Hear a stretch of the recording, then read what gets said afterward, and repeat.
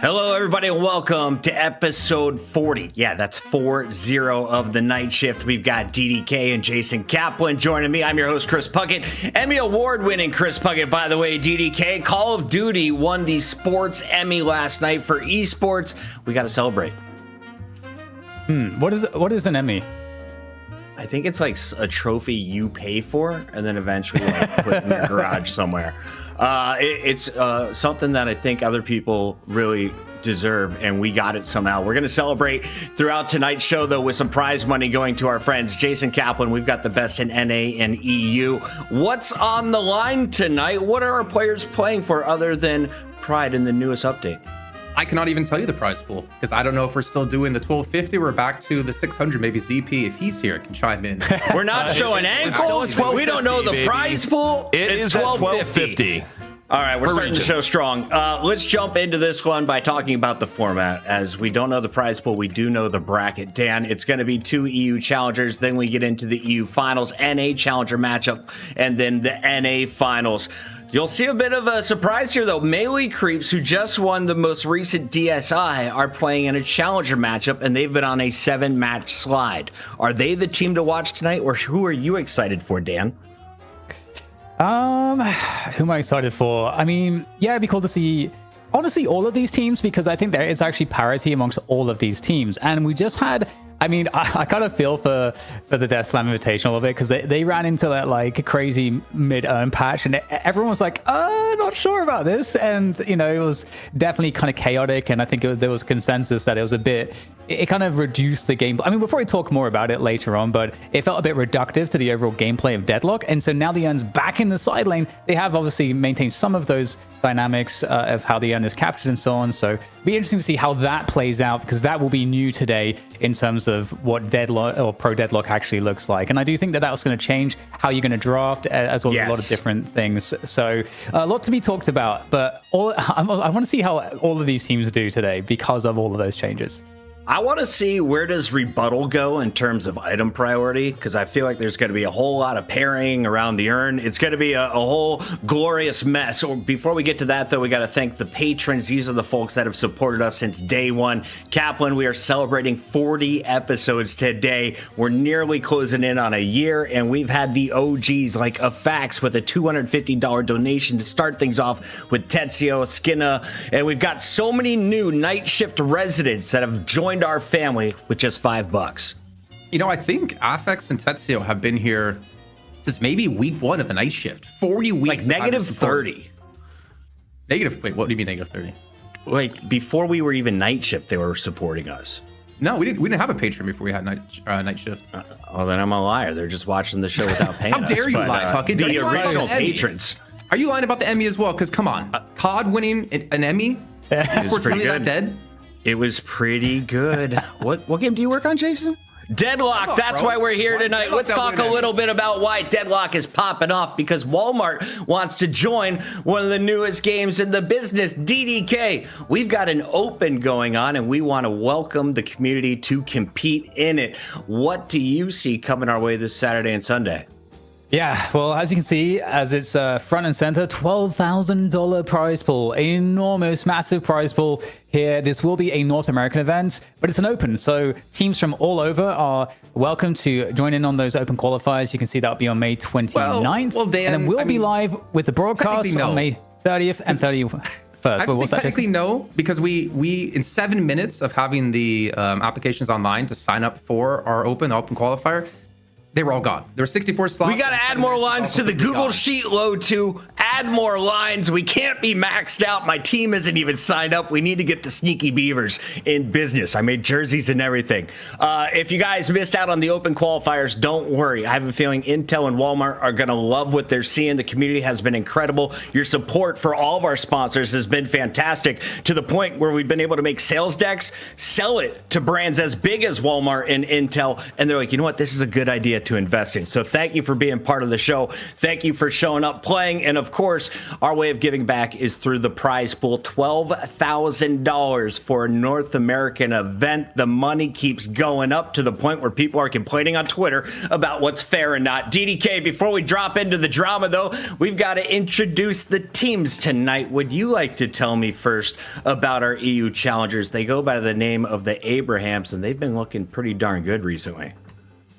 Yeah, Abraham's definitely, they've been performing better and better, obviously, since making some of the changes. Abrahams have been an interesting team because they were one of our first most dominant teams here in Night Shift, and they're sort of on that way back.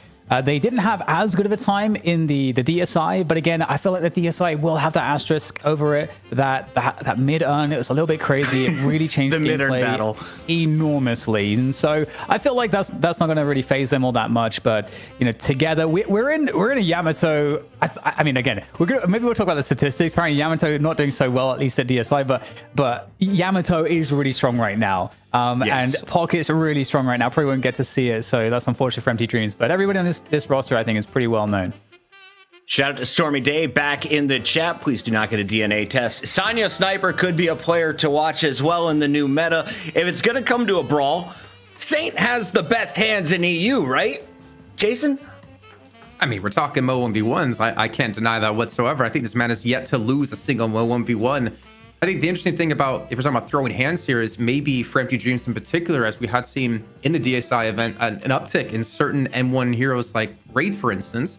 And Empty Dreams has kind of transitioned into that M1 player for the team, and Sonya's swapped on over to more of like a brawly kind of style, a brawly kind of hero pool. So I think for me, Empty Dreams, he's got to be able to throw hands and throw it well if they want to be able to take down Lowkey W, who beat them 2-0 just a few days ago.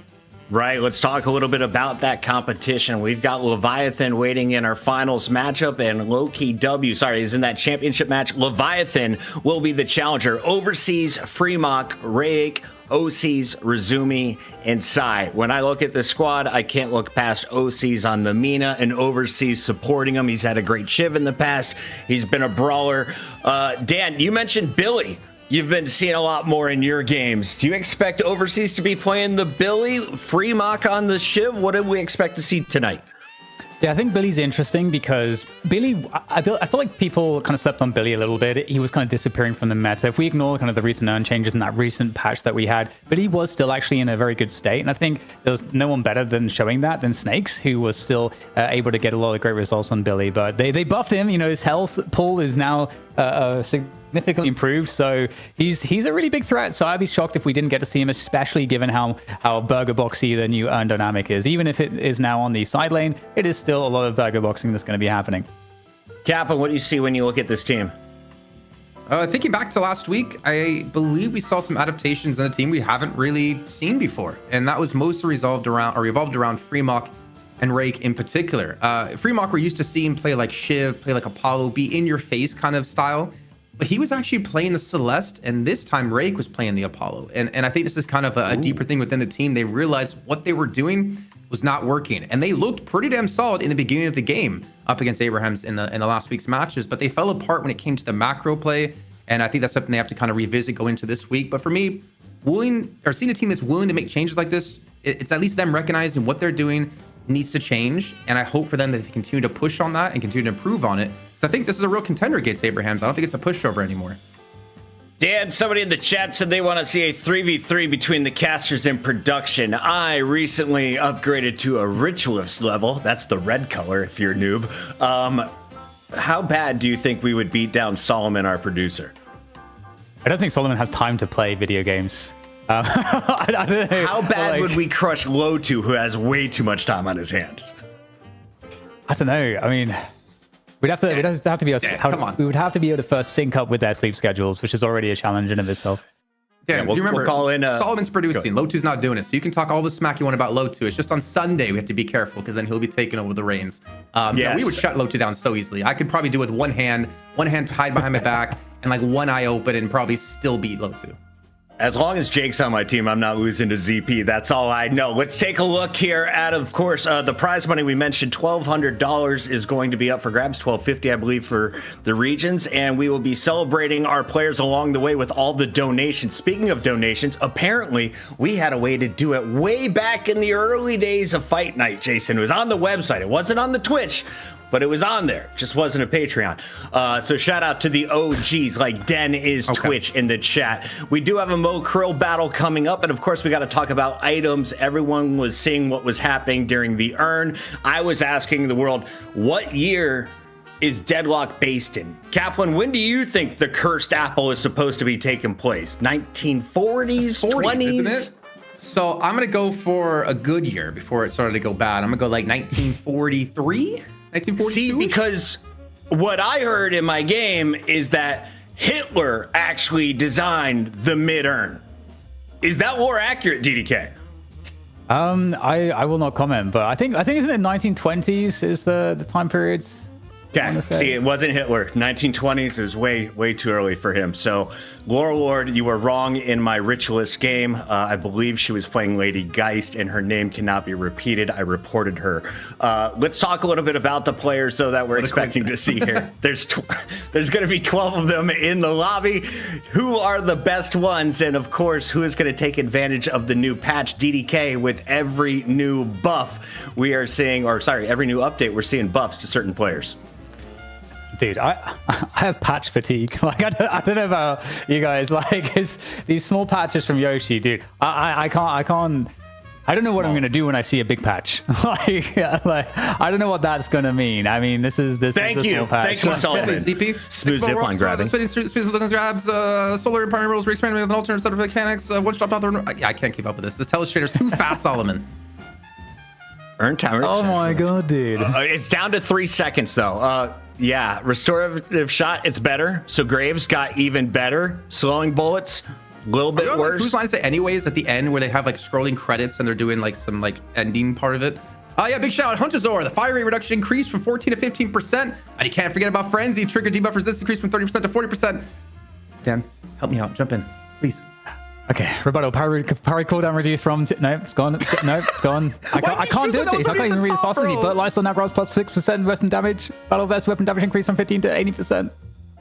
Can you read 900 words per minute, chat? Going? Say it out loud to yourself, record it on a video, and send it to us on Twitter. We are DL Night Shift. We come to you every single Wednesday, and Yoshi watches every single episode. I know he's so watching Yoshi, right now. Look what you've on done. behalf of everyone who I offended about the mid-earn joke and what I repeated from a stranger that is playing your game, I apologize. I didn't mean it. He probably didn't mean it, and we should still report him. His name is Nick.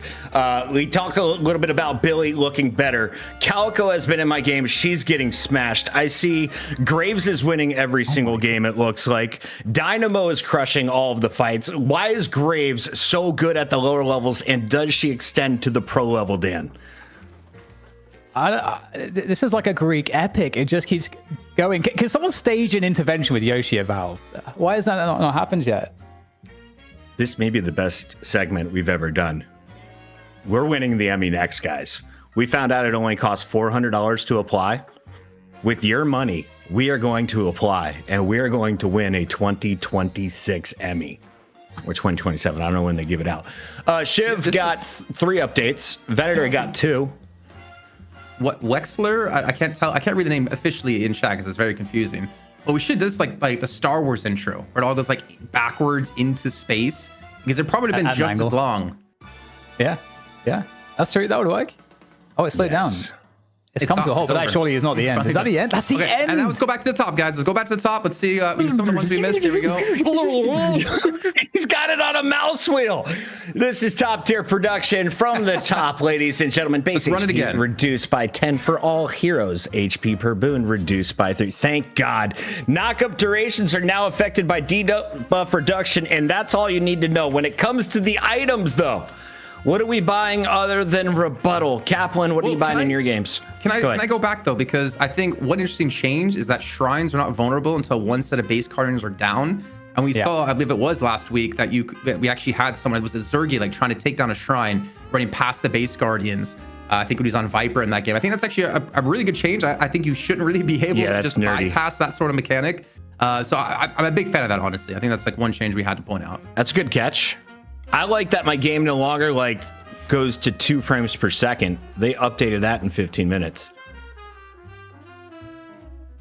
Oh yeah, mid boss as well. Thank you. See, mouse wheel extraordinaire. Mid boss spawns at the beginning. I don't think we're ever realistically going to see it being done in the beginning, just because it's such a coin flip. But you know, it'd be so cool, Dan, to see if it did. Yeah, like in Dota, there's a world where it's kind of possible, but that's also partly because the Roshan is on the river. You know, it's kind of a bit out of the way and kind of a bit hidden, it's off to one side. Whereas mid boss is underneath the mid lane, so it just doesn't seem practical. But that's a possible thing that we'll see. I don't think. What about the fact that you could use abilities while carrying the urn too? I think that's also very interesting, because it makes certain heroes that you typically wouldn't want to be carrying it to actually carry it. Now, like for instance, Kelvin was one of the ones you wouldn't want to carry it because you wouldn't have that dome to use to be able to lock it on in, or to, I guess, start the channel of it. I think that's also a really cool change. I think even Victor was hit. That is Aura of Suffering no longer does 50% damage to walkers. Also, his gun or his bullet damage was reduced, so maybe the wall breaker Victor we won't see as much going forward as well. But the real shame is that, you know, DSI didn't slide money to the table to Yoshi and say, hey, could you change the urn? Because that's what we did, and that's how we got to change for this show. We don't have to deal with the mid boss urn. Thank you for your money. We're putting it to good use, ladies and gentlemen. Dan, lots of changes. We're going to see the new meta being displayed by the pros. We know they've been grinding. We've all been watching their streams. Is there a particular meta that you're hoping to see with the new players trying out new heroes? Brawler style? Is that the new wave? I mean, I'm not sure. I do think that because of the urn fights and the way that the urn fights are now, sort of under the bridge on the side lanes as opposed to on the outside, I do wonder kind of how that architectural change might maybe make some heroes a bit more impactful. The ones that have, you know, these area of effect abilities of like varying kinds, they might actually have more impact. But at the same time, you know, again, we're gonna have to see how these urn changes really do affect the macro of the game, because one of the issues with the previous urn was that you couldn't trade off of the mid urn. Like you couldn't go and say, oh, you know, they're taking the urn, we don't really have as good of a comp for that, or a little bit too behind, we can't really have a good fight, we'll just go take a walker. Like that was not something you could do. You had to fight for the urn. And so now we're going to go back into this world where the game is a bit more forgiving in that respect. So it might not pressure you to have these comps that are so heavily objective designed as they were in that very short previous method with the mid urn. So I think honestly we could see pretty much anything. I think there's more of a wealth of variety that the teams can kind of go for, and like you know, we've been saying, like so many things have been popping up, like the Billy the Wraith, the, you know, Venator coming back a little bit. There's so much stuff that's being changed as well. So I'm sure there's probably some unknown tech that we'll probably see today. Celeste is still insane, by the way. Thoughts coming into episode 40. Rem is back, says Colaris. Rem, yeah. I mean, the little rat that he is pretty damn strong, man. The fact that tag along now, you can provide that burst healing to secondary targets as well, makes him a lot stronger in the amount of healing that you can do in these fights. We used to see people buy like Echo Shard on their tag along. So you would tag along to one person, then you could pop it and tag along to someone else, or tag along to the same person. You apply like 40% of their missing health. I guess it's technically not 40% if you calculate that way. Was just insane healing. The fact that nap time is still extremely strong when you're fighting around these objectives, like the urn turn-ins as well now. I think Rem will still have like a high priority in picks, but it also makes me wonder, will we see like some other heroes that we haven't seen in the past, like maybe Paige as well, have a higher priority due to the fact that urn is different. Do we have any Rem mains in the chat? Can you run a gun Rem and like split shot around the urn? Is that ever worthwhile? Is it worth buying a refresher and putting everyone to sleep twice, Dan? Or is it just a waste of money? No more talking and filling time. We got Saint ready to show he's got the best hands in the game. He's wearing the blue trunks. Oh. Never mind, that's Leviathan. Saint in yellow. And he's got the upper hand early. Is this allowed? Are they allowed to change the location of fight? Yeah, of course. As long as it's a fair fight. Yeah, mid-boss is like spawned in, so you can't... I mean, that's part of the gimmick now. You don't want to hit mid-boss with a melee, or he's going to start attacking. That's true. Technically, you get production to make sure they just kill mid-boss and spend an extra 10 minutes to like... 40-0. Saint gets it done again. Not really. They haven't been in the challenger match that many times, but Abrahams will now have the advantage, and they're going with first pick here, DDK. We're going to get the bans out of the way. Who do you not want to see in your lobby? Pocket? Seemed like Pocket was pretty good at DSI. Yeah, I think I would expect to see that still. I don't think there's any reason why that would have changed. We'll see. What's the okay? It's the Billy. Yeah, I mean, we talked about how Billy's like very good right now. Again, like just getting a massive bonuses to health, so it becomes very difficult to kill. And in these earn fights as well, gaining way more value because of how much time people have to spend around that position. You know, you can't be up on the side and the stairs like in all these spots where it's easy to break the chains. Even Billy can kind of be all over you, so he's really increased in value around those objectives with those changes. So, and there's the pocket man. Kaplan, what do you go with first now? The bans are out of the way. I mean, hopefully get rid of this cough. Number one pick in the game. It's Silver. Oh, yeah. What did I guess there? I mean, Silver. Has she ever been bad since release? And I feel like honestly, it's been a no. Like she's been viable in every single meta we've seen past the initial release of her. I'm also curious if we're gonna see like Doormen still being played here, because that was still a heavily contested pick. Thinking back to last week, so was Bebop as well. And there's Doormen coming in for Leviathan. And again, I'm really curious for Leviathan. How are they going to position Rayek and Freemok in particular? Are they going to continue going from what they did last week by swapping up the roles? Or are they going to switch things once again to be more of a comfort? But Doorman's already a strong pick off the start, especially when it comes to these earns. Shiv is in. Freemok on Shiv. Leviathan's got their guy. Kaplan once crowned him the greatest Shiv on the planet, or just you? That was ZP. I have a different opinion. Oh, you argued against it. That's right. All right. That's ZP's claim. Sorry. ZP has a Leviathan Shiv poster on his wall. On the other side, Paradox is a bit early compared to what I've seen in the last 10 weeks. I feel like Paradox kind of disappeared for a minute. DDK, why does she have value in the current meta? Yeah, Paradox is just very good with some of the buffs that Paradox received across the board. I think the gun damage output's like really insane, and obviously like the setup that you can do with Paradox is like it's really, I feel like, just kind of a return to how Paradox used to play. And Celeste did get I think another damage buff to the ultimate, and just generally Celeste is appearing to be one of these heroes that every time she gets nerfed, you think that people will stop playing her, but then actually people are playing her even better, and it's like actually she's still like really insane. And so you know, I mean, Celeste really good. Should get a magic carpet on her too. Oh my God, magic carpet! Don't even get me started. We haven't talked about that yet. But Paradox, I think one thing she provides though in the current situation of the game with the urn is the fact that you can swap a whole team away from the urn, and that means you can lock it in too. I think that's one big factor to her strength now in the way that urn is being played out, which is why maybe she's coming back into the meta.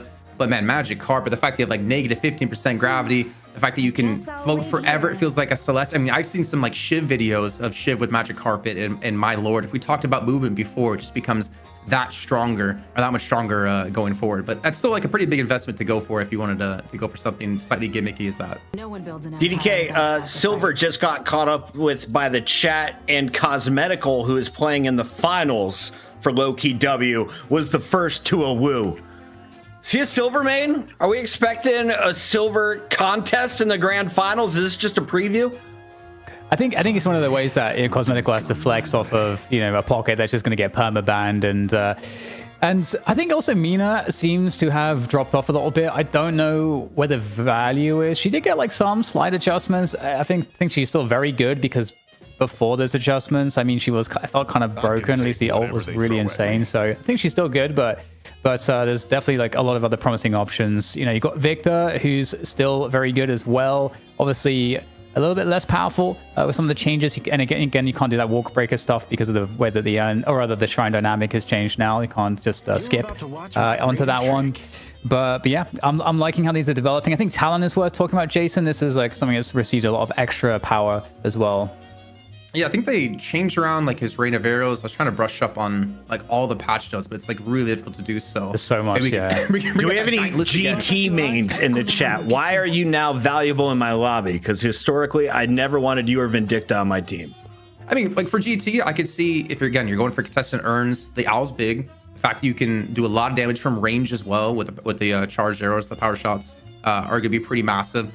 Rain of Arrows had a slight change as well, that it like casts quicker. It has its cooldown reduced as well, so you're kind of able to stay in the area a lot more often now. and kind of away from the danger that could be coming your way. So I can kind of see the GT, but how it's going to work out with such like a semi-squishy lineup here with like Doorman, GT, Wraith, and Sinclair all together is going to be tough. And also the fact that Doorman also got changed, where you can't just instantly like close doors anymore for escapes. You have to leave them out for I believe like 6 seconds. So it makes it a lot harder to play the way we've been seeing Doorman played in the past. Was Doorman too elusive, DDK? I felt like he was fragile enough to be balanced. Why take that away?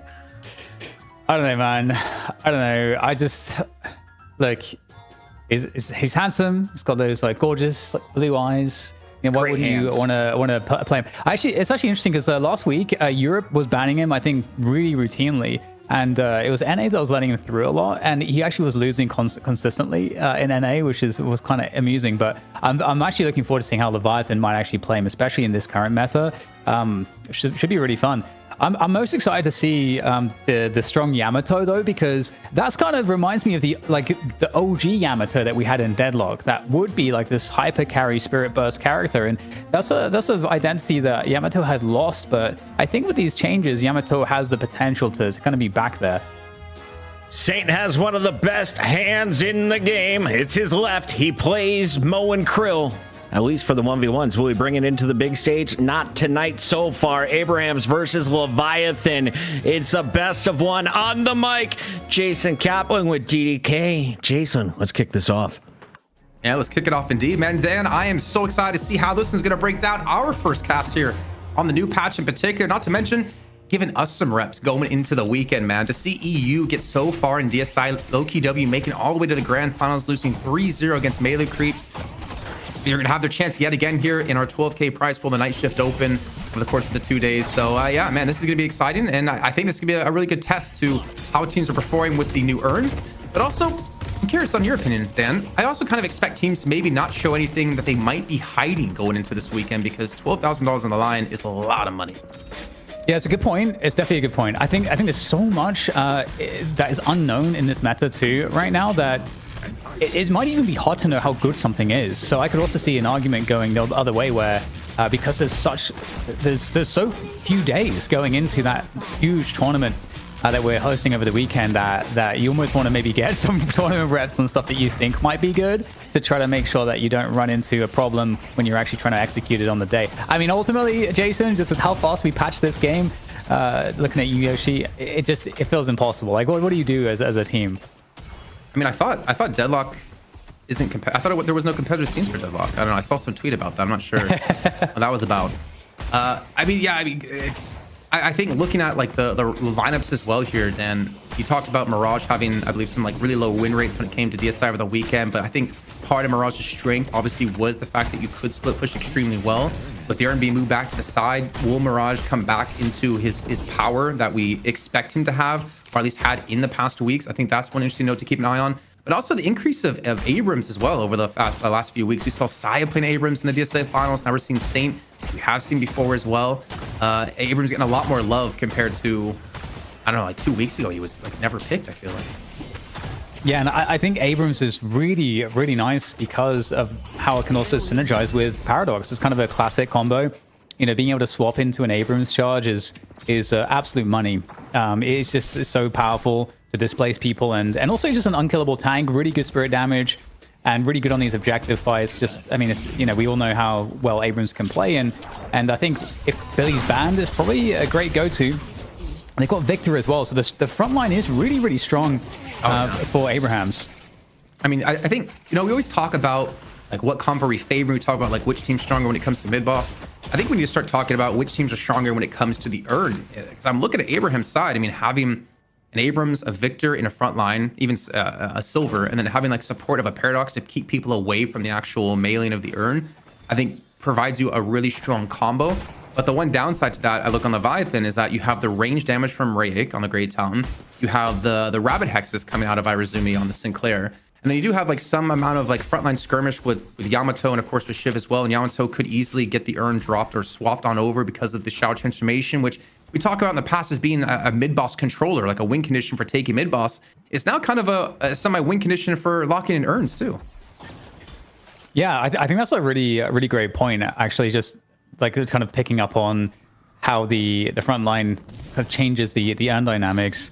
I'll be so interested to also see, by the way, just the new comeback urn. Obviously, it's something we didn't really talk about, that now a comeback urn is kind of inverted in a way where the drop-off point is the same as the neutral urn, but the comeback position is just like more on your side of the map, so you can sort of more guarantee that pickup. So that's because this has been an issue, I think, for sure. If you're a team that is behind, going as far out into the middle of the map on a side lane to grab the urn is kind of a tall order, and having that whole dynamic of holding an urn hostage was much easier for the team that was ahead, given that if they're ahead, they have map control. So you know, you're always having to fight for that, and you're also isolating yourself away from the important parts of the map because it's the side lane for the team that's out of control. So it's just very disadvantageous. So I kind of like, theoretically, the change there.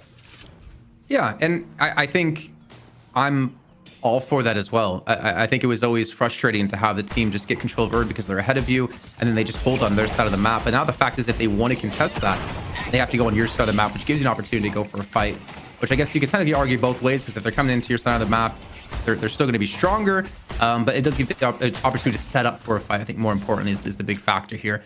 But also, one change we haven't mentioned is the fact that boxes don't spawn till 3 minutes now, no longer 2 minutes. So it delays any maybe like early rotates to look for the boxes to go for those ganks, because typically at the 2 minute mark you could go for a gank while taking boxes, and then you have like a net positive because you get the kill, you don't get the kill, either way you're getting boxes. Now are we still going to be seeing those ganks at 2 minutes, or are we going to see it delayed now to 3?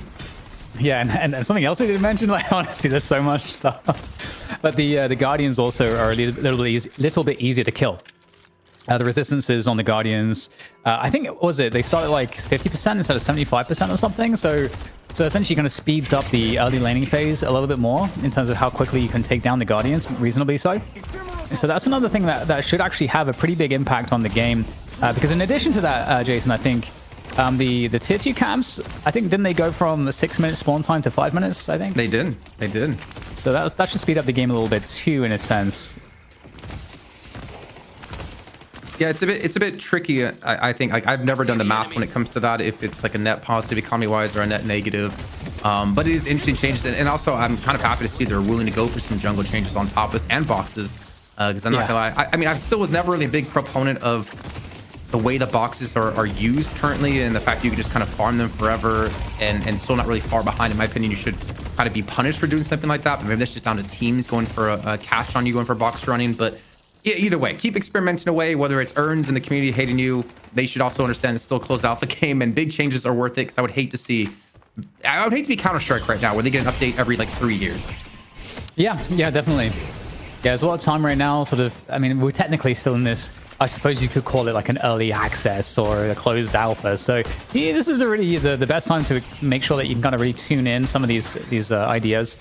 And so I actually am really looking forward to seeing how the urn dynamic now kind of plays out with some of these changes and getting away from the madness of the mid-burger boxing. But we're starting to get towards this, I guess, towards the exit or the off-ramp of the early laning phase. We're not too far away from that now. But interestingly, we talked about how much easier it is to damage the towers. The towers haven't really taken much damage at 7 minutes. Yeah, well, we do see a little bit of action finally happening towards the mid lane, with Sonic Separate being thrown into the Baroness Hotel. In the meantime, Enter Dreams chases down the kill onto Overseas. So a 2-for-1 advantage for Abraham's in the mid lane. We might see that Guardian go down, as you mentioned before, with some final pushing power coming on through. You do have to respect the Shadow Transformation out of sign, ready to go. And I swear, Irizumi has just been consistent on low HP as he finally does get executed on the right-hand side. And Abraham's coming out with 2 kills. I was going to say early on, but Dan, we're almost 8 minutes in, and it's only been 2 kills. Yeah, it's crazy. Yeah, all this talk about, faster tempo. And not really worked out that way. Do you think we'll see McGinnis, by the way? Because I feel like McGinnis is also better with some of these changes. Definitely in the previous turn, but not... I think, yeah, in the mid urn, I think it's easier to play her because you can't really dodge her heavy barrage that easily, and there's a lot of angles your turrets can attack from. But when we get to the side lane turn-ins, I don't think it's as easy to necessarily play her.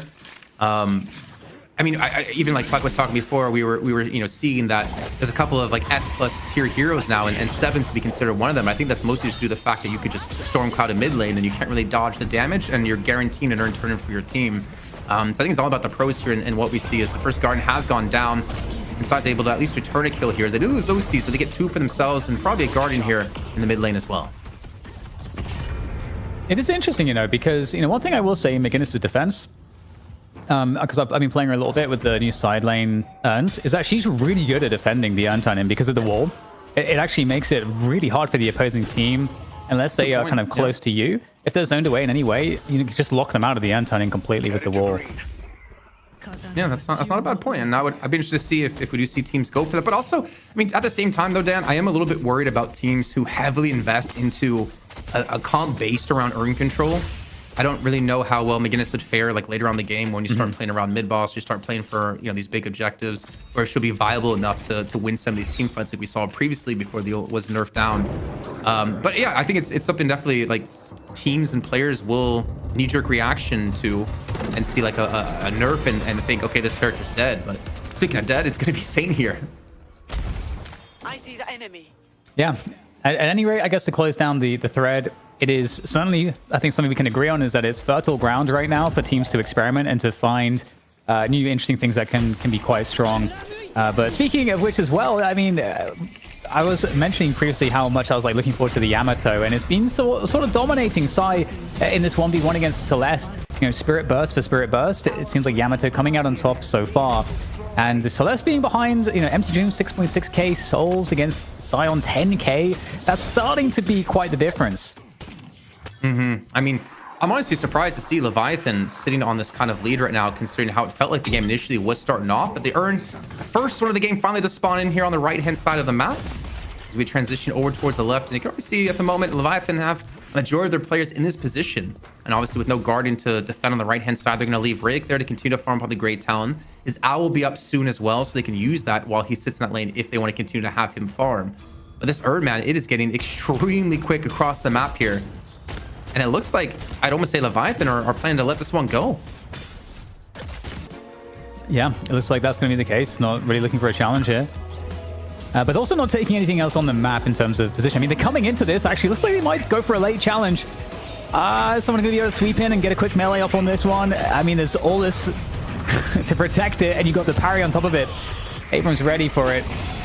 And Abraham's getting a couple kills out of this too. Sai is critically weak, able to escape the fight, I believe, on the zip. So just maybe some indecision, Jason. It seems like Leviathan got kind of caught off guard.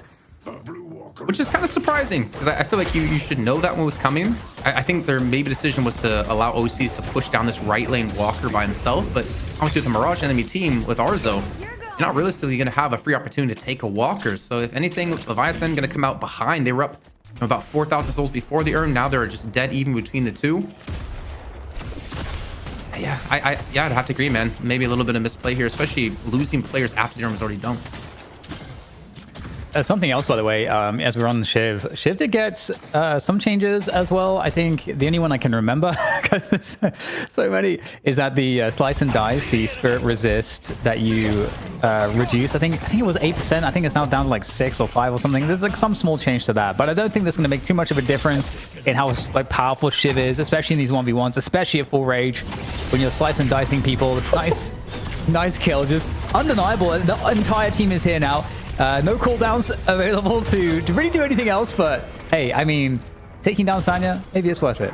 I mean, he does distract for a very long time, though, and this left lane Walker is going to be pushed quite heavily here, as we already see some zoning coming on through. Together's gone down as well to Rayek, which means they're going to be down another player, and this Walker, I would say, I mean, it should be taking a hefty amount of damage, if not being finished off here. Seismic Impact being stolen away. I mean, thrown in out of Irazumi. Going to connect it into a retreat instead.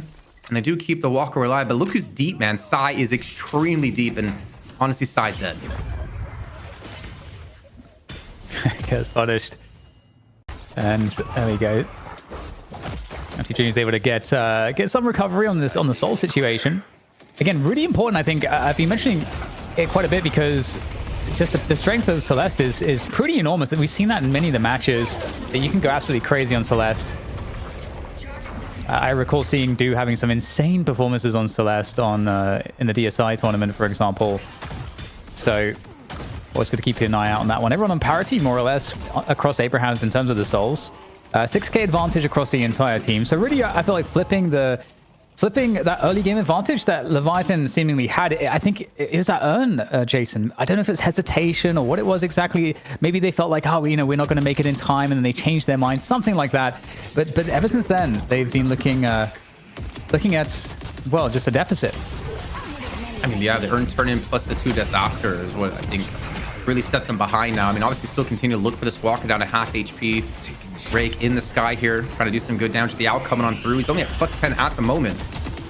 He's not going to connect this one either as Taylor comes on in from the side, and that should be another kill for Together to come on through. But they will lose the walker. Fremont does finish this one off, but it's going to cost him his life most likely. Interesting. Okay, so there's 2 traits for the walker at least. Yeah, turn Love to see that ambush. I got all confused. I thought I said Fremont killed the walker, and I'm like, wait, that doesn't really make sense. But Abraham's get the walker. Sorry, Leviathan. Oh, I'm all done, man. I am all jet lagged. It was Leviathan getting it on Shiv. I'm gonna shut now. Dan, you take it away. 2 walkers to 3. The blue team leads. So good, Jason. You know, you can use a jet lag excuse. I'll give you another week on that one if you want. It's all good. Well, either way, you know, the lead is closing a little bit here. Leviathan, despite losing some tempo after that first urn, bringing things back here, and we're about to hit the second urn. So the 15-minute urn, positioning on these high ground spots, looking for the buffs first before the urn spawns in. So looking good here for Leviathan on that high ground. Now Abraham's kind of making their way across to that left bridge that overlooks the urn. And Victor, in these close quarters, definitely looking to do some good work. Ultimate is available, the shocking reanimation. So again, this front line from Abraham's is really challenging. You got the rabbit hex used there. He's still the shocking reanimation, and that's why we see Together immediately just back away as he realizes there's no point in killing him right now. His ult's going to wear off in a few seconds. They also have control of the urn here, more importantly. And they also, at the same time, have Arza pushing the right-hand side. So they have like lane prayer on the right-hand side if they can get the urn here quickly. That would be getting them back-to-back dunks. I think also one thing we should talk about when we have time is the fact that you have less stam recovery now when you use a wall jump. Something we've seen quite heavily out of, like we talk about movement in general. Also, Ray goes down to the Jin's mark, man. He is able to take down the old man in the sky there, giving them the man advantage potentially for this urn turn-in. And they're defending it quite well here. You can see it's going to be dunked on in, and that's now 2 urns. And you're looking at a massive soul lead as well on top of that. Yeah, that's really shifted. It like the last minute and a half shifted enormously. Yeah, and I think that sequence there where we saw the challenge from Fremont on Shiv into Abrams. I think that's like really shows some of the issues here because there's so much frontline to get through, and the frontline for Leviathan is very thin in comparison. It's basically just Shiv and maybe a little bit Yamato, kind of. Yeah, definitely.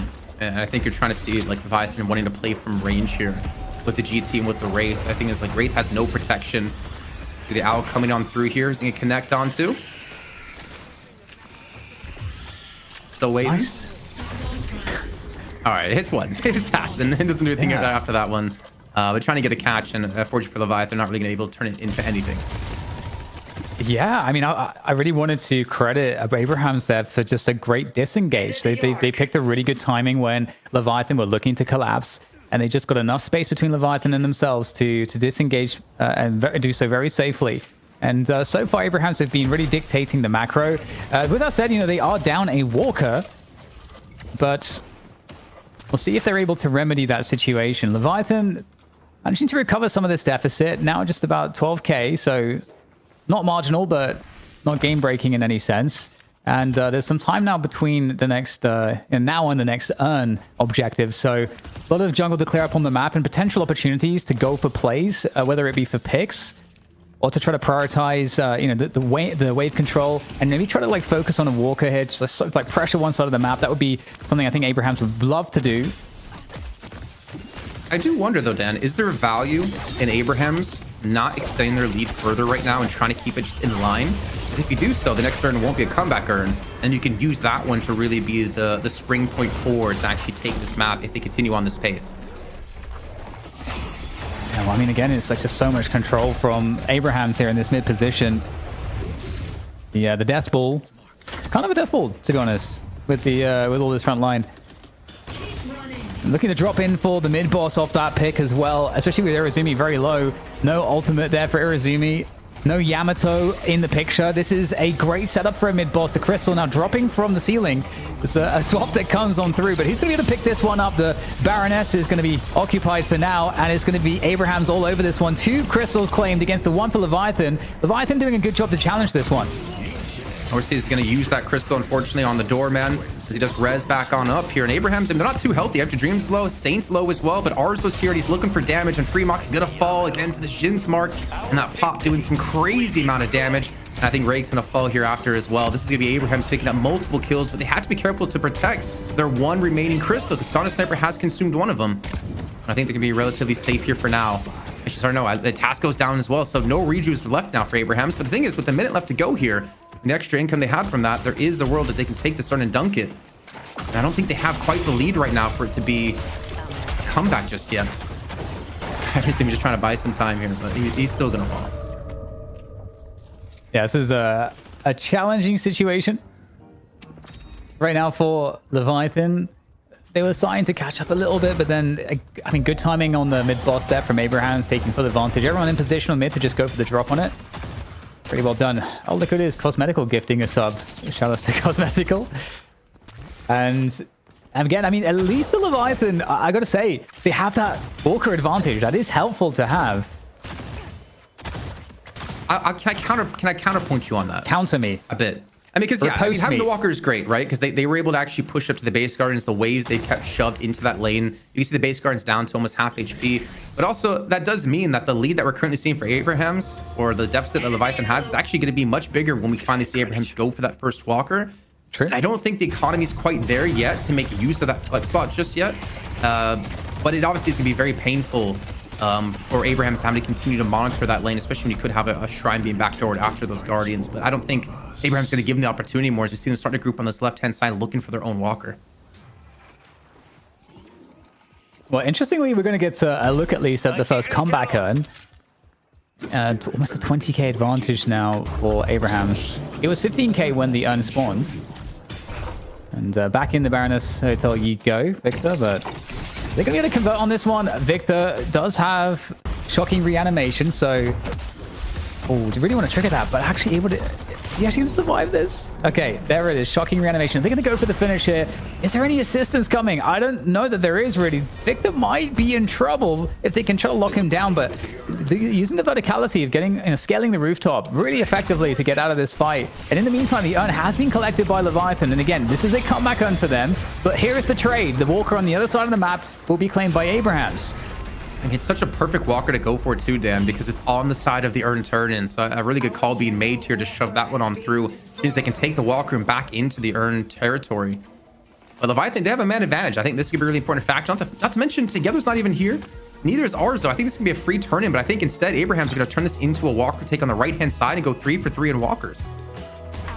Yeah, this would be... I mean, again, you're giving up an urn, which is not great, but if they're able to play up against a 2v0 Walker advantage, that's pretty nice in terms of map control. It gives them more options to go to recover, but you can see the defense there is, it's enough. It would have slowed things down. OC's is 22k souls. He's looking pretty strong in Wraith, so they're going to fall back out of that one, and there might be a pursuit here. Side looking for this one. There's the ambush straight onto Victor. So Together we'll get out of there. Doesn't have his ultimate up at the moment, and wanting to take full advantage of that, Side gets blocked. I think there was a debuff remover initially out of Together to stop the gap close. But we can already see Yamato extremely low on HP. Size being chased down as well. He's going to fall. And 2 quick kills here for Abraham's, potentially into a third, as OC's has finally showed up here towards the fight at 23,000 souls, doing fairly well. And considering they took down Arzo, the biggest stacked player on the side of Abraham's at 29,000 souls. That's a big win for Leviathan, even though they lost out on 2 players. That means Arzo's down for a minute of time. It means he's not farming for a minute of time, more importantly, but you need to respect the rest of Abraham's. You cannot afford to lose players here after that advantage. Yeah, God, it's so solid, this lineup. I mean, one of the things that makes Silver really good is that Silver has picks. With the bowler, Silver can find a lot of kills, and the burst damage is so powerful that it can set up these opening windows to get really quick kills before there's too much of a response. And we see it in action there from Sanya Sniper. And despite the slow start from Empty Dreams on Celeste, I think leading the server right now in terms of souls, or is it Arzo? Arzo actually a little bit ahead, but otherwise looking really healthy. OCs has a lot of lifting to do here. He does, and I don't know if he's kind of at the point where he could do the lifting himself. Again, with such a squishy front line, with just, I mean, basically as we talked about before with the Yamato, with Shiv, it's really difficult to have protection. You have to play so careful when you have an Abrams who can run at you, a Victor who can run at you, even a Silver who can catch you off guard.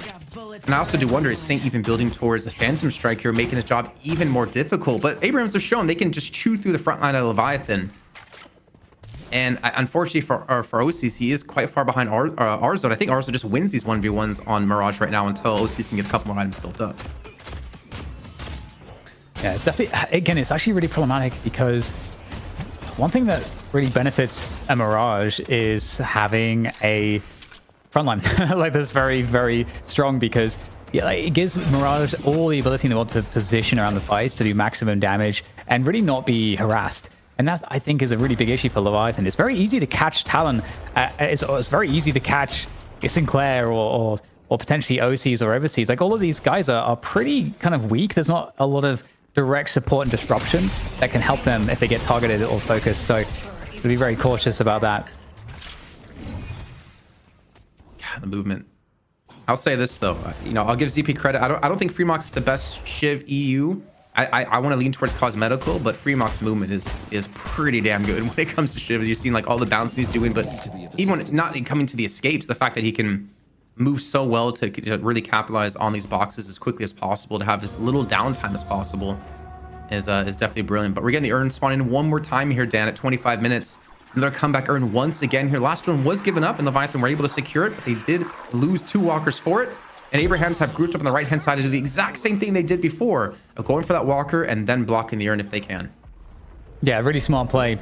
And the salt disparity is kind of where it was in the last turn about 5 minutes ago, so 20k difference. So that hasn't changed too much. And looking to force the mid boss here. Okay, very interesting. Do you drop the urn? I mean, you got to do it. If you want to challenge this, you have to go in now. They have shard transformation. This is really risky of Abrahams, and if anything, they should back away. It seems like that's exactly what they're going to be doing. They know exactly where Yamato is going to be now, side off to the side with the urn in the middle of this battle. Has to be so careful. Finally dropping down the urn. The battle's continuing, and Empty Dreams has initially gone on down here, so Leviathan with a good start. They can continue this momentum. Saint's low on HP, Together's low on HP as well. The bird hits 2, Son is down below half HP, and Tass able to at least capitalize on a kill into Freemock. It looks so good to start with for Leviathan, but now they're dropping like flies, losing Freemock and Overseas together. Doors proving useful as ever, sometimes for both teams. Everybody very low here for Abrahams as the fight over the mid boss continues. A really good disruption from Leviathan. This is such a pivotal moment for them. Full 4 players up here still for them. Leviathan really looking to try to flip this situation. OC's still quite strong as well. Don't know how he is doing on the cooldowns, but with Sign out, getting these 1v1s, that is definitely where you want a Yamato to be. And they've managed to run the disruption play, but they haven't maybe converted maybe quite as they would. If they would be able to actually force a mid-boss, get it, that would be huge here. But it just feels like there still could be too much of a threat from Abrahams for them to really go for it. I mean, I think Leviathan honestly did a fairly good job here, because they traded 3 for 3. But more importantly, they kept Abrahams from taking the mid-boss here. The thing is, they're running back for the urn. Shard transformation's not up anymore, and honestly, Abrahams could use this as a time to capitalize and finish this one off, even though they're still going to be down 2 players. The urn is continuing to move on cost, and I think Abrahams, they have to be going for mid-boss right now. This is such an easy opportunity for them, but I think they're going to respect the fact that they're not too confident, and it is the best of one at the end of the day here, Dan, so you don't want to lose a game just because of going for mid-boss and having it as a throw. I have to say, right now, Jason, Leviathan are threading the needle, because with that mid-boss engagement, like you said, it was very sketchy, but they managed to get that 3v3, just like you mentioned, and now they're getting the urn. But that, like you said, is also a risk, because Abrahams could have jumped on top of the mid-boss if that's something that, you know, they felt like they could just chance. And if they would chance it and the variance goes their way, they're getting a mid-boss. Game's over, pretty much. Or at least very heavily in Abrahams' favor. So Leviathan cutting corners, taking risks to try to get back into this game. Right now, as Freemock is under a lot of pressure, and there is his Slice and Dice doing a lot of damage, but now the Lycan Curse comes out, and that surely should help to finish things off, even against a Shiv. Or is it enough? I don't know. Freemock is still alive. He's done some good damage, man, with the Slice and Dice with the counter spell as well. It's bot time for OCs to get here to get an initial kill, and OCs is on a rampage now. 31,000 souls. That's the refresher, shocking animation now down. Gather's not going to have this one up, so they can potentially kill him for good, but he's also on a kill streak. And Freemock is doing some serious work with 2 down to Leviathan, only being, what, 7, 8k behind? This has been a massive turnaround, and OCs has closed that distance up against Arzo and started to hit some stride here with Rico and with Mercurial Magnum. He's starting to put out some really good work here and some really good damage. And are they going to do this one, Dan? They do have Irizumi with the Rabbit Hex. They don't have Sai here. They're looking to lock this one down, and Abrahams aren't in position to go for the contest on it. Yeah, this is probably the best opportunity they're going to have. And Abrahams might be forced to challenge this. We are even on souls right now. Leviathan slowly but surely coming back here and now making the play for the mid boss. And it's a full heal for OCs on that one as they capture all 3 crystals. And this is the pivot moment here for Leviathan, picking up the mid boss after, I would say, 5 to 10 minutes of being behind. And Taz gets assassinated by Overseas, and suddenly OCs has truly come online, and we haven't really talked about him in this game, Jason. OCs, he's been a little quiet last week. You know, he didn't have the best performances, but OCs is an insanely good carry player. He is, and we've always talked about Leviathan as being a team revolving around him, but I think we've seen in recent times, like Freemock and Rig, or Rig in particular being added to the roster, has alleviated some of that pressure that OCs has to always perform in these games.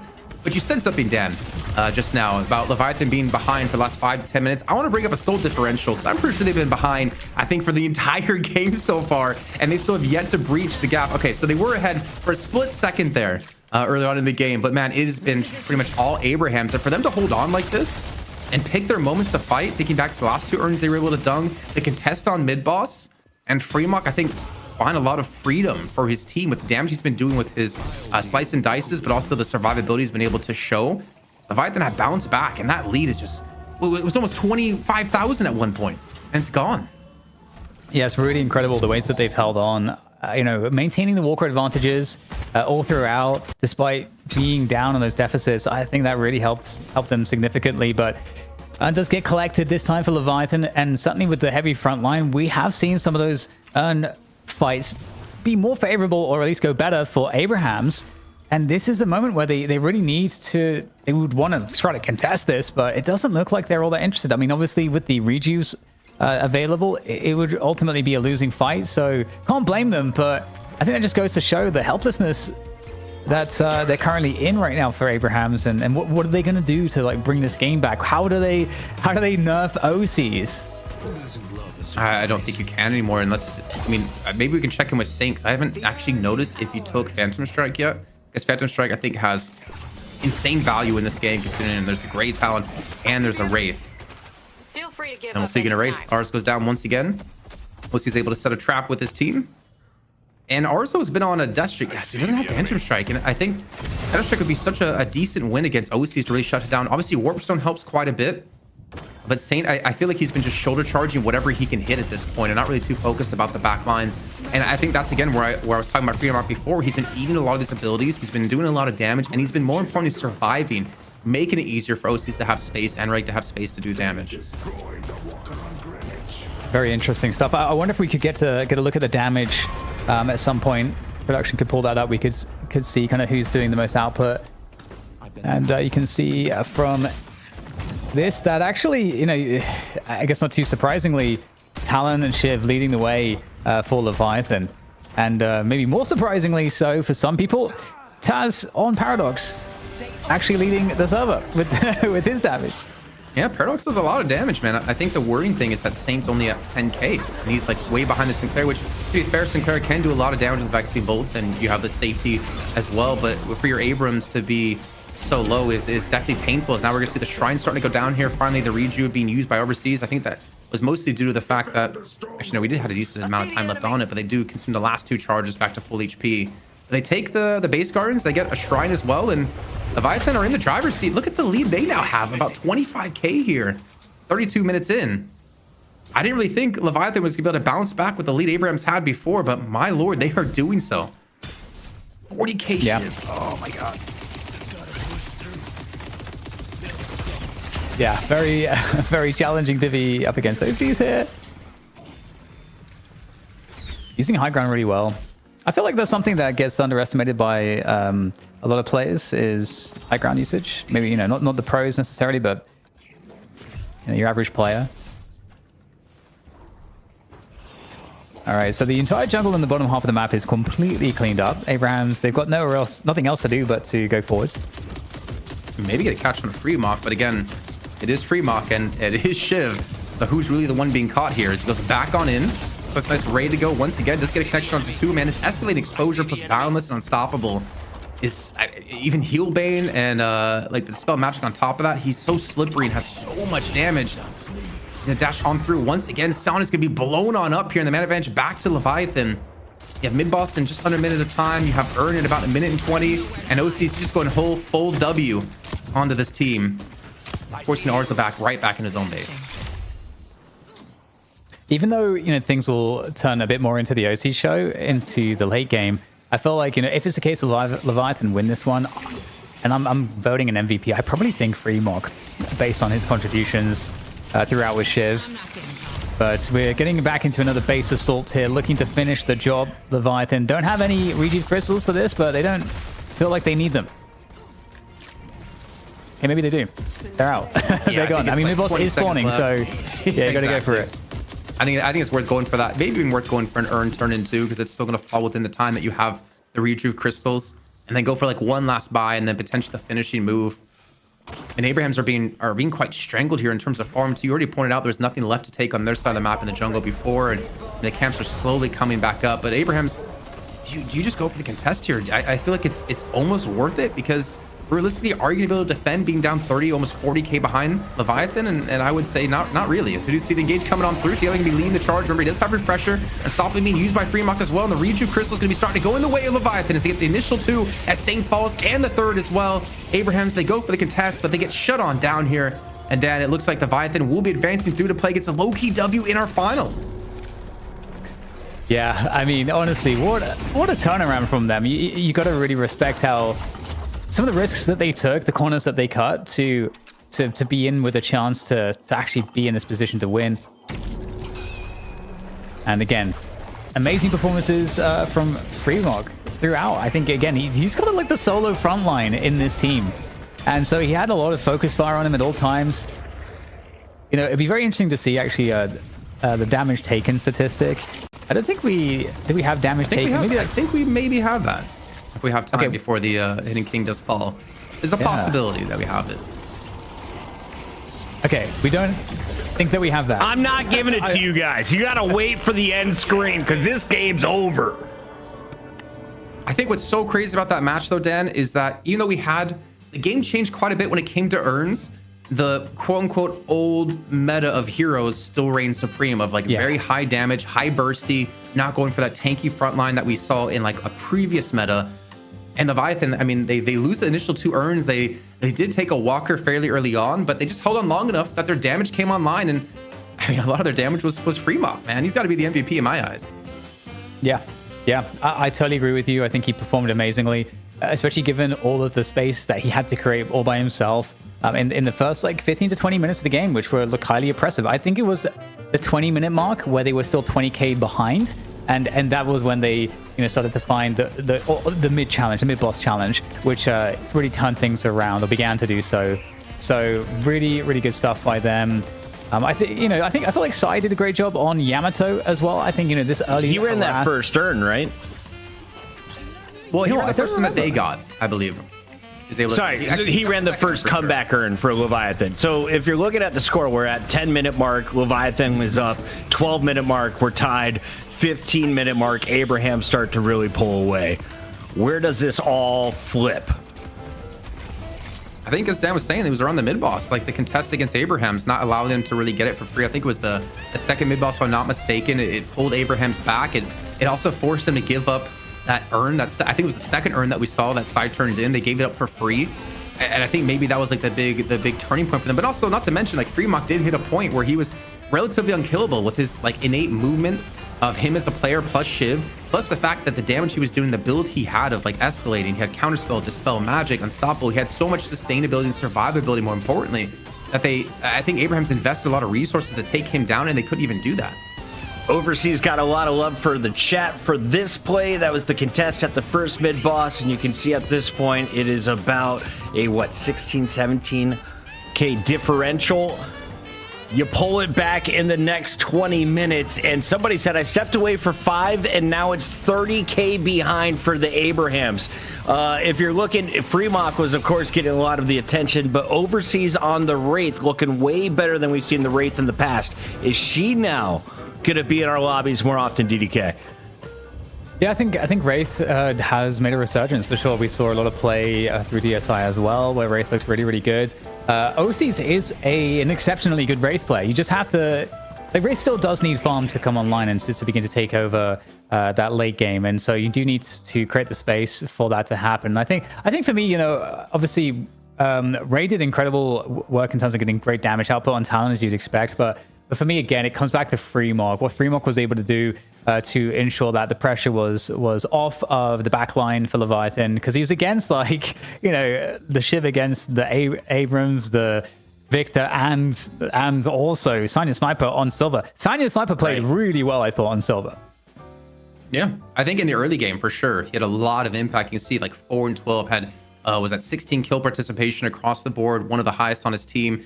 You know, tied with Tass here at 16, but he was really impactful early on, but he definitely fell off as the game progressed further on. I think one thing you can't really underestimate is, I mean, we didn't really talk about Rake too much, but he put up 40,500 damage. He had the most damage on his team.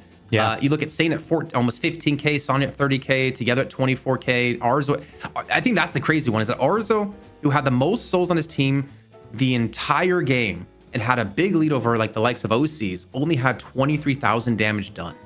That with Ricochet, with toxic bullets, with escalating, that should not be a thing. And whether that's to do with the fact that Leviathan were able to focus him down quite quickly and easily to keep him out of his fights, or he just didn't have the safety to go for like damage, it's a big miss, I think, for him to not have more damage done. Was he just purely going for farm the entire time? Because when we checked in, Taz is sitting at 34K and he was down at 21,000, Dan. He finishes at just 23.2. He must have been dead the entire time.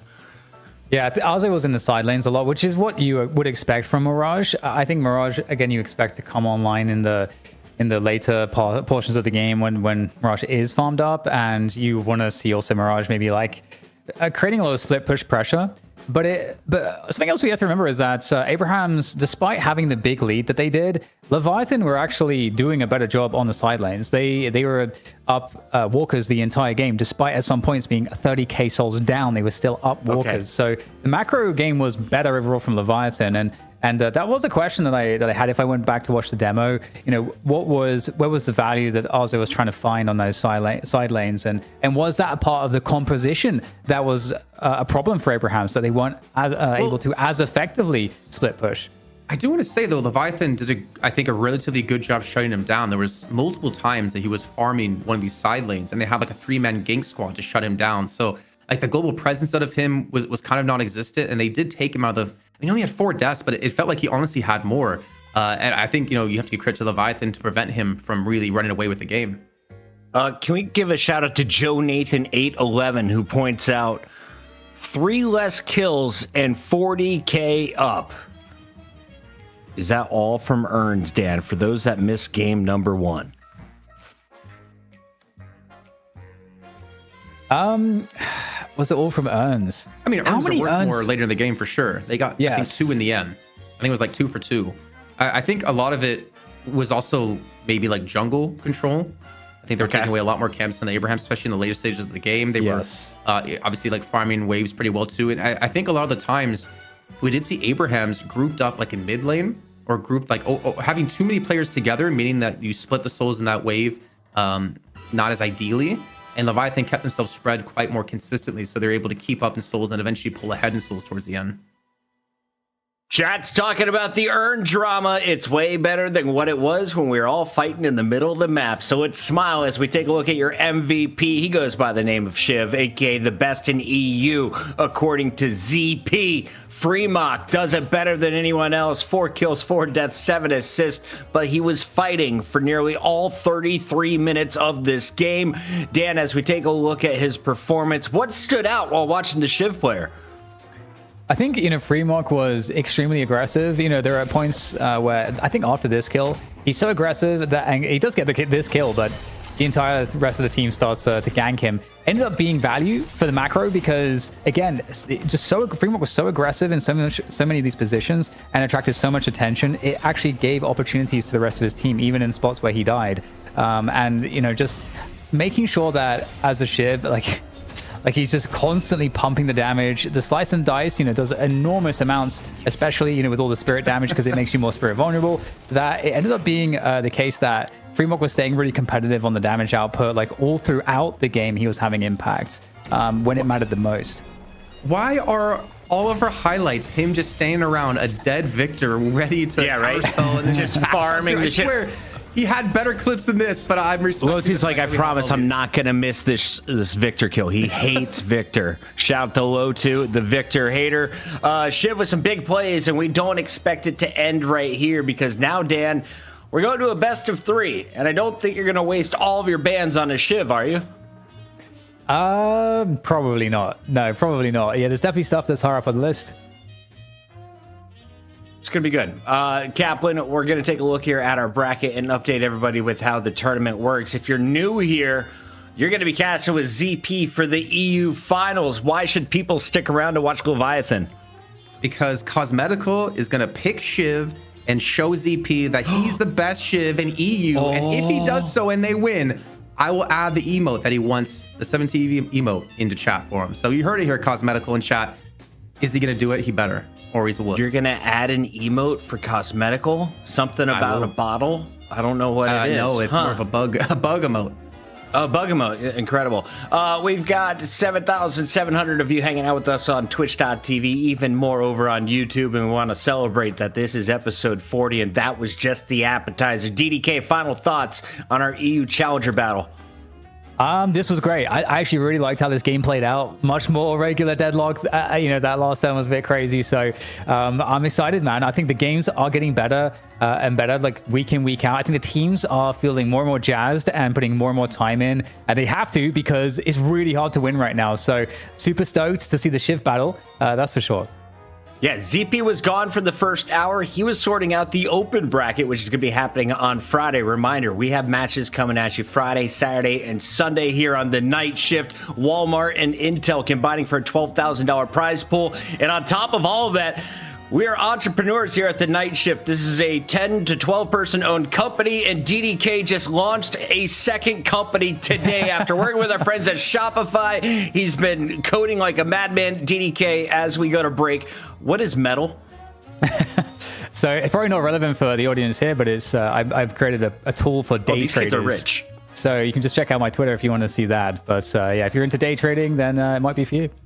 DDK Esports on Twitter. Check it out during the break. We'll be back with more Deadlock. It's episode 40.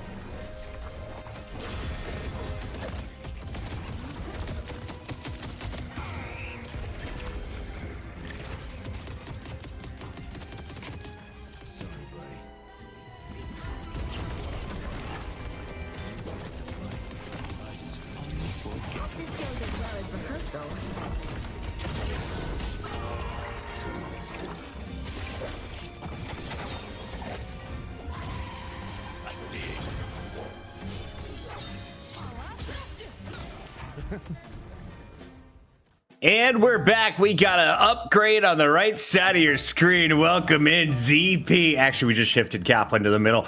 Jason, we just saw an exciting opening battle. Leviathan battling back. And wow. Wait, that was an incredible amount of shade. Like, that was shots fired like in a spread. Like, good lord. I talk crap about COD, so he can have one. He can have one. Yeah. Honestly, if you just would have let me show an ankle, guys, we have a surprise that I'm not allowed to talk about. And if we just could have shown one ankle, none of this hatred would be coming out. Kaplan, instead, though, we're talking Leviathan in a finals match against Lowkey W. Exciting stuff for the opener. For those that missed it, what did you learn about the new urn system? Well, before I get to that, I just didn't want to show the ankle because I want to be introduced to this. So let's show it. Who is this ankle? No, okay. I don't think production's ready.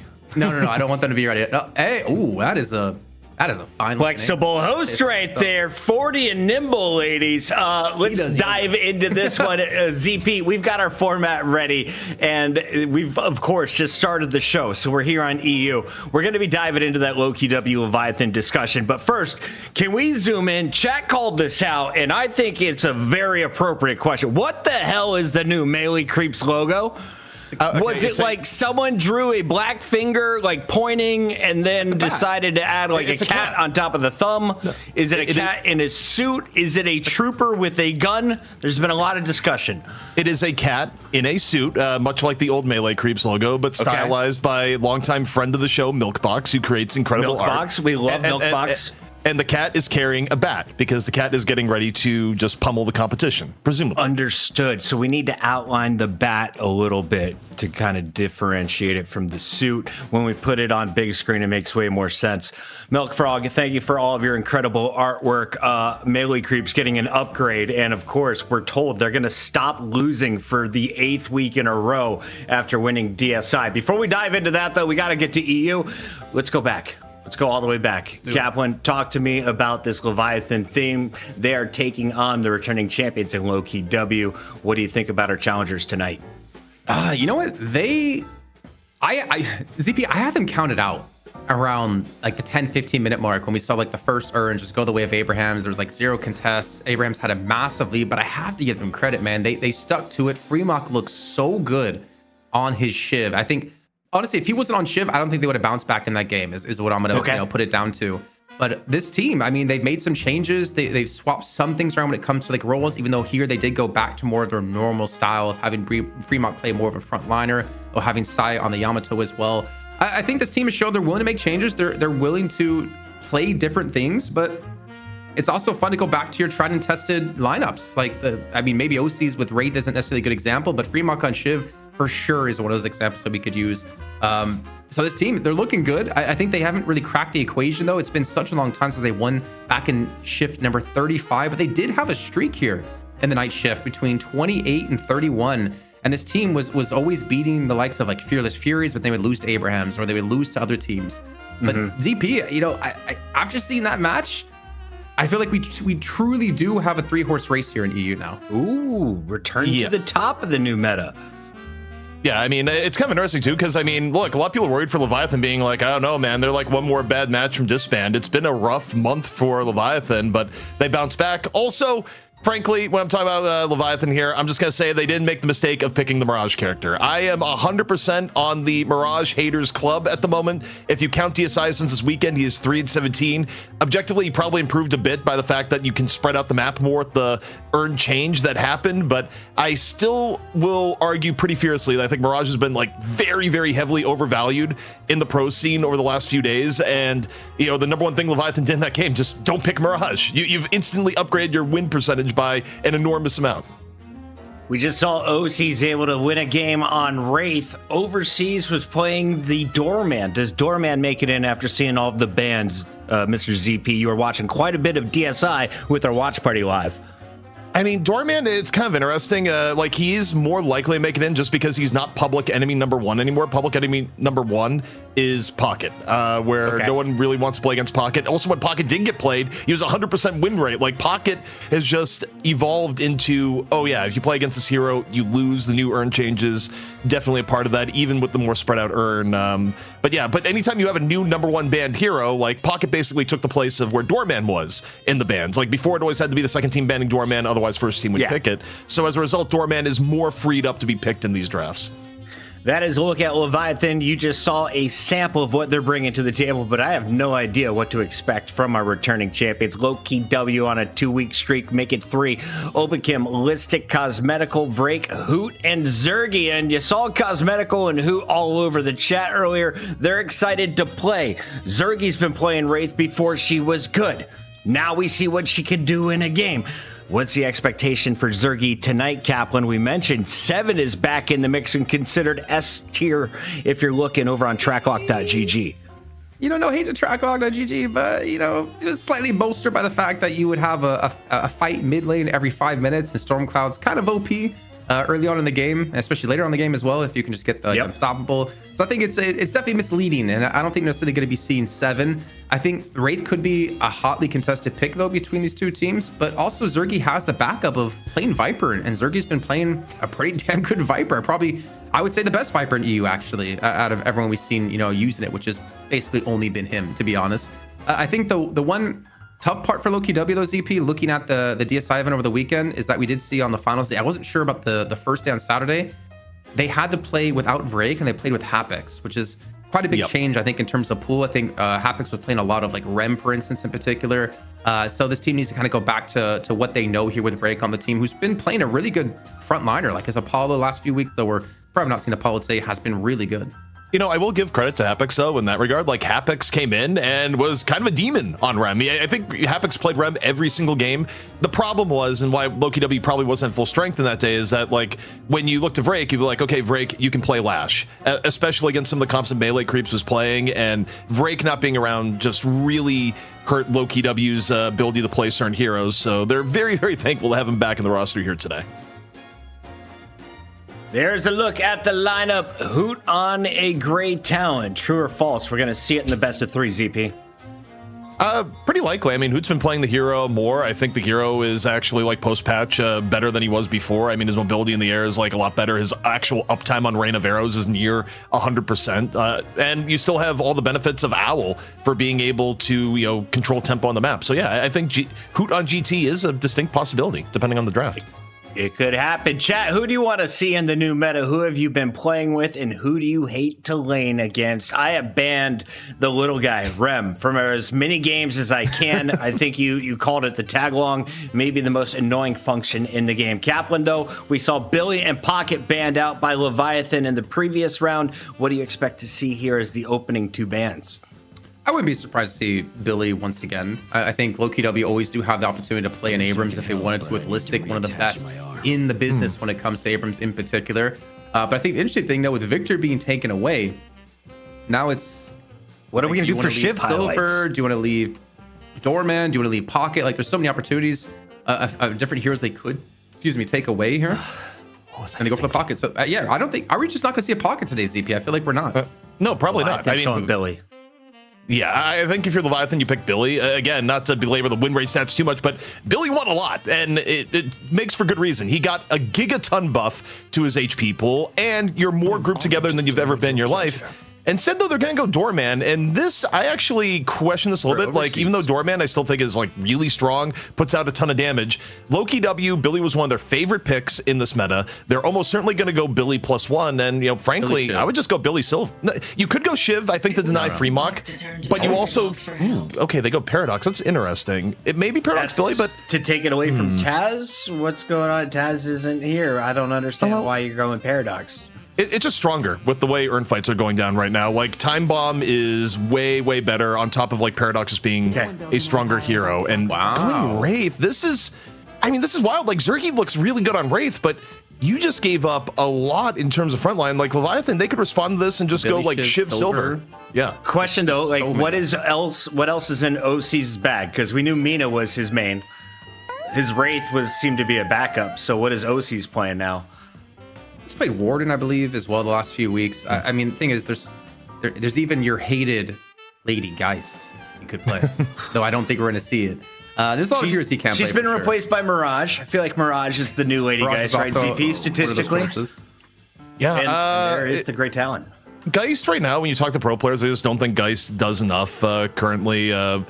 Like that's basically where it begins and ends. Like people are just like not a fan of Geist. Even like pub win rate has been in the tank. GT though is interesting because you've Lowkey W invest a lot to not go with the Billy in the beginning. Instead they go last. Like this is actually really wild given the amount that Billy was just straight up winning over the weekend and his current level of power. The not see either team pick Billy in this first round is like frankly blowing my mind a little bit. The fact that Cosmetical has yet to pick Shiv. I told him he has a 7 TV emote on the line here if you pick Shiv and they win. Which is obviously more important than the prize pool for sure than the 1250. Come on. Like having a 7 TV it's emote game on the one. channel. This is the best of 3. You got plenty of time to earn your money. Also, ZP said in the break he's willing to wax off his eyebrows if Cosmetical plays Shiv. 100% he said it, guys. ZP will do just his left eyebrow. Oh God, can you imagine that? That just wouldn't be good. That wouldn't be good for everyone else's entertainment. It'd be less good. It looks good for Lash, bro. I love Paradox being meta, says Tobel99. I don't know if I agree with that. Paradox is kind of annoying. I mean, she dropped out of the meta for what felt like quite a long time, considering she was 100% the meta up until that point, up until like a few months ago. So it was nice to see a drought of Paradox. The thing is, the swaps out of Paradox, they play out differently than they used to in the past, but it still is like hitting a crazy swap, especially like a team swap, is always exciting as hell to see. ZP, we see the Billy coming in, and then on the other side for Viscous, if I'm rolling around in a ball, do I contest the urn or do I have to heavy melee it? I don't think you want to pick Viscous at all right now, to be honest. I think you're already in a meta where picking Rebuttal is like higher value to begin with because of some of these urn fights. And now you're picking a hero that if people pick up Rebuttal, you are giving them an enormous amount of damage on top of it. Like I may actually hate the latter half of the Leviathan draft right now. I mean, on the upside, they got Doorman Mo combos, but Lowkey W, they got Billy, Celeste. They didn't get punished at all for the higher priority on like Paradox and Wraith. Like, I'm looking at the Lowkey W draft and thinking that they are going to run away with this one, frankly. Now, I had to allow the word testicle because somebody put their left one on Leviathan to win, despite the chat saying this is a terrible draft for Leviathan. They walked away with the W in game number 1. Kaplan, would you put a body part on Leviathan's comp right now, or do you feel it for Lowkey W after our first 11 picks? I mean, I've been trying to put ZP's eyebrows up for the last 2 years, and I can't even get that to happen. There ain't no way I'm putting my own body part up for grabs here. I don't know, man. Like ZP, you said you don't like the latter half of Leviathan's draft. Neither do I, honestly. Yeah, Venator used to be good, right? Imagine a world where Grey Talon gets up to like plus 100 less than 10 minutes in because of owling these combos. And that's it. That's the only like win condition I'm seeing right now. I mean, I think Ven is quite good at the moment. I think some of the changes have been to his benefit. I think we saw Ven like have a lot of good performances. But I mean, the supporting cast here, like given that they're going against Lowkey W, like Leviathan cannot win an even team fight in this comp. Like they have to be significantly far ahead. I think also Celeste going this late into the draft may be criminal. I mean, maybe I'm a little bit biased because of seeing what Do was able to do in melee creeps, where it was some of the best Celeste play I think we've seen maybe ever. But I'm looking at this draft, it just feels like a complete mismatch to me. Do isn't here. Celeste is, though. ZP, can we talk a little bit about your expectations as the chat is breaking it down? They don't have a lot of high hopes for Leviathan. Is this supposed to be a Lowkey W clean game number 1? And does a mid-boss get taken by 10 minutes was a question. I don't think that's happening, right? Probably not. I mean, the mid-boss now spawns at minute 0. Short of pub games a few minutes after the patch, it's a pretty hard prospect to simply grab mid-boss that early. It's kind of neat that there's a possibility. I mean, maybe if you get a hero that's more like Ursa in terms of like higher damage output, like technically Haze has fixation, but something that does even more damage early on. I don't think you're seeing mid-boss pre-10 on a regular basis, but you never know. Understood. All right, final thoughts here on our drafts. Who won, Kaplan, and how big of a difference is the comp? Who do you like? Lowkey W, and I'd say pretty damn big. I think you have a better team fight overall. You have a better earn fight. You have a better mid-boss fight as well. I don't. The only stage Leviathan I think beats Lowkey W is in these jungle ganks with the Mo and Krill to look for kills. Other than that, they can't really contest earn well because they don't have like I mean, they have a Mo as a frontline and a Silver slightly, but Billy can pull you away, Lash can pull you away. I don't know, like ZP, I'm struggling to be in favor of Leviathan just based off draft alone. Yeah, I mean that pretty much hits all the points. I'm like thinking through the scenarios, and I think for Leviathan they just have to like mechanically diff Lowkey W in the lane phase, get a lead, and then strike terror into their heart with doorman Mo ganks. But the actual mechanics of these team fights just seem like running an obstacle course from hell for Leviathan. Like I am not bullish at all. I think they're going to win.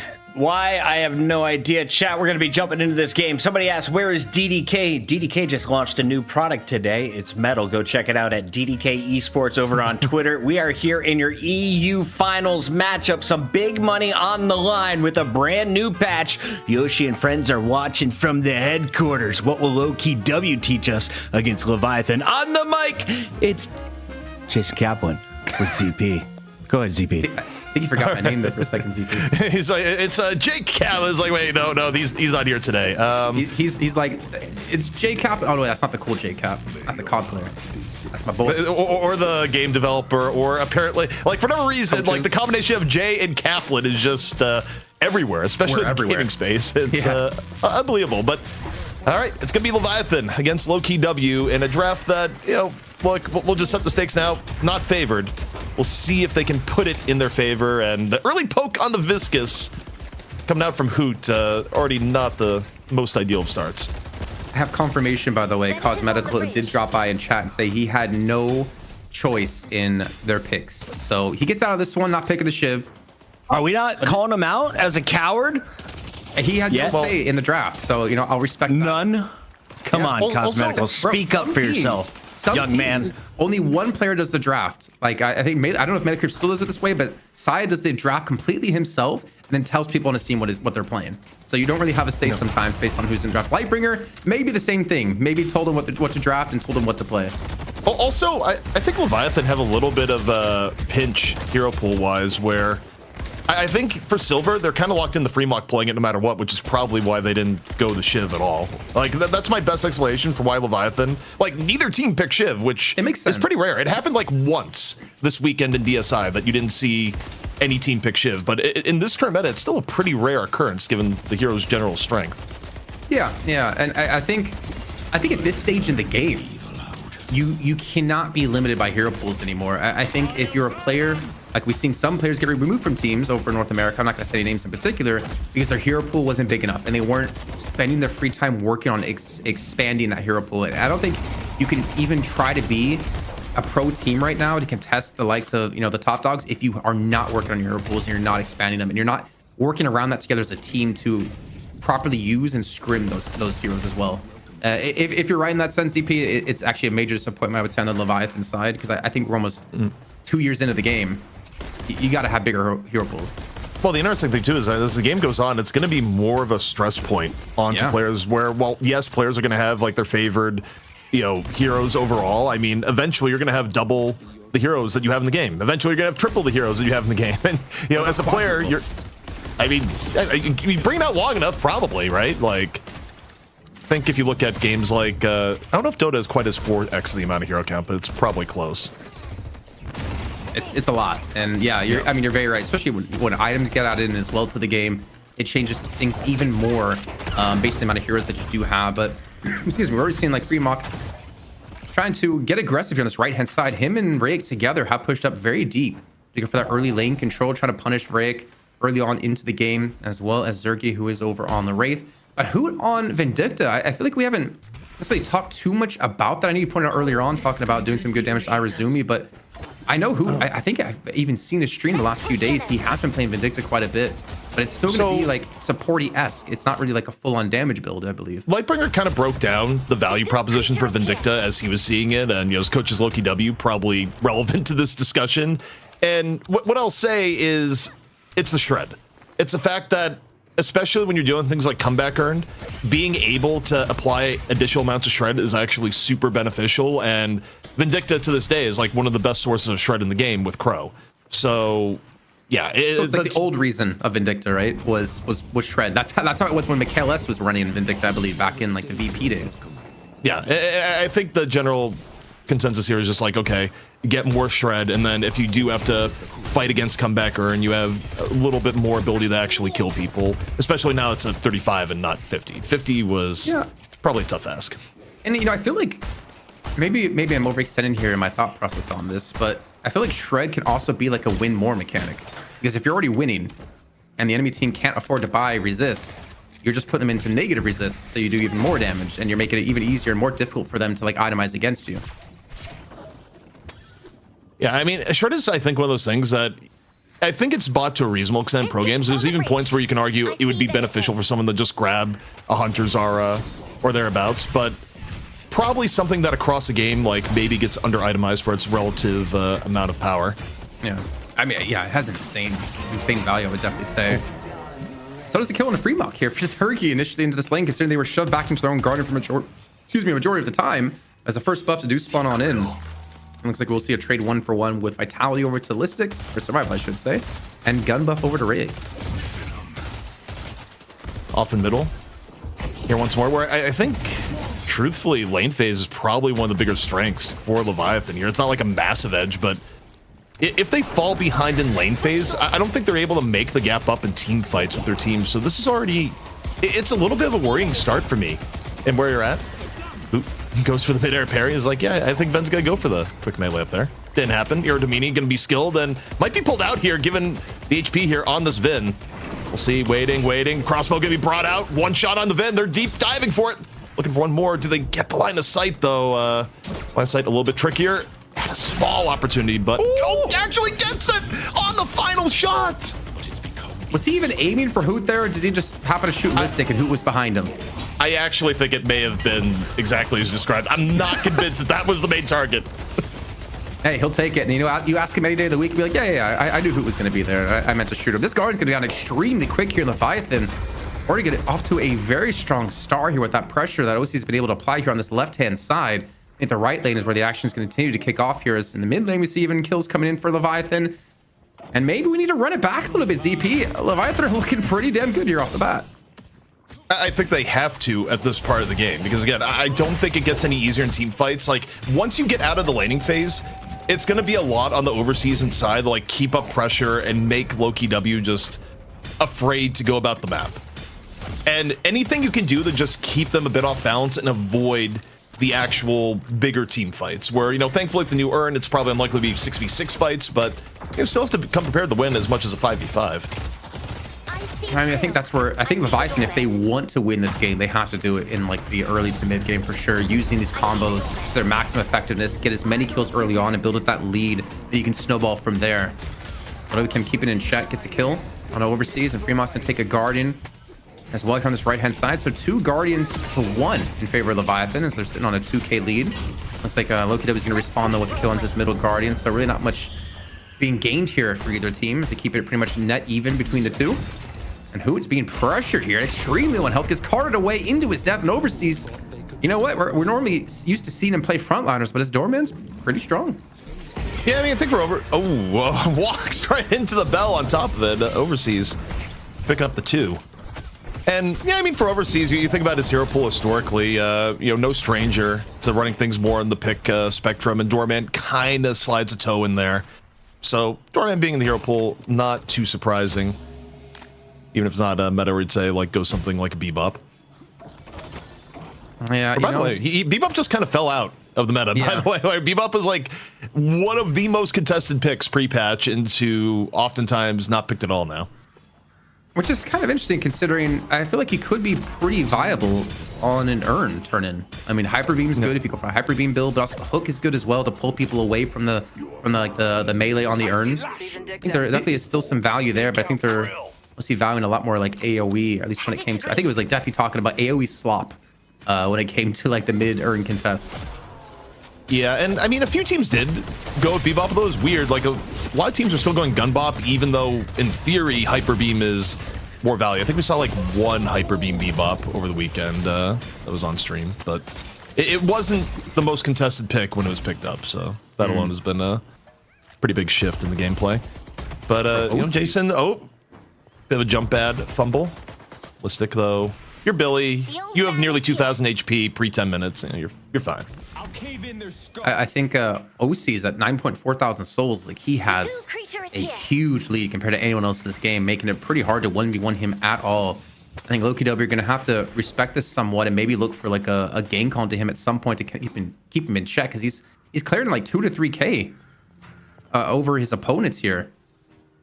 And when we get to the first Urn turn in, that's a lot of pressure you can put down with Iridomini, but again, like, Urns should be won by Lowkey W. I mean, part of the reason why Ven has also gone up in value beyond some of the buffs is that people are grouped up a little bit more. Like, you follow the AoE slop narrative, you throw out a bunch of grenades and fights as take a look towards mid. Irizumi ends up falling. So like, Ven also benefits from the amount that people are going up together. Like, the general goal of a Ven in the current meta is ideally land a few grenades on clumped up people, Irizumi to take down someone nearly outright if you're ahead of the game. But we got a combo in onto Vrake. Not sure there's a ton of follow-up here just yet. Vrake working his way out, was slowed down by the Spirit Snare, but Lash mobility is enough to get away. The Owl, it hits, but it does not finish him off, Jason. And that's, I think, quite big. I think Vrake's going to need to depend on these stacks if they can get to this point. And with that aggression, looks like Lowkey W is able to capitalize on the Fremont here off to the side as OCs gets another kill on Listic. This is for the Urn pickup here. I thought Lowkey W would have been able to come out ahead in this one, but Leviathan winning on all fronts in mid and right lane with the Urn in their hands now. Also, Irizumi already pushing the lane on the left-hand side out a bit. Do have the opportunity to go for the turn, but I think one thing that's lacking here, ZP, going into this, look at these ultimates online for Lowkey W compared to Leviathan. Yeah, I mean, Leviathan, the bank is effectively drained, which is not good for Urn fights and how they currently go down. I mean, missing Chain Gang is kind of rough, but yeah, it's not the most ideal for Leviathan here. Also, on the OC's build, OC's with the super early Fortitude, so gonna be maybe more of an active Ven who's still running for his life and down the Vrake. Did not help him escape there, but you know, generally if you go early Fortitude on an event, it does mean that, you know, you're going to be more actively seeking out picks. And I didn't catch a skill. I wonder if he's going quick level 3 on ult, which kind of makes sense. I didn't catch on to that. I'm sure we'll have our time to see here when he respawns back on him. The Lowkey W with, I feeling like no pressure to contest this Urn turn in as Leviathan are holding it back. They've actually rotated a lot of players in towards middle, still keeping quite a few players from this left-hand side to go for the contest if they need to, but ultimates are coming back online for Leviathan. More importantly, the combo, about 20 seconds of time for Psy. Psy's not gonna have a chance to use it. Gets completely capitalized on and closed in on as Opican picks him off, as well as Ray going down to Zergy on the right-hand side. That was a 1v2, and Zergy now trying to fight up against Fremont here. And they're also keeping the Urn back. Lowkey W fighting on all fronts. Also, the Urn is going all the way back to spawn. Like, that is one of the changes that got retained, where if it goes on reset, it will just go fully back before anyone else can pick it up again. So all the Urn hostaging for Leviathan is a pretty high amount of time spent on that without results. Now though, taking a look at Fremont, looking to get a piece of Rake. Quickly though decides not going to be the fight to chase down. Yeah, it seems like Lowkey W don't really care about the Urn pickup. They're more like worried about the Urn turn-in, keeping 3 players on this left-hand lane, as they're the ones actually to secure it for Vrake. And I would imagine Vrake isn't the one necessarily you want to carry this in the end. Keeping that Death Slam available and ready to go with the max level Flog behind this. Maybe we can swing along to OCs here to maybe get an answer to the question we had before, ZP, of what is he maxed out on his abilities. Looking for that Iridomini potentially. And we did see a lot of Vens towards mid. Yeah, we did see a lot of Vens like go first max on your Domini over the weekend. I know it was like part of John's build where, again, it's just going for picks relatively early. But here's the Urn turn in, and yeah, Leviathan, they've made the executive decision to not go for it at all. Good side combo up, Zergy in sight. Wait, the combo's gone in on a Zergy, down to half HP, and he's gonna be exploded on. That could be a free walker on the right-hand lane as Zergy falls, and he does. The Urn has been turned in, though, for Lowkey W. They're down 2 players, as Leviathan's just trying to survive now, with Irizumi extremely low on health, Gooballing away from this one while they do continue to put pressure on this mid and right-hand side, and Lowkey W responding with a push on the left lane against OCs, who's on 15,000 souls. Not quite sure he can win a 1v2, even with the Death Slam being thrown on in. Boot and Vrake forced to back away, and OCs has defended here while the rest of the team continues to apply pressure around the map. Isn't no way he's gonna get a kill off this, is he? I just might. Then no easy escape path. Hoot guesses wrong, while OC's guesses right. And in terms of trade value here, I think that was pretty good for Leviathan. I mean, they avoid the major team fight and instead, we're not playing your game, we're going to go for Walker. I think if you're not equipped for earned fights, it's basically how you have to handle it. You have to go for Walker trades and hope to get momentum from there. Well, with a Walker in hand, I mean, we're keeping things at even Stevens here. And honestly, as we were talking about before, ZP, I don't think even Stevens is the way Leviathan want to be 14 minutes in by having a Mo on their team. Especially as we saw, they weren't too hot to turn in the urn. They gave up the dunk on it as well, trying to set up a play on the right-hand side of the map, which, you know what, I'm a fan of. It was the first urn. It's not a big deal in my eyes. But as we get to like the second, maybe third urn, and then when mid-boss is on the cards, I think Leviathan are just going to fall off in the game. Cosmetical's taking a trip inside the Baroness here. Mo's coming up. There's no combo, but got a little bit of burrow. Burst is going to be enough to, and yeah, it's absolutely enough. Cosmetical just explodes on checkout. That's another kill, another man advantage, but again, quickly turned on. Irezumi gets taken down by Hoot and Listic on the left-hand side, and I think like Leviathan, getting a kill is great, but then you need to be able to use that man advantage. Losing one at the same time you get one, you're not going to have a net positive from this. Especially, I mean, maybe if you kill Zergy, okay? If you kill Zergy, I think you keep him out of farming for a while because he's at 15,000 souls. OC's at 18, and Cosmetical's fallen uncharacteristically behind right now at 12,000 souls. Well, this urn, it's going to be contested on the get-go. We'll see. I mean, if Lowkey W comes in here in force, I don't know if Leviathan is going to be a great area to contest, but combo is up. Listic, maybe on the menu here. Elsewhere, break. Picks up the urn, immediately drops it. Wow. Does not want to be near Mo. That is the danger zone. SI looking for anyone. It may just be Celeste. Once more, Cosmetical put into the blender. And Leviathan able to get urn control and keep Lowkey W at bay. And that Era Dominate, I think we got our answer just from the 1,000 damage that Vrayek took. That probably maxed that one out. I still haven't... I don't know if we've actually even seen him on camera, but I haven't noticed what he's maxed out. But man, taking 1K like that, Vrayek was not prepared.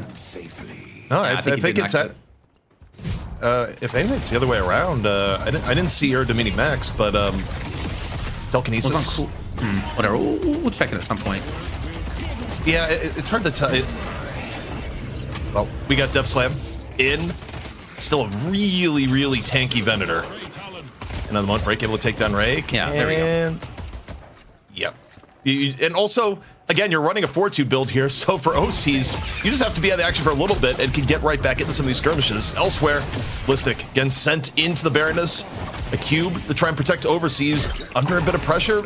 Cosmetical going down in the crossfire here, and I mean, the overall fight, it's scrappy, which works in Leviathan's favor. I mean, Hoot and Obikim were not even there. So Leviathan catching Lowkey W out with the Baroness Hotel, with combos as well, not allowing them to go for the contest here, and to more importantly, turn it into a kill. They get a huge man advantage of 4 kills, only losing the 1. And they get the turn in. They're going to lose a walk for this one. Obikim, smartly enough, continue to shove this left-hand lane. But even with that turn in and the 4 kills, it's only a 2K difference between the two teams here. And yeah, I don't know. Like, I still don't know if it's enough right now for Leviathan, though. I have to give them credit. They're performing much better than I expected with the combo that they have. I mean, I think for Leviathan, you know, in no small part to the OCs just having a near immaculate laning phase on Ven. Like, they've been able to hold their own and, you know, kind of avoid getting dragged into the full clean team fight.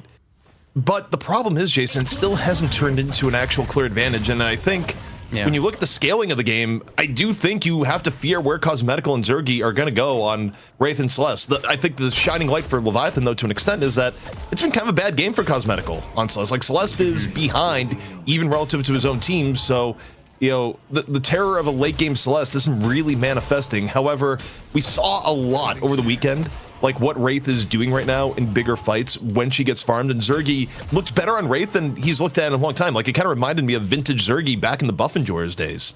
Oh, geez, that was a long time ago for sure. One thing that just popped in my head, though, ZP, you remember when Leviathan finally took down Abrahams and had their own win streak? Do you remember what they ran in their team and what they were against? Truthfully, I don't. If you told me, I'd remember as. Okay, yeah, it was mostly a rhetorical question to be fair. But they ran Mo against Celeste. Abrahams ran Celeste, and we had no answer for Celeste. And they pulled out a Mo, and then everyone was like, "Oh yeah, Mo is still really good to counter Celeste." And seeing it right here, I think Sides are doing a great job on Mo. I think he's been able to get at least 2 confirmed kills on the cosmetical with the help of the combos or being there with the burrow. The thing is, they do have like 2 individual picks with the combo and with the Baroness Hotel. So you do have a lot of shutdown on individual targets for Lowkey W. It's more about if the Leviathan can confirm those kills during those ults. OCs picks up another mid-team fight. Vreg gets a combo before he can get away. Sai, they're on the spot. Another 2 down for Lowkey W. You're off in middle, and yeah, this is full on mid-boss time. And also, I mean, OCs didn't even have to pull out the crossbow in the last fight, so gonna have it for any contest that comes in here. Lowkey W, we'll see if they go in. They're missing a lot of good ults to actually contest this though, Jason.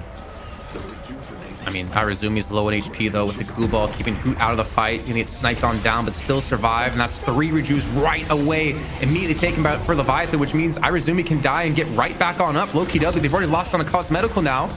Continue to chase on through the door here. OC's looking for Listic, and the damage he's doing is pretty damn good as well with the gut shot. Connects him onto the wall as Sai finishes that one off. And Lowkey W down 2 players and down the 3 rejuves.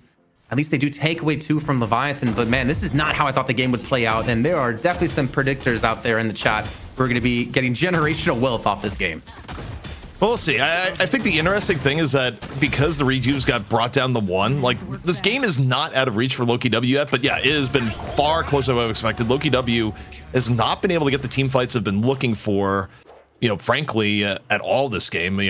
I think Leviathan's done a really good job of just splitting up a lot of these fights, and more than anything else, I mean, OC's on Ben has been an absolute maniac this entire game. Yeah, 27k. That is disgusting. 5k ahead of Zergy. Who can contest him at all? I don't think in a 1v1 you can. Who? Great little counterspell pickup. Does prevent that knockdown from coming on through. Also disarming hex, guardian barrier, or guardian ward, sorry. And sharpshooter on top of that. They need to start getting some kills though. They take out Irazumi. They need to turn this into more though, but they're scared OCs. They see him out there and they immediately start to back away. Obican goes on back in with the help of the chain gang from Listic, pulls in multiple players. And he walks into a trap, and where's the damage to support this? Well, for now, the damage is going to be going on the Silver. Vrake pulls up Freemok, not quite able to finish the rest. While this is going on, the Solar gets dunked by Overseas, who's been completely out of this fight. Lowkey W, they've just been going for kills here. I mean, they grabbed the pick off onto the Viscous, but the rest of it, they've been struggling. And once more, the Fist of Fury, this time in on the Obikim. Obikim, though, drops the wall. A quick retreat the other way. Hoot, though, gets caught. And what has again been a very, very messy fight here so far. And okay, Listic is low in the tunnels, getting pursued here. The bell comes out, and Listic deep dive, trying to do anything here. It's not gonna be enough. Oh, he's gonna die as well. Another 2 kills coming on through. But to be fair, Lowkey W, they took down OCs, and I think even though they lose an additional player, I think that's kind of worth it because right now he's not farming, and Zergy is. And I think that's kind of a net win overall for Lowkey W because they didn't lose any Walker from that. They didn't lose any jungle camps either. And they're still keeping the lead within 13k. I don't think it's like the worst world for them. I think I'm still worried more for Leviathan because the longer this game goes on, if they can't finish off this map in the next, I want to say ZP like 5, maybe 10 minutes max, I think Lowkey W are going to start to bounce back and turn things around like we just saw with Leviathan up against Abrahams. Well, it's interesting because the way these comps are going to interact is that even though Leviathan has been playing really well, especially on a micro level, and even though the last few fights have gone their favor, I feel like they only have a 1-fight buffer where if they lose a single fight, Lowkey W probably takes an advantage that's not going to be easily dealt with. So, for Leviathan, you want to keep up the pressure. Ideally, you look to Sai, Overseas, you get another pick, and you prevent an actual 6-on-6 fight from actually occurring. Meanwhile, for Lowkey W, I mean, you just have to play in a way that you don't give up any picks here. Like, Lowkey W struggled this entire time to get an actual clean team fight because of how Leviathan has been engaging at inopportune times. Well, speaking of, Murray's probably going to die here. 200 HP.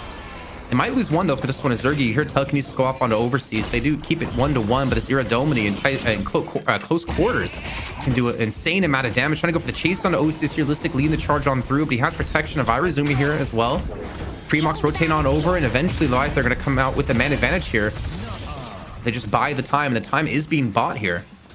They can't close this distance against OCs, and I think if you can't do that, if you can't maybe catch them with a chain gang, then I don't really think you have a winning condition here for Lowkey W with Rake dead.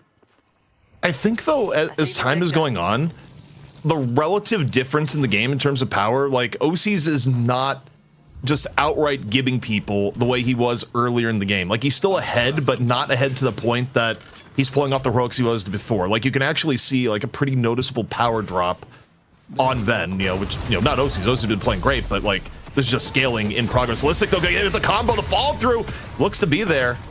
Listic though, wait. Listic, did he actually get away? Like, no, okay. OC's able to finish it off. That would have been unreal if Listic somehow managed the escape there. Even out coming on through. Connects on to 2. It allows him to push this Walker on down. 10% HP left. You know it's going to fall here in just a few seconds. Death Slam is up here for Vrake, but again, you're down Listic. Which chain gang with the Death Slam would be massive for Lowkey W, but this wombo combo they have set up, I mean, you have Paradox, you have Billy, you have Lash as well, you have Celeste. Like, there's a lot of power in the team fights at Lowkey W that is possibly there. But the further they, I was gonna say the further they fall behind, but it's only 14k ZP. It's not like they've fallen further behind the last time we talked about it. They've still been keeping up here for the most part. I think part of the problem for Lowkey W is that some of the heroes that you'd want to be richer just are not there. I think Listic is a bit underfarmed on the Billy. Like, yeah, Billy's incredibly tanky and got like great buffs, but your 20k Billy eating damage at times from a 32k Venator and a 27k Silver, it's not ideal. And I still think, and maybe it's in part because of the moat pressure, but it's been a pretty quiet game from Cosmetical on the Celeste so far. And Zergy, your Wraith, you haven't really hit the come online point, though you're getting somewhat close. Hey, you're certainly getting closer. Ethereal Shift picked up for OCs. I think he realized I'm probably the big focus target of Lowkey W. If I can just survive these fights, there's really, I don't want to say no way Lowkey W can win, but definitely it's a better opportunity for Leviathan to take these fights and to take this map and potentially the series. You hear a combo go off, but it was interrupted, it seems, somehow. But OCs is still on the charge with the Era Dominate, trying to get another connection onto Zergy. He's going to get it. Him and Fremont taking him down. That's the big damage dealer. Lowkey W no longer in the fight. Baroness Hotel thrown on Obi-Kim and Vrake. He's in a position for a Death Slam, but are they even going to have the damage to follow up with this one because Listic's already dead? Listic is dead. The urn is brought in. Zergy was just shot down in the middle of the lane, and OC's continuing to be a menace on the Venator. Cosmetical late to that fight, picks up side, but that is a, it's not the best compensation for losing 4 people and the urn. And now the lead has started to hit the point where it's not really fightable. Yeah, that was potentially Lowkey W's last chance at a good team fight. And also, I don't love the split from Lowkey W there. In terms of team fighting, one of your best team fighters at this point in the game is Celeste, and Cosmetical is off in the left lane, and whether that be the shot call or not, I feel like you needed all 6 there at this point in the game. You know what I think I need? I need to check in chat of who predicted Leviathan to win this game. It's not over just yet, but if I remember correctly, there was a huge difference in channel points being thrown into this one. It was like over 900k for Lowkey W. I'm broke. I threw. You're broke? I mean, I kind of went bankrupt over the weekend anyways. I had like 5.4k channel points, but they're gone. If this holds up and Lowkey W doesn't do the miracle, yeah, they're gone. And I mean, I think you have to commend Leviathan here where, look, we both looked at the draft and this looked, from everything we saw recently, like a draft sweep from Lowkey W. And that wasn't the case. Leviathan, we wrong, though, in that ZP, honestly, I think Leviathan have done just a great job of playing out their comp, but I think Lowkey W also hasn't given respect necessarily to Leviathan's comp.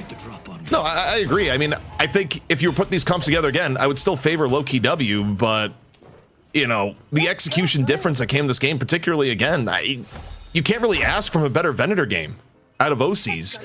And also, I think Psy and Overseas have done a phenomenal job just engaging fights well. Fremont has made plenty of space on the Silver, and look across the board, Lowkey W has never been able to get the fights that they actually want. As once more, okay, Psy in a little bit deep, loses a rejuve. Like an instant redeath here. He gets the cube from Irizumi. Looking at this happening across the map. Zergy though, online a bit, throwing some cards. Viscous about to be burning a rejuve himself. And now this is a little bit dangerous here for Leviathan. You're letting Lowkey W get pickoffs here, and Lovicum's able to get away. This Viscous may be going down soon. Vrake comes in over the top. Death Slam falls through. The Anvil just barely saves GT. But the question is for how long? But guess what? He's home. OCs is here. Why do you hear boss music? The Iridumini has been pulled out. And OCs cleans up a quick 2. I see the enemy. I mean, Lowkey W, they threw everything they had into getting those 2 rejuve crystals dropped and weren't able to pick up the following kill after that. And somehow Leviathan buy time for OCs and Freemock to rotate on over. Overseas has been continuing to push this left-hand side by himself. And at the end of the day, it's 4 kills for 0 in favor of Leviathan. Extend that lead even further up. 42k now. I don't think there's coming back from this. I don't think Lowkey W have a chance at all unless there's a major throw to Leviathan. And with the way they're playing, I don't think that throw is going to happen, man. This has been insane gameplay so far to Leviathan. And Lowkey W, I mean, the team that made it to the grand finals of DSI North American event are being shut down in this game. Yeah, and I think you got to give credit to how Leviathan was able to do it. I mean, they went the game plan. Think about the first urn, Jason, where they didn't even take team fight on first urn. They let the urn actually reset because it was like, nope, we want smaller scale fights, all the while giving OCs time to farm and become a beast. And they knew their win conditions and executed very well. And again, I got to restate, these were narrow win conditions for Leviathan. They chose a very difficult comp to actually execute on. There was so many scenarios where OCs doesn't get this far ahead, where they just get drowned in AoE and team fights, and they don't get to this position. But now that they're here, Lowkey W has very few options to actually turn this back. I mean, I think we maybe as casters slightly underestimated the Doorman Mo combos too. I mean, not even combos. They're not even necessarily comboing things into each other, but more so being able to shut down 2 players on Lowkey W's side for such an extended period of time is also really breaking up, not necessarily a wombo combo, but the amount of damage they can put out in these fights. And obviously, Sai's been able to do a lot of work shutting down Cosmetical early on. I think Overseas also had some really good Baroness Hotels thrown into this one too. As we go into an urn pickup here, a comeback urn pickup for Leviathan. On the other side of the map, it's going to be Rig to pick it up and run it across because the rest of Leviathan have been able to just force them out. Lowkey W, they're falling even further behind with Obi Kim already dead. Cosmetical close to fall thereafter. And Freemock being rescue beam and cubed away to safety. They're just not able to confirm any of these kills for Lowkey W. You know, we should have said that we should have seen this coming where, what was it in the news recently? Like the Pope declared war on AI. It's like it actually buffed Venator somehow. It's just like, he's back. The first soldier is here in the Grand War. I don't know who's a bot on Lowkey W. I should have said that because now chat's gonna be like, oh, we have some answers. But, you know, hey. Leviathan, all they need to do here, Jason, not make a massive mistake, and game 1's going to be theirs, where, again, what a run for Leviathan so far. I mean, most people didn't really expect them to get through Abrahams today. They had a really rough time of it in DSI, but they've been cooking a little bit of magic here. Magic with a side deliciousness too. Like, they have been looking so clean and so well coordinated too. Another combo comes in on top of the chain gang, and Listic gets immediately dealt with a 6-man squad of Leviathan there. I mean, the thing is, you can't really be too harsh on Listic. They're trying to make a play happen.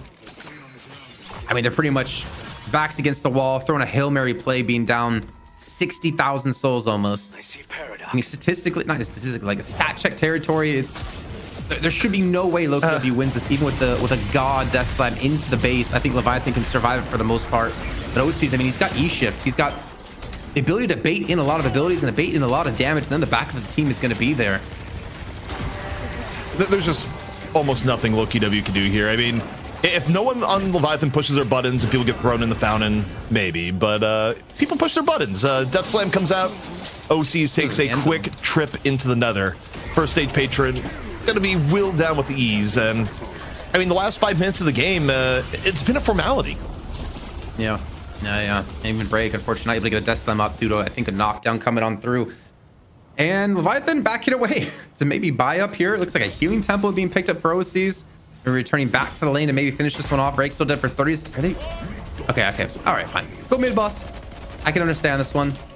You want to make sure to like dot your I's and cross your T's to make sure you for sure win this one, because it's still Lowkey W at the end of the day, and you don't want to give him a chance to get back into this game. Yeah, you need to make sure you get all the rejuve crystals here, although, frankly, right now, more of a bait that's going on. I mean, you're Leviathan, you play the smart, because the only thing worse than losing this game is being the team that loses game with a gigantic advantage. Like, you don't want to go in that category, so you be smart, you bait it in. The first person to take a look at what's going on is Listic. Listic gets a full expense paid trip into the Baroness Hotel. A combo goes up above. Listic is going to have the roughest checkout of all time, as everyone from Lowkey W's just getting slaughtered up top. And that's being nice too. Zorgi, he's trying to kite them away, but really nowhere you can go here. Especially with even a Phantom Strike picked up for free mock on 42,000 souls. Are they actually just going to finish off mid boss here when they have 4 kills? Why not?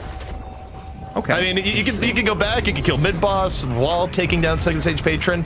Everyone Lowkey W is dead. It's a free space, Jason. Do whatever you want. Leviathan, though, they're going to be taking map 1 away from Lowkey W in a big resurgence, and mid boss gets to live another day. Yeah, and technically Lowkey W to live another day too, being down 1-0 in the series. It's still a best of 3 anyways. A little bit of moonwalking from side there to finish this one off, but man, I'm curious to see the post-match stats as well, to see what the breakdown of damage was across the board. OCs has to be living like a king in the damage numbers able to put out in this game. He had to definitely have had like the lowest deaths on his team on top of this. But an unpredictable and unexpected win for Leviathan, and I cannot wait to see all the people crying about having no channel points left anymore. The lizard people are in control of the urn meta. They're up 1-0 and OC's leading the charge on the priest. Let's take a look at some of the numbers as Ales Boss just got their name on screen for 100 bits. That is the best deal you're going to find here at the night shift. ZP, who do you think had the biggest rainbow today? I have a feeling OC's had some big numbers. Was there anyone else who led the way in healing or other categories?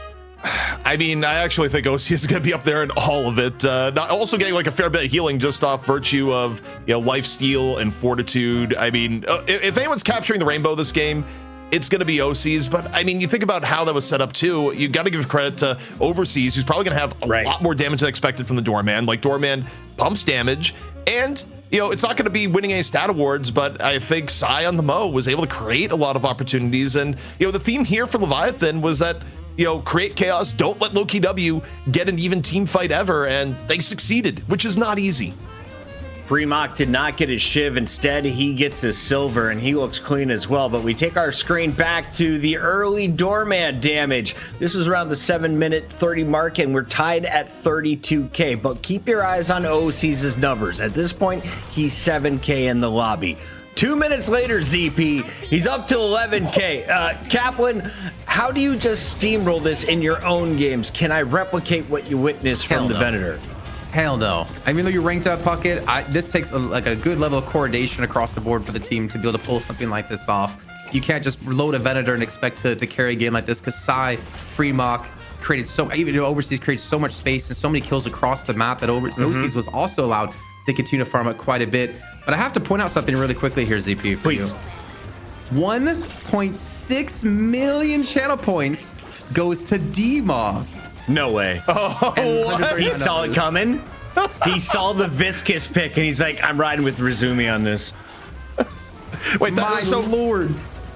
Yeah, so I think it was like 1.6 million went total, but that means D-Mov was the top channel points person that went in. So D-Mov pulling a little bit of an AVG, except in this case, D-Mov's not the one playing. Instead, just looks at what's going on and is like, yep, I think Leviathan are going to win. And D-Mov, of all people, just getting a bounty of channel points. Unreal. D-Mov, if you're looking to day trade, I got a guy named GDK for you. In the meantime, we take a look back. If OCs isn't your MVP, who else deserves some love, ZP? Is there a tough role on this squad that was fulfilled?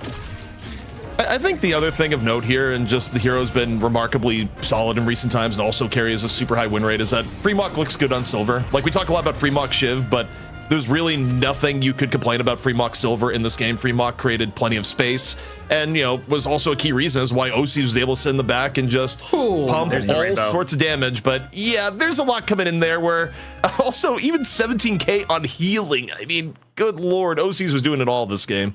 Looking like a Rubik's Cube. 23 assists coming in from Sai. You said he's also quite heavily involved in the picks. When it comes to the builds, anything standing out to you in the new Urn meta, Mr. Kaplan? Have to give me a minute here to look through the build. Right? It's like squint at all the tiny little boxes to see which ones we like more. I don't think there's anything crazy, honestly. I don't think we've seen necessarily like big differences in builds over the course of like this last patch. Maybe like Veil Walker for Paradox. We saw Obikim have that earlier on. Things like expansion and Echo Shard for Hoot's pretty like normal. Disarming Hex as well, considering you need to throw that onto OCs. I mean, Spirit Burn we've seen quite a bit. Maybe like even Rapid Recharge picked up for him. So I don't think in terms of builds, honestly, I feel like in general, maybe ZP can correct me if I'm wrong, that the builds have been generally figured out across most heroes in the game. I think there are some outliers. You see like people build things a little bit differently. Like when Doorman was changed, people started building more towards like Spirit Heavy and found like a good build. But in general, I feel like it's been mostly solved. Yeah, I mean, within reason, every now and then you get some change-ups. I think the interesting thing for OCs, relative to even some of the vendor builds we saw in NA over the weekend is, you get the bigger prevalence now of weakening headshot because it's also good for farming. Like, it's turned into a very good farming item. And for OCs, the idea to be like, okay, I'm just going to go early Fortitude, which you see more in EU for Vens rather than NA, but I think it's pretty good. I mean, Ven's a slow hero. He benefits from the speed, and OC's, it kept his uptime super high. I mean, OC's was never not in a position to either get farm or engage in battles. And I think if you don't go the early Fortitude on Ven, you actually have more downtime. Like, eventually you need to go back to base. So yeah, I mean, I kind of like the minor improvisations on the OC's build, and yeah, other than that, I didn't see any massive surprises. I guess the other thing is that in this patch, you get more Alk Fire. Alk Fire is just like a better item than it's ever been because of some of the AoE fights. And I need to start running Scourge on my silver. Thank you, Freemock, for the lessons here. 39 kills to 15 kills. They get it done in 34 minutes, but this one could have wrapped up 4 minutes earlier. Well done to Leviathan. They strike first in the best of 3. We'll still have our MVP watch out. On the other side, was there anything you want to replicate from what you just witnessed for Lowkey W? Kaplan, is there any player, pick, hero that you liked in this game? I think ZP and I said during the game that if they picked the exact same comp for Lowkey W, would still probably favor them in this game. I think that the Mo and Krill and the Doorman combo kind of ran away from them. The amount of impact they had early on with the lockdown and the kills they were able to provide off the back of that. I think the only slight change I could imagine is maybe punish OCs earlier in the game. Maybe go for these like 2-3 man gangs to get him out of the equation so he can't continue to farm up and be this threat. As YouTube chat pointed out, that Venator has sick moves. If you didn't check it out on YouTube yet, make sure you open up youtube.com/@Deadlock Night Shift. We're there every single Wednesday, and they have the rewind function. In the meantime, for the rest of you, we're going to a break. When we come back, it's game number 2 with these two pretty faces. They're beautiful. Look how handsome they are.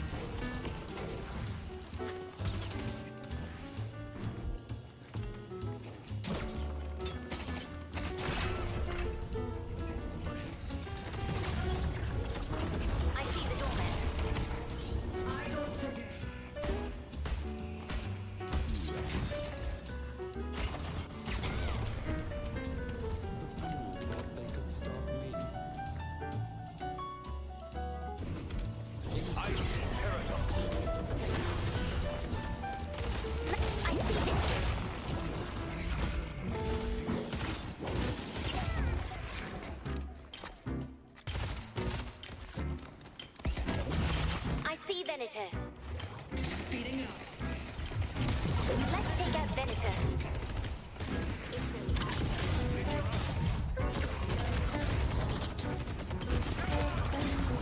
The goo on the bridge. IoT clear. That's what I liked.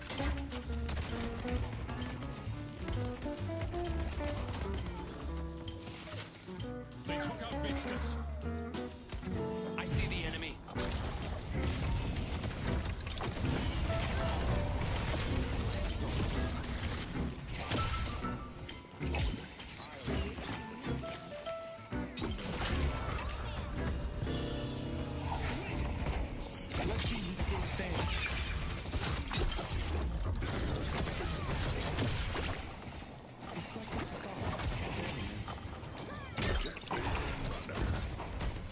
The righteous have nothing to fear from me.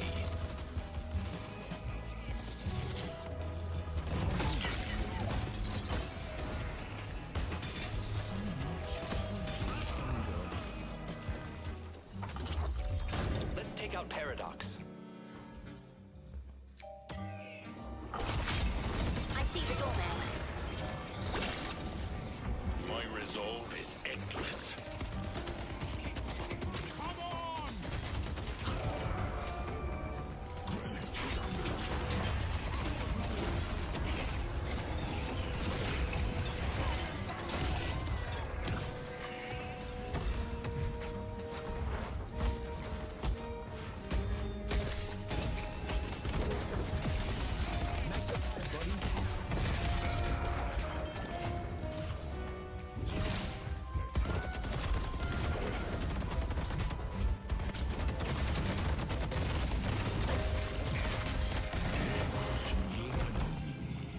I see the doorman. I see Billy.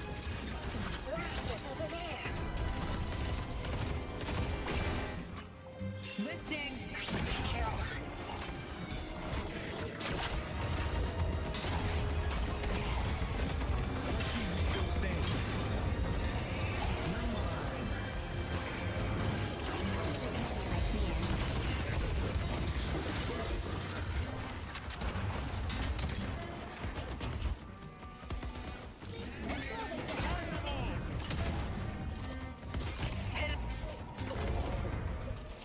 I see Paradox.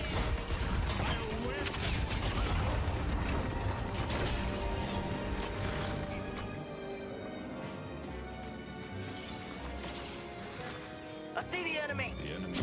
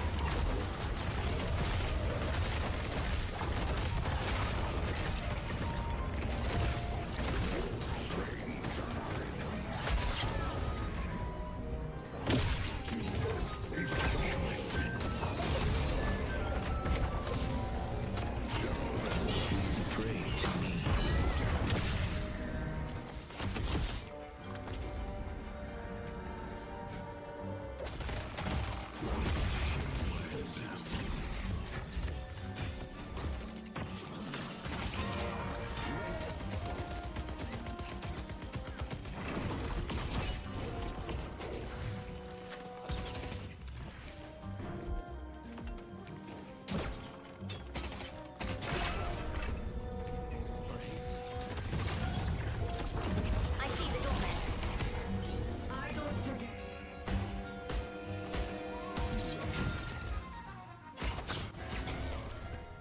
Was the Venator cheating in the last game? No, he's just a priest and they fight dirty. We've got Jason Kaplan alongside ZP, and as you can see, we're zooming in on Kaplan's mustache as well as some of the best Deadlock in the business. Kaplan, move that bad boy for me.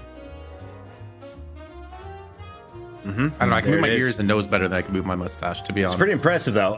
Let's talk a little bit about what we just witnessed, because Leviathan was supposed to be the third place team this week. Instead, they came back against Abrahams after being down 20k spirits or souls, and now we see them routing in a game number 1 with a comp that everyone made fun of. D-Mov, though, one of the biggest brains in the game and one of the best hands to belong to a man, he had faith, and he went all in on this Leviathan roster. Do you think he rides with them again, Kaplan? Yes. Yes, I think he's gonna. You know what? He's the type of guy who'll go to casino, put everything on black, double his money, double it again, double it again, double it one more time, and then lose it all. I think that he's that type of guy. So he's Zoidberg. Got it. Yeah, you got to play till you lose. Keep the endorphins running. ZP, let's keep the endorphins flowing as we try and bring this game as fast as possible. If I am chopping on your guys' end, I apologize. There are thunderstorms in Ohio. Z Pizzle, Lowkey W has the stronger roster on paper. True or false? I'd say true. And the stronger results over the last few weeks. They've been the team to beat in EU. I mean, it's a team so good that even with the sub, they were able to get pretty deep in the DSI, eventually following to Melee Creeps, who are actually an NA team playing on NA servers. I mean, Lowkey W, they've looked fantastic recently. And again, to me, execution error in the last game. I still like their draft. Even if they were running it again, I would still like it. But I think there's also this element in Deadlock where sometimes OCs is going to take over the game. And we ran into that for Leviathan, where OCs, there's many pro players, by the way, and you talk to them, or, people that stream actively, used to be pro. Like, you ask someone like Vegas, he's got a response like, yeah, OCs is the best player in the game. Like, OCs is creeping up into that level, and it's just a player where if he's playing in a game, you cannot count him out. Do you think he was purposely trying to hit Hoot, the Vindicta, or was he aiming at the Billy, missed the Billy, and hit Hoot with the Iridomini in the head, Kaplan? Because chat was arguing about it for about 3 minutes. Nah, it was intended. It was completely intentional. He calculated the amount of time it would take for Hoot to be in the exact position and then nailed the shot. I mean, that's how good of a player the trajectory, land the shot. So you could tell where the wind was coming from and then nailed it. Welcome to all of my Call of Duty friends. Learn like me. You cannot feed in this game. If you do, you're going to have a really bad first 2 weeks and everyone's going to hate you. But once you start to find a carry and you stay alive, you get all of that dopamine you've been searching for here on Deadlock. Who will be providing the dopamine? Well, our draft is just a few moments away. Billy has been banned out. We saw Pocket banned out. And then more recently, ZP, some surprise bans. Do you think we see the Doorman survive another game? It depends on the ban order. Like, I think if you're the team that is picking second, you have to ban Pocket. Like, I actually just don't think anyone's letting Pocket through. If you're the team that is picking first, however, you do have a little bit more flexibility in what to ban. That's where if Lowkey W is picking first, they could actually ban Doorman if they wanted to get him off the table. Like, that is, the first pick team has flexibility, the second pick team does not. Kaplan, how do you see this playing out? What would you do? I'm interested because it was a Victor ban by Leviathan last time, and that Victor ban seemed to have kind of worked out because it wasn't necessarily, I mean, it was obviously like a semi-targeted ban towards like Listic in particular, but it was also kind of at the same time like a throwaway ban because it left open so many heroes that they could potentially choose from. I think the really interesting thing is we saw Celeste go so deep into the picks. We saw like Wraith being snatched up in, was that top 2? Was that like Paradox Wraith? I think was the top 2 picks out of Lowkey W, which is something you don't really expect, but it didn't really seem to matter for OC. So I think Lowkey W were trying to pull something against Leviathan, but in the end, it still didn't work. Maybe, obviously like slightly due to execution error, maybe some underestimation as well. But I don't know. Lowkey W did go for like a slightly different sort of like drafting phase compared to like the norm. ZP, do you truly have to build a comp around the urn like my ranked games believe? It's less mandatory this patch than it was over the weekend. I still think being able to team fight over the urn is pretty beneficial. I think the only way to fight against is play how Leviathan did, where you go out of your way to get picks before the urn and do everything possible to avoid the actual 5v5 fight. It's a way more difficult path, though, and look, Leviathan proved that you can still make it work. I still think it is more prudent to have a comp that has better team fighting options. Like, again, I think if Lowkey W could get the same comp again, they'd probably be happy with it. We have a Panda hater who just subscribed with an Amazon Prime, and we just see the Pocket and Doorman hate come out from both of our teams. Lowkey W saying we've seen enough overseas. What else can you flex onto? OCs has his pick of the litter for Leviathan, and we'll see if they prioritize his hero first. Have we ever heard Pocket Silver. doing a woo? I don't know. I've done one a few weeks ago, but I'm not proud of it. I'm not ready for it yet. I don't think anyone's proud of it when they're doing that. Honestly, you feel Cosmetical ridiculous. is. He does it in the bathroom. I'm told. Finally, Okay. All right. So Well, the Leviathan, they banned Victor last time. This time they're picking Victor because of the Doorman takeaway. So we already have the kind of names on taken the away right a little bit sides? from Lowkey's side. Are you sure, Solomon? Are these the right teams? I'm just kidding. Solomon would never checks out. mess up ever. oh, you need a monster. Low two. Shiv is in. yeah, and I mean it makes sense. The reason why they're having the higher Shiv priority here is that The Fremont best would like to play EU the silver. Shiv. Yeah, and he would like to play silver though, even over the Shiv. But silver's taken away, and Fremont needs a hero. That hero is going to be Shiv. Lowkey W though, it's probably good. Well, I was gonna say Paradox Wraith. Maybe they're not valuing as highly. This side, we actually want to play the GT this time. We think GT is first half of draft worthy, but it does make you think that Paradox and Wraith would still potentially coming in after. But maybe they're gonna rethink their entire draft. Who knows after last time? Kaplan Hood has shown us some great Talon work in the past. Is there a character that Great Talon shuts down? I've never played him. Pocket really hard. Negative spirit resist, and the fact that he's so squishy as well. You connect one of those arrows and he drops like a third of his HP. So it's really easy to take a Pocket out, but also the distance you have away from the fight as well means he can't flick too easily. I think that's one of the best heroes for sure that a GT can take down.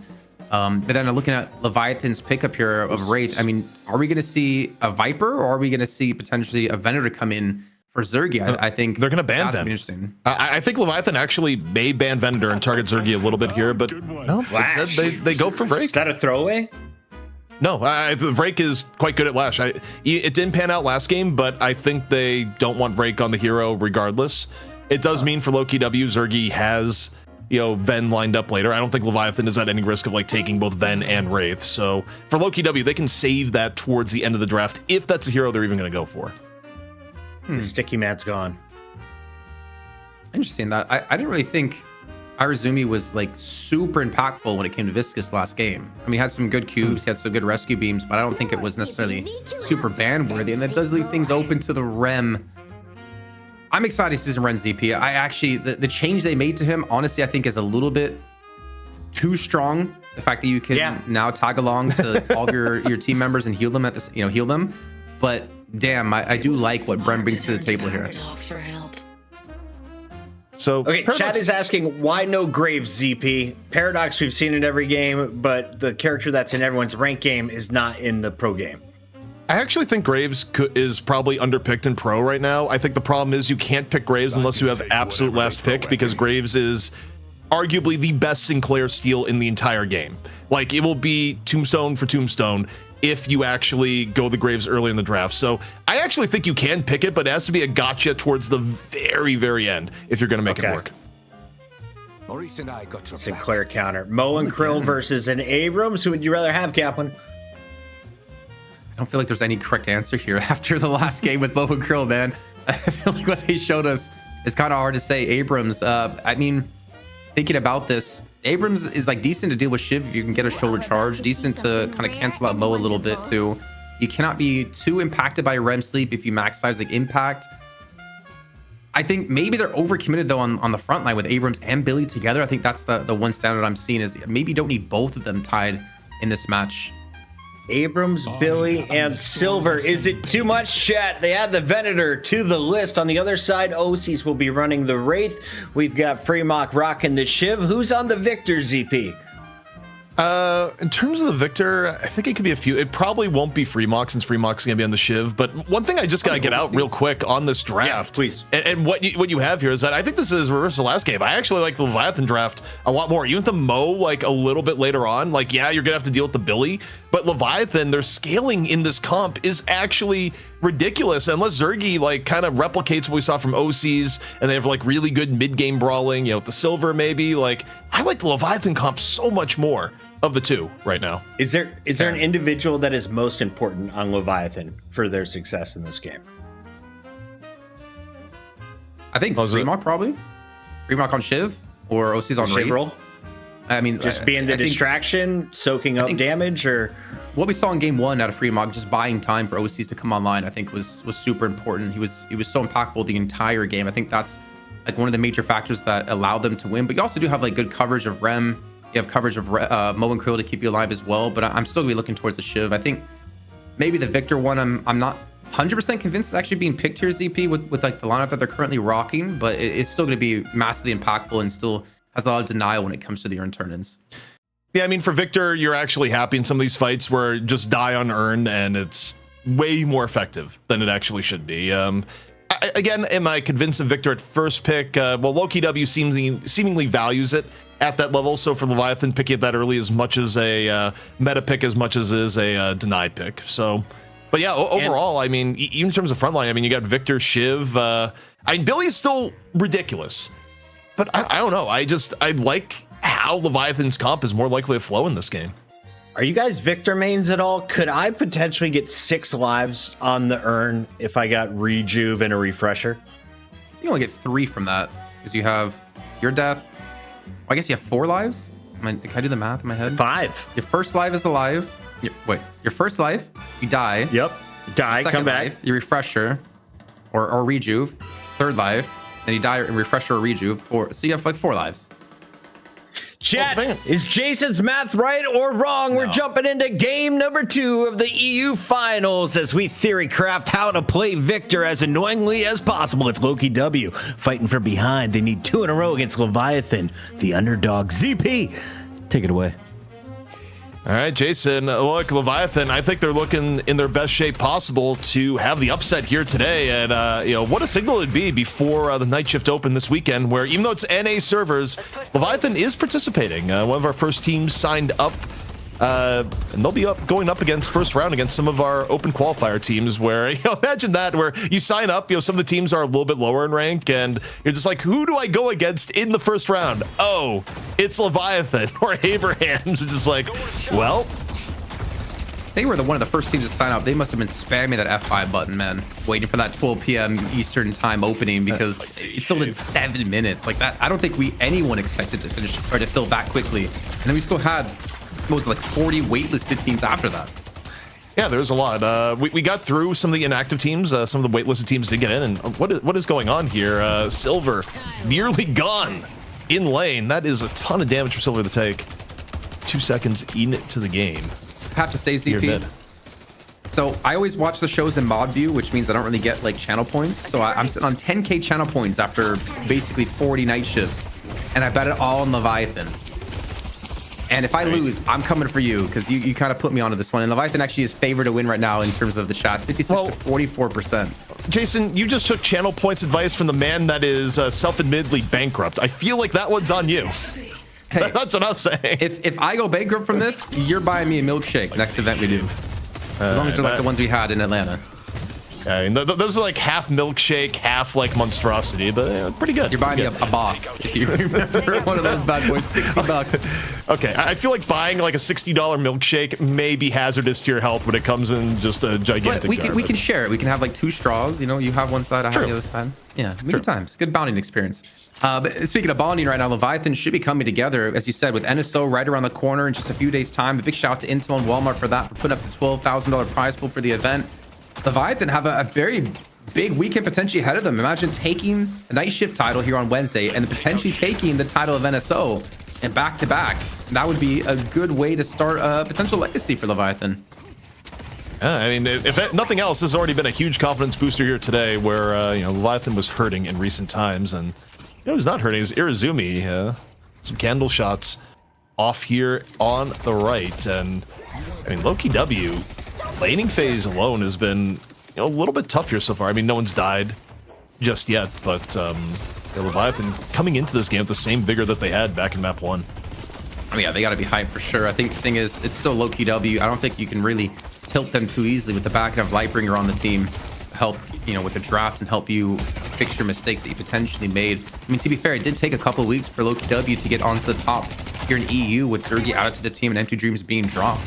But they eventually got there and they showed no signs of stopping, coming second place in DSI over the weekend. Big shout out to Deathy and crew for putting that event on. I see Victor. Right now, Lowkey W are just trying to defend their title here on the night shift, and it's looking a little bit rocky, ZP. Let's And, sometimes you wonder if there's a little bit of fatigue. It's been such a fun time for Deadlock with all the tournaments going on in May. Like, May has been our most packed month ever, if you account for, like, all the community tournaments that have been going on. But, I was talking with Lightbringer, and Lightbringer just says, like, yeah, it's been a grind. Like, Wednesday, then big tournament, Wednesday, then big tournament. And as we look Must at be mid lane horrible here. having big tournaments with a lot of prize pool to play for every weekend. Oh, I feel so bad for them, PP. Hey, look, we're fatigued. We're used to the easier schedule. I get used to it with Deadlock, man. Yeah, I mean, look, if lands become a more common thing, like players, they're going to be hitting high status with airlines. But that means they're going to be flying a lot. Also, speaking of flying right now, mid lane is just... Lowkey W is feeling awfully pushed back by a Wraith Mo lane. I mean, it's rare to see a silver lane struggle quite as much as it is in middle, but, so far, Sai and OCs have been making it work.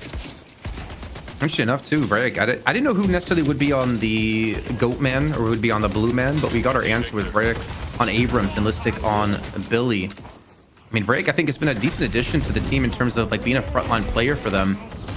When it comes to Apollo, now Abrams here, even getting someone extremely low at HP. Overseas just gonna fall. Not quite able to get his ultimate online just yet, only at 3.2k souls. But Leviathan, either way, they still get both bridge buffs at the same time here. Gun buff for Rake and casting for OCs. And casting's gonna help quite a bit here up against Zergy, who's just gonna fall. There's really nothing Rake could do to help out on this one. Even the telekinesis is being thrown on in to keep him away. Even that Siphon Life from healing too much. Seismic Effect being used. Rake just trying to dodge away, but OCs closes that one down. Another kill for the man who carried last game. He's at 2.4k souls to spend, at 4.1k total. There's a fight even breaking out in middle. Into the combo, which very nearly takes the life of GT. And man, oh man, I mean, that's a brutal exchange. I mean, you think about the impact of the right lane here and what's going on, with OCs shuffling back in.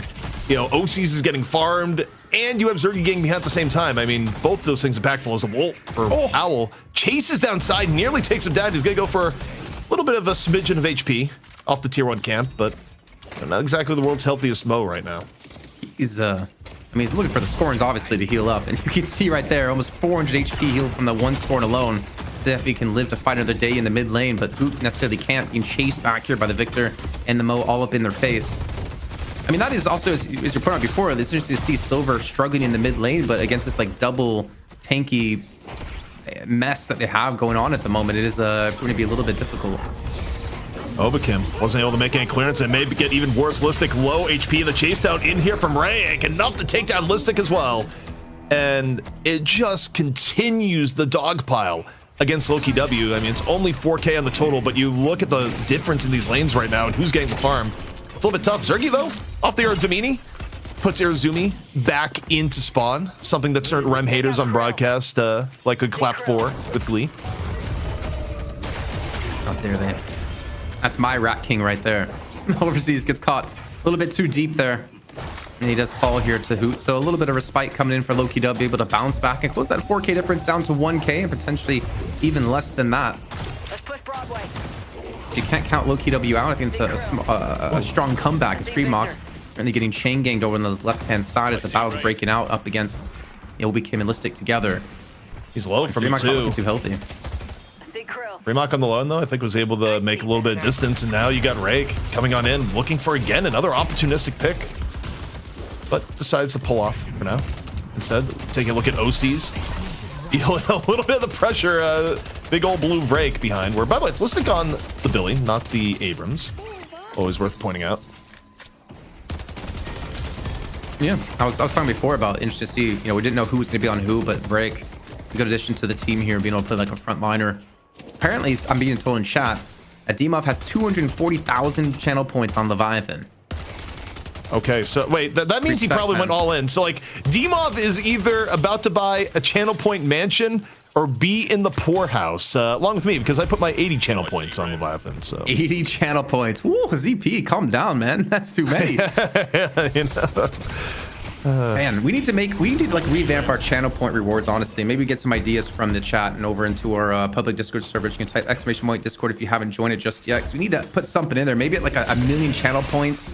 ZP has to shave his eyebrows or something. I don't know. Why does it always come back to the eyebrows? It always just comes back to the eyebrows. I just want to see someone do it, man. Like every time I've done this in my last 6 years, no one ever actually commits to the bit. I thought it was gonna be, the last 15 years, my entire professional career. But we got to swap going down. Off and over. The dive from Fremont, able to take down Obikim. Swap, not really doing too big of an impact there. And now Listic walks forward, he just gets parried. Rake, no fear, hits the F key and sends Listic back to spawn. Now Fremont ends up falling with the rotation of Cosmetical back in the lane. Rake on the escape, but Owl's going to be up soon. Is it going to be soon enough, though? Owl, does Cosmetical send it? He does! Rake dropped off the zipline. Yeah, Don't think survive. the Owl hit him, but he survives. Got the shield up too. I think one thing that's scary as well is that we saw Fremont and how he itemized in the last game against Abrahams, going for like counterspell, dispel magic, unstoppable. Had a couple more in there as well, like radiant regen. Having a rem on top of that, the amount of healing you're going to be able to do to a Shiv, especially when you get low on HP, is going to be crazy, making his survivability even higher. But I don't know if Lowkey W is going to have the damage to finish off Fremont once he gets online with a couple of these big items. As I do see the first guard in the game going down the right, it's not the first one, another one going down for Leviathan, taking all three now. Maintain their left-hand side, and they have a 5k lead about to hit the buff spawning bomb back in here, and unfortunately Fremont, he can't get the vitality or survival buff, which would desperately have been a strong choice for him. Here's Zumi, though, makes a little bit of room with the nap time. Creates opportunity for Leviathan to reassemble, get more focus fire on Listic, and Listic ends up falling off the rotation. And the urn's in the hands of Psy. Mo's toes grasping that urn as he runs it across the map. There's no nap time. There's really not a lot of ultimates online here for Leviathan, and you do have to worry about seismic impact, chain gang here for Lowkey W. I'm not sure if it's going to be just a free and easy dunk. Well, for now, Leviathan, they seem to think they have the advantage as 2 knife stacks in the Paradox. A quick little belly slide from Psy over into the urn turn in, and the clock is started. Leviathan with control of the urn, but immediately flipped by Lowkey W. It is a full-on burger box here. Here's Zumi. First one to go down. Melee's coming out. Leviathan regaining control. The parry's happening on all ends. Lowkey W swaps it once more. Big Owl coming in out of Cosmetical, hits the majority of Leviathan, and that's going to put the fight for Lowkey W. Owl, man, that comes down to like 4 players preventing anyone Leviathan actually steal the urn away, and Lowkey W come out with it with 4 kills as well. And the quick swing in souls, man, they're up now 4,000 themselves. That one urn fight, giving them not complete control of the game, but putting them completely back in the game and ahead in the game. I don't necessarily agree with Leviathan going for that dunk right away, considering they didn't have a lot of ultimates up and ready to go, a lot of key ultimates that they would have needed, but they tried to push the pressure and maybe capitalize on Lowkey W making a mistake, and extremely low, and he should die to OCs. You'd think. Actually, no. But also, you got the Abrams factor, Infernal Resilience, keep you alive, and here comes the Calvary Cosmetical. Over the top decides, I can take a half HP OCs. Surely, nothing bad would happen here, but guess what? Rem joins the battle at the same time. It creates enough clearance for OCs, likely to at least get into the teleporter. But while this is going on, up top, Cosmetical lets loose another Owl, takes down Overseas, and what stacks is Cosmetical at right now? It's felt like a pretty effective GT game. Should be pretty decent. I mean, I think the Owl was meant initially for Overseas, but Overseas just kind of showed up, and now there's Rem the Rat being thrown back in a spawn. Hoot decimates him, and this lead is now exploded to 7k for Lowkey W. And they're gonna take a guard on the left-hand side. What a spot, man. One bad urn play for Leviathan. Letting Lowkey W a 10k lead now, 12.5 minutes in. As Ray trying to be focused on here by Obikim, but again, it's Celeste. Most likely going to be escaping this one. That's painful, man. Leviathan were in the driver's seat and just threw it away. Yeah, I mean, they had the edge going into urn fight, but that edge quite literally blown away by Cosmetical with what was a fight-winning Owl. And now, up 10k, and it wouldn't be EU without a quick little pause. OC's dropping the pause at not high HP, but not really under pressure either. Do we maybe have that urn fight in a replay somehow, or at least maybe seeing the Owl coming in like the very tail end of it, because that Floormen connection was pretty massive. You know, while we're paused, I got a chance to see chat, and some they were on the Massified, like, how is ZP seeing what's going on? Chat, I watched like 20 hours of urn burger boxing this weekend. I have experience. Every single game of DSI we were watching, and let me tell you, there was a lot of urns fought over. I just, you know, it was a watch party. I didn't have to do that during the watch party, but if you're casting, you did. Another guided owl coming on in. Oh. Oh, okay. Plus 40.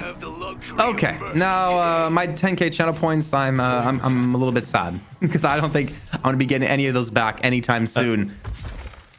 It's been a very good ramp for Cosmetical. Plus 40 Spirit is no joke, especially when it's not even 15 minutes into the game yet. And yeah, I mean, Earn fights now, they're a little bit troublesome for Leviathan, where you have to worry about the fact that are the people like basically committing for the burger going to get hit by a thermonuclear owl? And the answer is yes. Yes, they are. Unless you pick GT before the Earn. I mean, that's gonna be very difficult to do so considering Cosmetical generally plays extremely safe in his positioning. Freemock though, this would be a good kill to happen.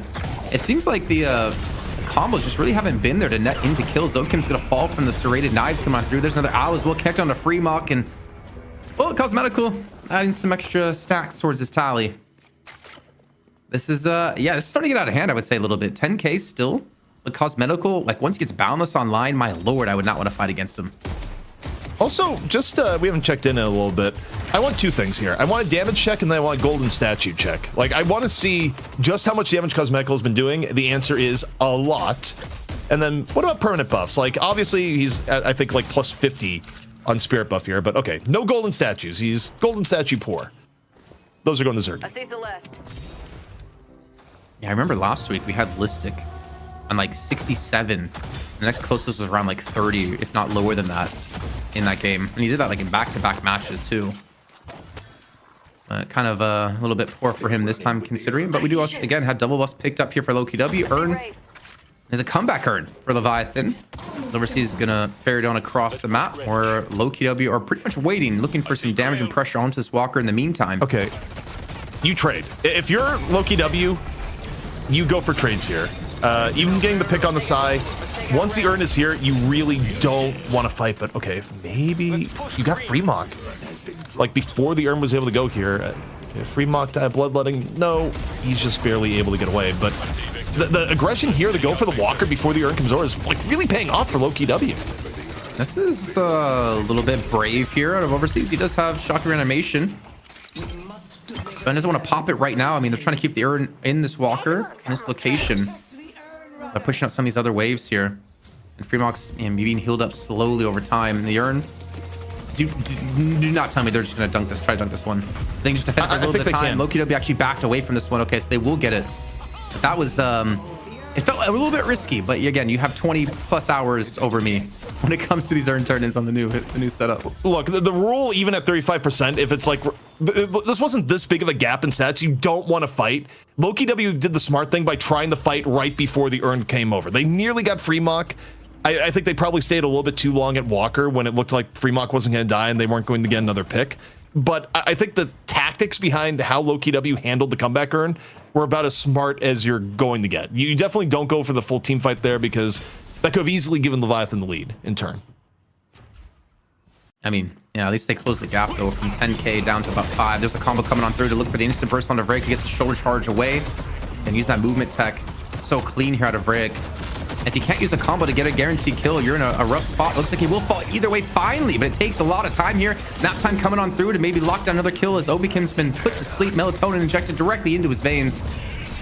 He's actually low on HP as well, but here comes Listic on in with the chain gang. Catches on quite a few here. Freemock trying to get around the corner to this law. Just want to break these chains, but these cuffs are too strong. Cosmetical comes in once again, plus 70 on his owl.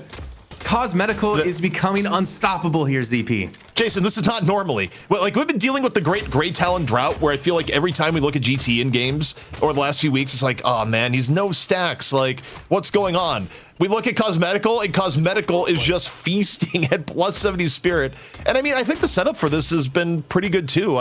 In that last instance, you just wait for Listic to set up on the chain gang, throw an owl into a pile of 3, and surely someone's going to fall, right? It's kind of the logic. And it also helps that at plus 70 spirit, these are not soft owls. Like these are owls that are hard explosives. Like yeah, they're the most brutal owls you can imagine, Jason. ZP, how do the stacks work for us noobs out there? 10 spirit every time your owl is involved in a kill within 3 seconds of the person being hit. So it doesn't have to be the actual killing blow. If they die within a few seconds of the owl hitting them, it still counts. And it just ramps up his damage. Oh my god. They knew. They just knew. Thank you. If he didn't die to the owl, it's going to be the punch out of Ray for sure right there. And Lowkey W again going on the push here.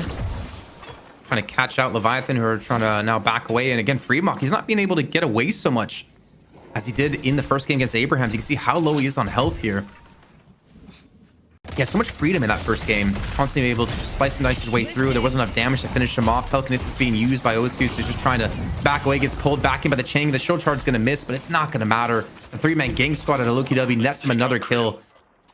As I say, potentially a walker. I see But it Krill. looks like mid-boss potentially on the cards, or are they just trying to defend the right-hand side?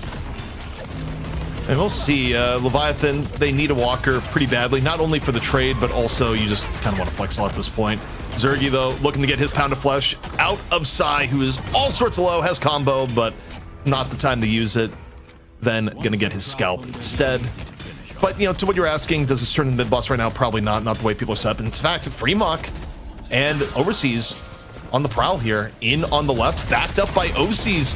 Leviathan trying to make something happen, and they're looking to Listic, who is getting chunked down, and finally gets a card draw that's just not in his favor. That's a lot of damage being done extremely quickly. They were thinking about going for the chase on of Ray, because actually Obikim's being chased down by Freemok here. I think he has enough serrated knives in him that it's probably going to be a dead Paradox. Oh, actually, not enough blades left to go here. He does escape here, but I mean, kind of look at the, was it Counterspell? I'll dispel magic, set Radiant Raging, look for Heal Bay next as well. I mean, Freemok's been controlled a bit, but the thing is, like, even the lead right now Lowkey W has, I wouldn't say the game's over. It's still within reach of Leviathan after you saw that first match coming back from being down almost 25k. I'd say the biggest leading indicator that feels pretty good for Lowkey W right now is that OCs is one of us at the moment and not actually one of the elite with infinite soul scaling. Like, OCs has been kept relatively in check this game. Hoot in control of the urn, bringing it over.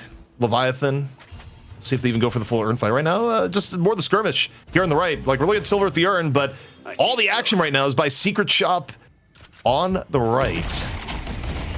As Listic giving Mo a healthy dose of respect. The fists are ready to go. But as the skirmish ends, I mean, the urn drop looks to be just free. Yeah, I was gonna say, like, what are they even trying to get off of this? Because there's no walker there. Maybe they're trying to bait Lowkey W into a fight, but they just get a completely free urn turn in with absolutely no contest and absolutely nothing being taken by Leviathan from that. I think that had to been a macro misstep. I think Leviathan was just very invested in trying to get a pick off there. It was like, okay, run the urn. If we get a pick, it's worth it. It would have, right? Like, if they'd killed Listic, Leviathan could have slammed mid-boss and evened up the game despite Lowkey W getting urn. I actually don't think the shot call for Leviathan was bad. It's just they weren't able to actually get the pick off they were looking for. I mean, right now I'd be a little bit worried about Zergy. He's got a gun buff, and he has 29,000 souls. Obviously, you're really worried about cosmetical too, because the 21k he has is very misleading, and when Boundless comes online, if he doesn't already have it, the damage is going to be absolutely ridiculous. But Leviathan just don't have an answer for cosmetical or for Zergy at the moment. Even the lockdown that we've seen the combos out of Psy hasn't been able to really net too many kills. Counterspell comes on through. The bird going to be connecting as well. He's going to survive this one at least. Yeah, or at the very least, he's down after, but here's the upside. It was delayed enough. I don't think cosmetical got a stack. You got Plus 10? no plus 10. However, elsewhere, Psy under assault. Here's the GT movement. He's just, oh man, the new rain of arrows. A little bit of superior stamina, and you are flying through the air. Grandpa got some moves. Easy takedown on the Psy towards the end. Leviathan bleeding out too, and if you're Lowkey W, Jason, thinking about a little bit mid-boss right now. I mean, mid-boss, I mean, they're gonna lose a walker from this, but again, I think they're gonna be kind of fine with that one. The question is, Leviathan, do they want to throw Overseas into this one to potentially go for contest? Probably not. When the owl coming on out, you're gonna have to get this one up. Even Ray gonna be shoving the right-hand side to look for some base guardians here. And the answer to Lowkey W, the response is just to shove middle. I mean, honestly, there's a real world that Leviathan could have taken some base guardians, but they don't want to lose much more after their mid walker. The charge comes on through, and Freemok just slicing his way through this one, trying to stay alive, but he doesn't have the survivability yet. Zergy for a brief moment surrounded by enemies, but no fear whatsoever. Rest of Lowkey W I see the left. moving in on support. Okay, as I say that, Zergy's gonna lose rejuve, so Leviathan still wanted that for the back. Combo comes out. Zergy, though, new lease on life. Telekinesis elsewise coming out from OCs just to get out of my face onto Vrake. Leviathan, they've been able to burn down 2 rejuves here, Jason. So, I mean, the skirmishing gauge really isn't that bad. In fact, I would argue the last 30 seconds, probably a win for Leviathan overall. Yeah, for sure. You lose 1 player and you get 2 rejuves, almost a third from Obikim, who's very low in health. And they keep their mid-walker alive. I think that was actually a big win here for Leviathan. Keeping that lead only at 11k. Can we actually see the soul difference? Because I'm curious, has it just been steadily at 10k for the last 8 minutes of time, and it's been generally around there with some slight changes here or there. Kind of crazy to see that with how this game's been going, at least how it's felt, that Lowkey W hasn't really been able to extend their lead much further. There's actually something worrying for Lowkey W here, Jason, too, as I look at, is that OC's, I think his proportion of farm has gone up considerably over the last 5 minutes relative to where he was. Like, OC's was actually like kind of on the broke end, now at 27k. Is he the most farmed in the game? No. Is he more farmed than everyone other than Zergy? Yes. And the easy bar does that. I did it without the easy bar. And when I said it, Billy was not ahead of him. As now Sai is just getting business from multiple ends, a charge from Break. And this mode, Krill, the Owl, a little bit late to the party. Most of our abilities unreal. Sai's still alive. Yeah, I mean, the Scourge has been insane out of them. It looks like they might lose the mid-walker, though. Otis is able to shove them on back, and Sai eventually does fall, but they take the last rejuve, and look how low Listic's going to be. There's actually a chance that we could see Leviathan turn this around if they can get a catcher, too. But Listic has enough support from the rest of his team to keep any aggression away from Leviathan, and the Walker will fall. Maybe some more kills, too, because Fremok has been slightly caught out here. The shoulder charge coming through. The counterspell does get it, though, and the parry onto Vrake, but it's still going to cost him his life. Oh, he takes Vrake down. He still gets the 1 kill. I love what happened there is that Vrake throws in the melee off muscle memory, but the charge itself got counterspelled. So the counterspell into another parry. I mean, Fremok getting max value there. Earn elsewise picked up by Rayek. Leviathan scrapping for any advantage. Down 3. Earn a contest. Zergy this time around gonna pick it up, but the nap time comes out and Zergy's not clear here. Zergy getting mobbed by multiple ends. Throws the stake here into Rayek. Gets a kill right after Cosmetical with the backup. Another plus 10 added to Cosmetical's tally with the bird coming on through. I mean, that gut shot did so much damage to Rayek. I'm surprised to see they weren't able to capitalize on that kill into Zergy. If you can't take him down 1v3 like that, and he's able to take one of you with them, that's not a great sign for them. And they still just don't have an answer to Zergy, who's just a powerhouse. And he gets the gut shot onto OCs before the teleport can be used. And that's another kill going the way of Lowkey W. They are just running over this game. The combo has been used on the listed, but Sai, where are you going to go from here? You have no backup. You have no help. This is just... It's kind of throwing good money in the bad here from Leviathan. They're trying to get any form of value off of these kills, but is simply not happening. If they get Zergy, it'd be huge. Zergy at low HP, but right now the pressure all from Lowkey W, just able to swarm and protect Zergy out of the fire this time around. And there's another owl chasing around. Another map. Can we cancel these predictions? Because I don't want to lose my 10k points. ZP sold me on a lie. Yeah, again, man who just went bankrupt. That's on you.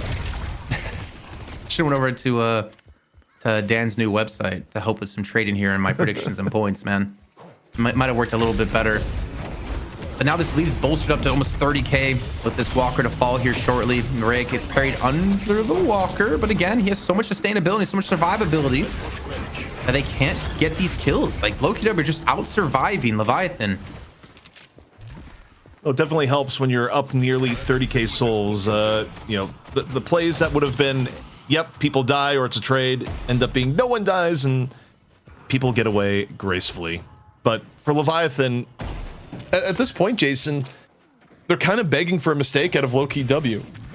Also, can we get an owl stat check? We haven't looked at Cosmetical in a while. I don't think some of these recent kills have added much, but... It's 80 or 90 now. That'd be my guess, yeah. Yeah, it's at 80. And he has a boundless. Oh my god. That hurts, man. That hurts, ZP. I don't know what you do to Cosmetical anymore to kill him. Because he has a front line with Listic, Hoot, and Vrayek. Well, you have to find him.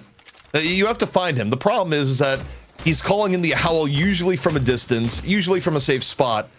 and oftentimes in conjunction with things like Chain Gang or Vrake just setting up a team fight. So, you know, a lot of Cosmetical's damage is coming from a point where you actually just cannot be on him or know where he's at. So it's tough, to say the least. Just something we haven't really talked about is that Fremok is poor. Like, he is dirt poor. 22,000 souls. He's got the least souls in the game. Obviously, least souls in his team as well. He's 18k behind Zergy. This isn't the same Fremok we saw versus Abrahams. He just doesn't have the sustain. He's constantly being caught out here. And he's just falling. Oh, no. Ow. You can hear it coming on in.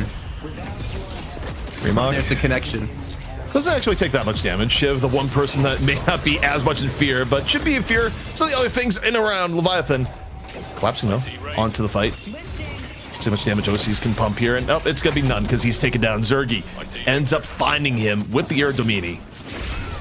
And now, still has more in the tank. Takes out Craig too. If you're fast, you're flying, you have escapes. Zergy's got the cure for what ails you, and what has been a ridiculous series for Venator so far, regardless of who's been playing him. Oh my god, is that like half HP from one arrow on Arizumi? And you were telling me Cosmetical can play Shiv. Do Greytown and Shiv have any similarities in movements? Or is this just a random I'd say collection no. of heroes he plays? I say there's very few heroes that have the same mobility as a Shiv because of the whole right-click mechanic that Shiv has. Because it provides you so much extra mobility that kind of goes unmatched by most the way, heroes. if Dimov went all in and that 240k channel points was all that he had, Dimov is also on the verge of being bankrupt. One of us pro players, not different. He's a man of the people, you know? He took points and he can give it points. Our wealth is what Dimov is to I mean, anyone he's who clear about went in shadow for points. Lowkey W. He only cares about winning Night Shift. Sure. And of course, you're going to be seeing Dimov later today in North America, where though he's the What's he Bulgarian wearing? beast. Well, how would I know what he's wearing? I mean, you know, gamer gear. I mean, What gaming chair does he have? Who knows? Dimov plays fully cosplayed up every time in Night Shift. We just don't have. That's what I assumed, yeah. I know I who hope he's it's cosplaying this viscous. time, Puckett? Lady Geist. Geist may be dead right now, Jason. It's sad, but Not in Don't Dimov, want to though. say I paid Yoshi, but I paid Yoshi all my money. Ways under attack. well, look, if you could like utilize that pipeline, Puckett, and you know, channel your rem hate there. Listen, he let me play with the urns this week. It's been fantastic. We're doing some new changes next week, ZP. What else did you want me Okay. to fix? No, just send rem into the sun. Thank you. But Jason, Rem, got it. Whoa, whoa. Lowkey W, looking for the urn here. This is comeback urn, Leviathan. Okay, then. Are they looking to take the fight? Yes, they are. They're in. They put the urn to their side. Already shocking reanimation is brought out, but the urn is dunked in. So all the resistances are gone. Lowkey W, this is the fight they want to take now, and they waste no time. You see who deeper in gets hit by the combo. They still have the rejuves backing them up. The owl in from afar grounds Rayek. This Cosmetical finds OCs in the melee. Rain of arrows. He's going for Rem. He's on my wavelength right now. Looking for one more shot. Put him to bed. Down he goes. Why are you such a Rem hater, ZP? What happened to you? How many Rems abused you, man? I've been consistent. I have always just, you know, take out. The night terrors, Jason. You've never had one until you had one. Oh, then you don't forget them. You know, the first Deadlock land, I'm just gonna like walk up to ZP random throughout the event, just hit him with a pillow. Just say, like, Rem told me to do this. Honestly, would not be surprised. But otherwise, that may have been one of the last chances for Leviathan to get the game state in their favor. Lowkey W now take care of business wherever they need. Shrines going down for Leviathan. And now it's going to be first stage Patron 2 with still 2 rejuves in the tank. And at this point, Jason, I'd like to see them finish, but maybe they'll play it safe as Obakim right now. A little bit one-on-one versus Celeste, and Obakim happy to take the engage. I see the Yeah, I mean, he's paying. Oh, he wants the owl kill. Let's go. He's pinging it for cosmetic. Oh, wait. The owl's in the tunnels! The Death Star survived. It would have been at plus 100 if he got that too. That would have been, I think, the highest amount we've seen in Night Shift history.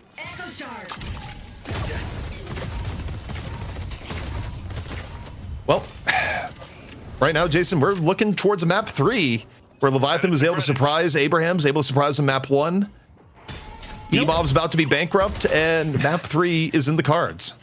I'm not, honestly, with only like a 30k lead though, I'm not like 100% convinced this game's over.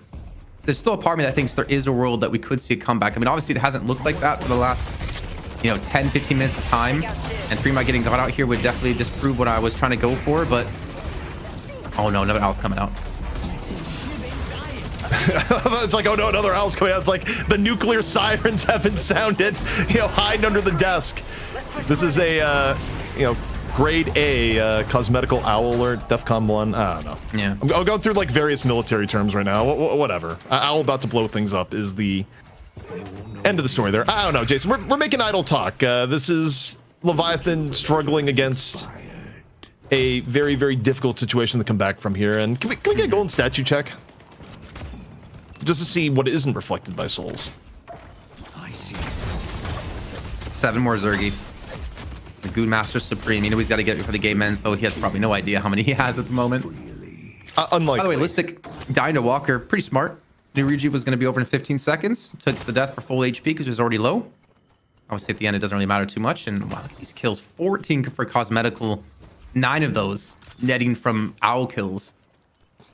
Can you imagine what GT's pick rate would be if he had the character model of Mina right now in the game? You'd be seeing him in every game. The only thing that keeps GT in check is that people don't find his model cool enough. I mean, to be fair, his model does kind of suck. I thought GT was female for a long period of time until I realized GT was actually a man. Well, yeah, it's all the, hey, who picked grandma? But GT one day, I believe, will get the revamp. And then you'll probably just be seeing him in every game. You'll get the Mina effect where, when Mina even has like a low win rate, she's high pick rate. It's real cool.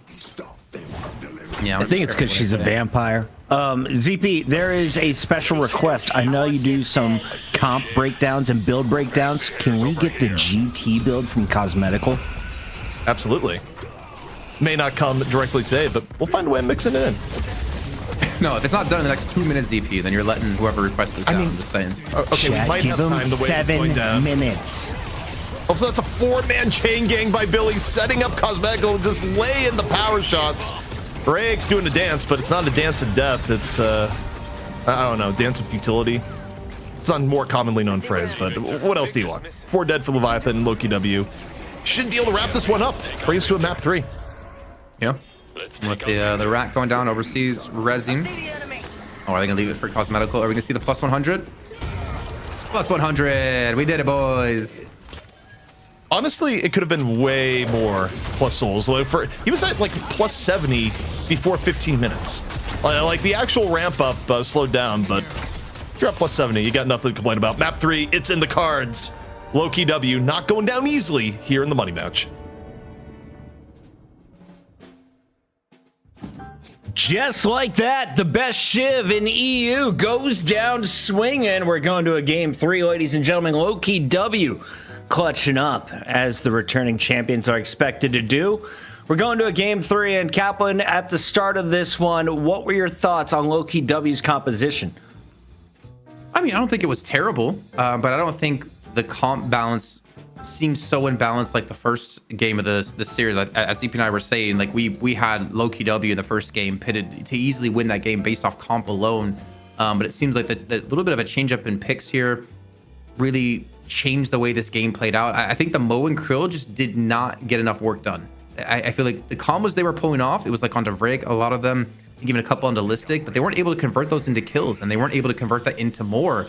Also, the fact that Freemont just got so heavily shut down in this game is really hard to see. He was at like 22k souls when everyone on the other team had at least a minimum of 30k. He was lowest in souls in the lobby for such a long time, and he didn't really get to create space and apply pressure like we saw in the first game versus Abraham's in the day. So I think it's kind of a different fronts netting a result for Lowkey W. And honestly, you can never doubt Cosmetical when he's playing GT. I mean, you saw the stack there, Zipu pointed out. It's like 70 plus spirit power pre 15 minutes is just disgusting. If we're all on a plane together and the pilot has a heart attack, Cosmetical is getting to fly. He's definitely got my trust. Watch these wings, ZP. This guy's owls were on point. Yeah, I mean, GT was right place, right time, the entirety through. I think you got to give the assist to Listic for Chain Gang setting up a good amount of them in the early part and getting the snowball going. But man was relentless. Maybe my highlight of the match right now as Irizumi goes to bed. Dying. You know? Yeah. That's really good commentary, by the way. You should clip that for your reel.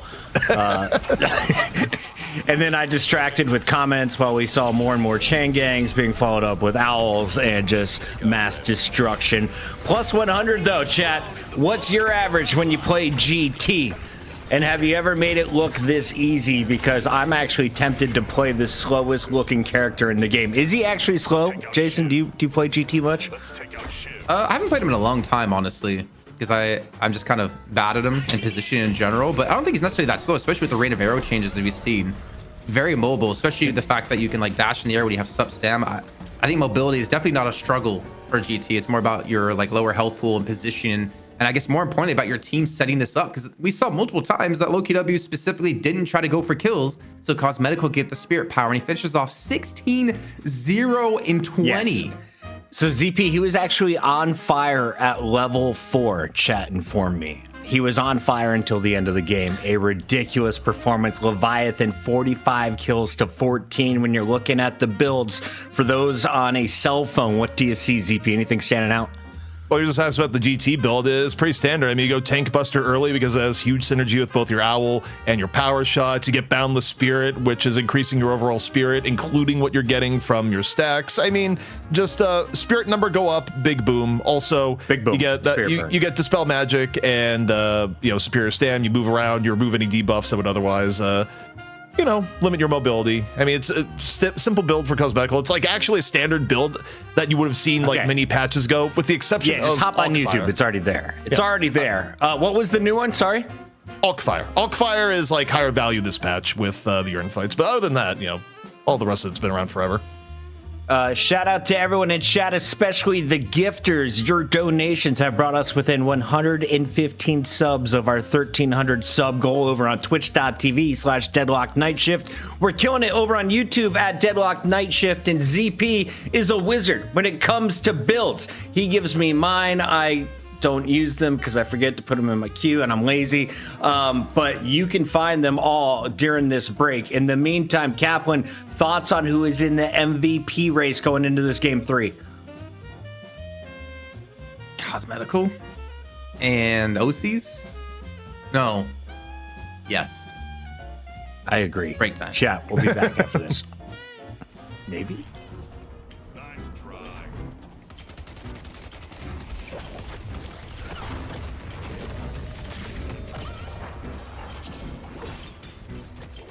See Billy.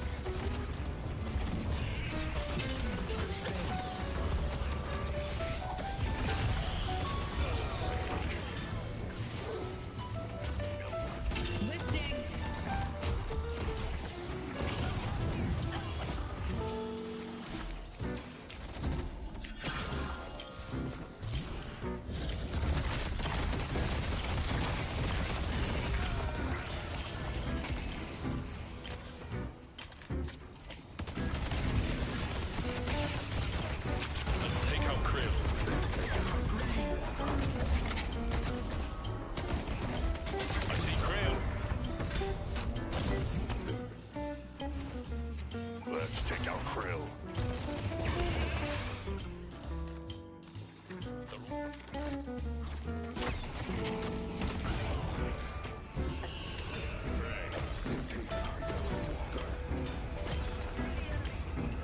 I see red. I see shit. I see the left. See red. I see Victor. Let's take out Victor. I see Shiv. I see the left.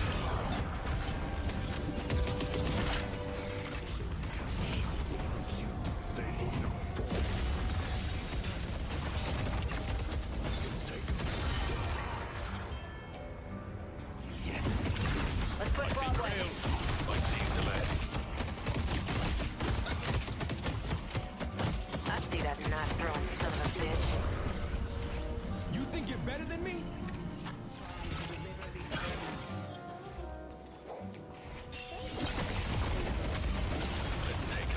Let's take out Celeste. I see the left. I see Ray. Let's take out Ray. Let's take out Krill. We have you now. I see Shiv. I see Shiv. I do not miss. Let's take out Celeste. I see the left.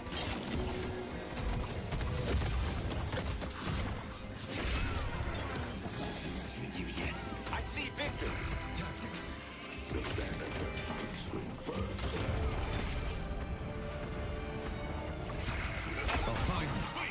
Let's take out Victor. Let's take out Rem. I see.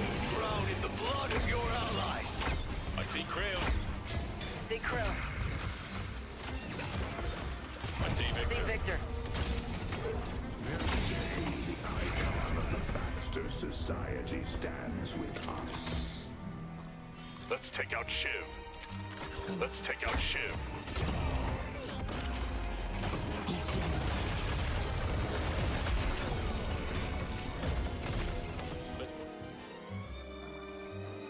I see the enemy. Trap is set.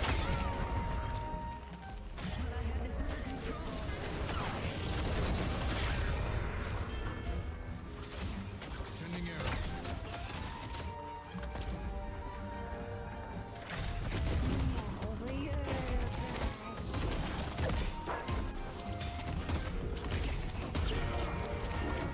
Detective Abrams. I'm out of here. I don't know. This is gonna be fun.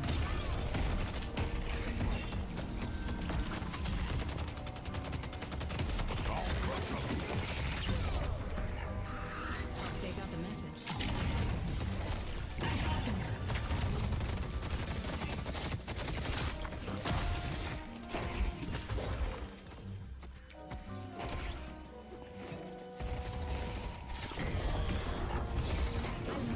Standalone's on cooldown. Cards out.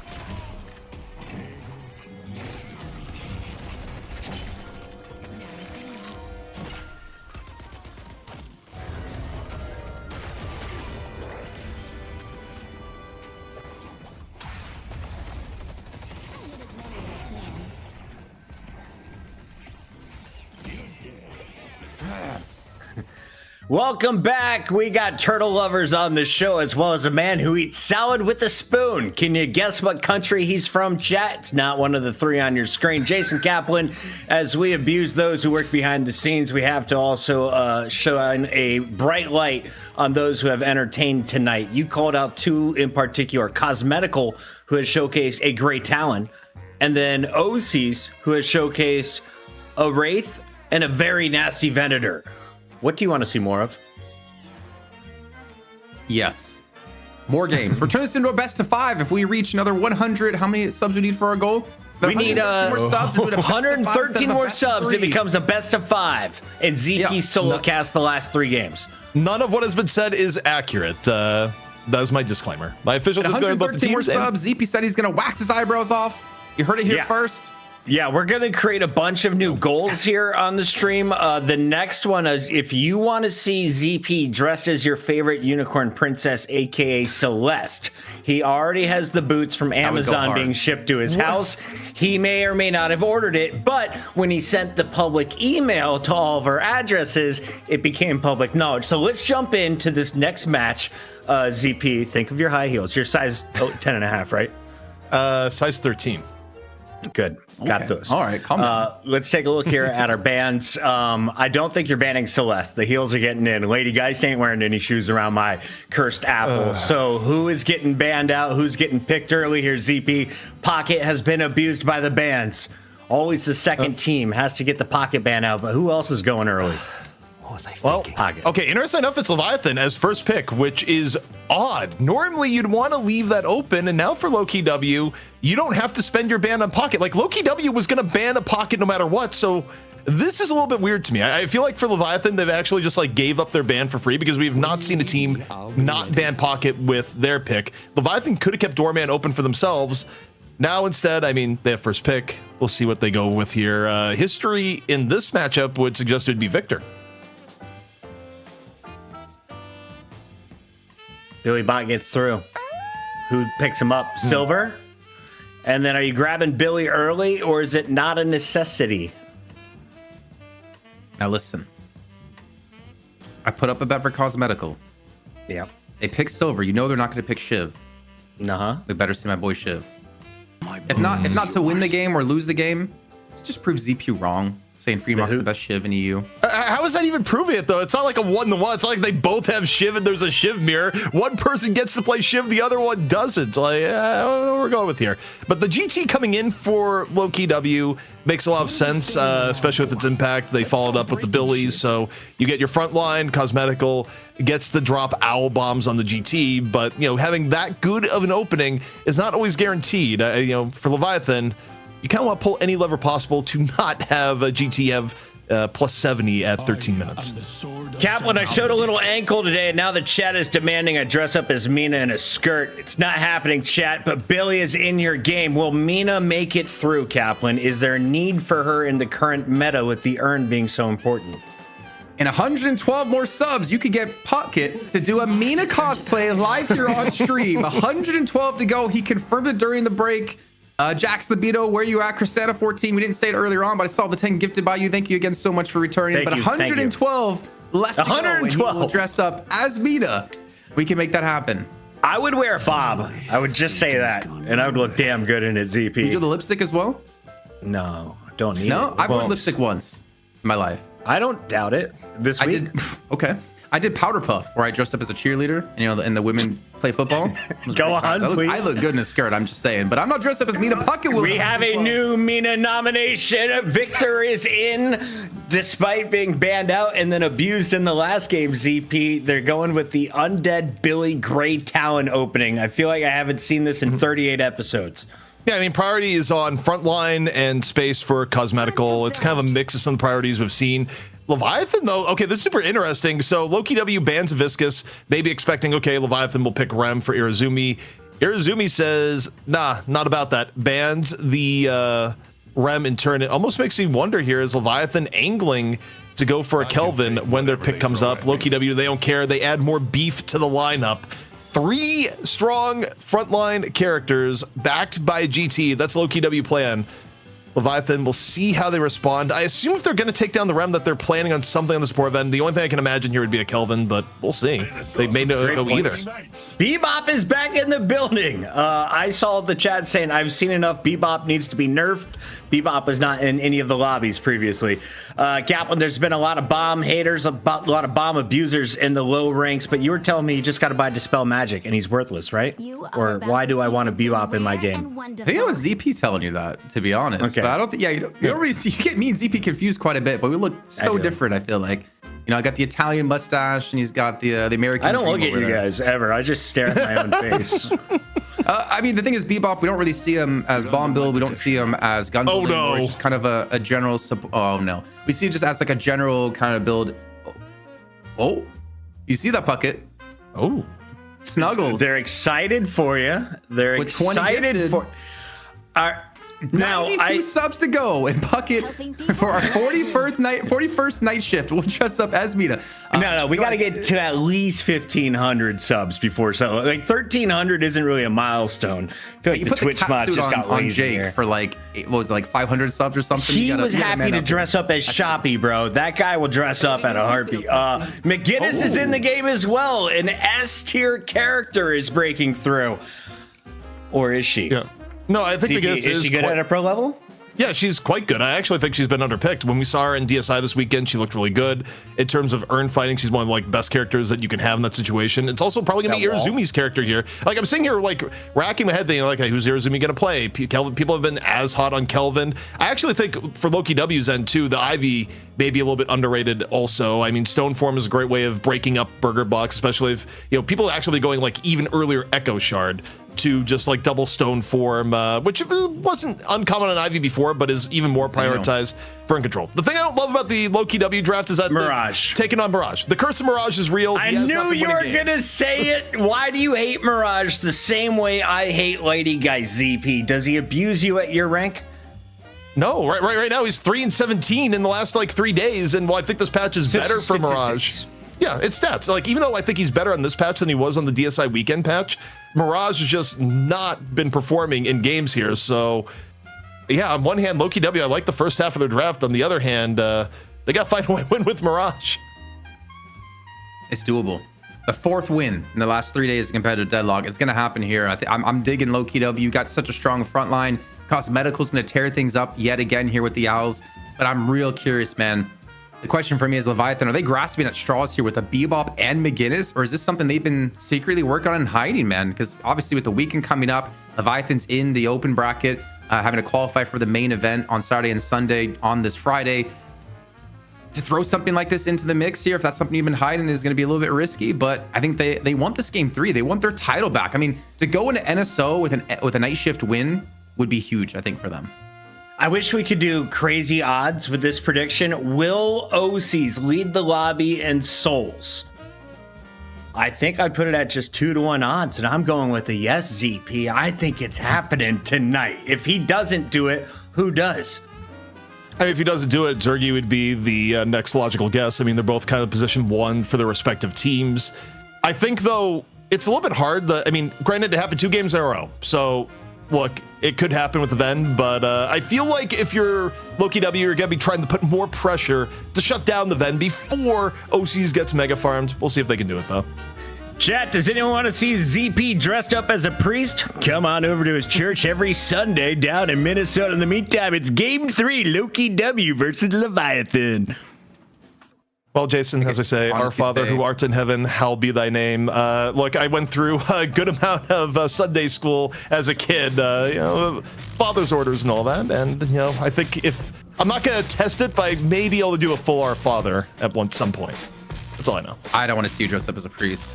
I want to see you in that ballerina outfit, the tutu, the high heels, the unicorn horn. I feel like we can make this happen at some point. You'd also have to put it, if you wanted to do a good Celeste cosplay, you'd also have to like do some good like fake tattoo work. Also, there's a lot We can make it happen. Good Celeste cosplay. In 92 more, no. But Jason, taking a look at the lanes here, Bebop has made his return, and while Bebop suffered some nerfs and isn't as favored in the current meta, he's still a lane demon, and I think Bebop himself is one of those heroes that I feel like, regardless of whatever the meta is, whatever the game state is, Bebop has the factor of just win the game as Bebop. I mean, it's overseas. For me, he was, I don't know anymore, the best Bebop in EU over Dmop, over TAS. It's just been a long time since we've seen him really play Bebop and to play it as a mainstay for him. Doesn't have Hook picked up just yet, obviously early on. But I mean, looking at things though, I think like one factor for Leviathan is just don't let Cosmetical get stacks early. As you pointed out, was it 70 extra spirit powers, 17 minutes in? You just can't let him have that. That's just too much free damage that you potentially could mitigate. But obviously the communication, the coordination, more important out of Lowkey W to make that work is definitely an important factor into this one. But I do wonder, like, who are you going to kill in mid lane with this Bebop, though? I mean, we'll see. I don't think either are the easiest kills. I mean, arguably you can get a kill on Victor before shocking reanimation, but also I'm just looking at the draft, and you know what shocks me? Wraith was fully available for Lowkey W. Like, Lowkey W decided, yep, we're just gonna put Zergia and Mirage over the Wraith, and that seems weird to me. I mean, I'm trying to think about it. That was actual. The fact that that did not hit from that angle. Maybe it was a last minute pivot on his screen and the observer went wild, but that felt like a parry that probably should have happened if the aim was a bit more on target. The thing is, I can't really argue with the stats when it comes to Mirage, but I think, honestly, I think the fact that he was like, was it 3 and 14? You said?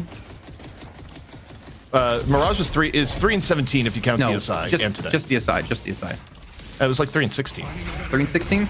I mean, I think it was specifically due to the fact that he doesn't really offer anything when it comes to the urn contested in the middle. But the fact they moved back to the sides, I still think Mirage is good. I think the stats have been really misleading when it comes to that. I think it was mostly just due to the fact of the way the urn was in middle, to be honest. I think it still has like crazy impact later on in the game, especially with the macro plays you can pull off as Mirage. It's Level 5 tornado, and then you just relic it, right? You got like 4 tornadoes, ZP. Why is that not good?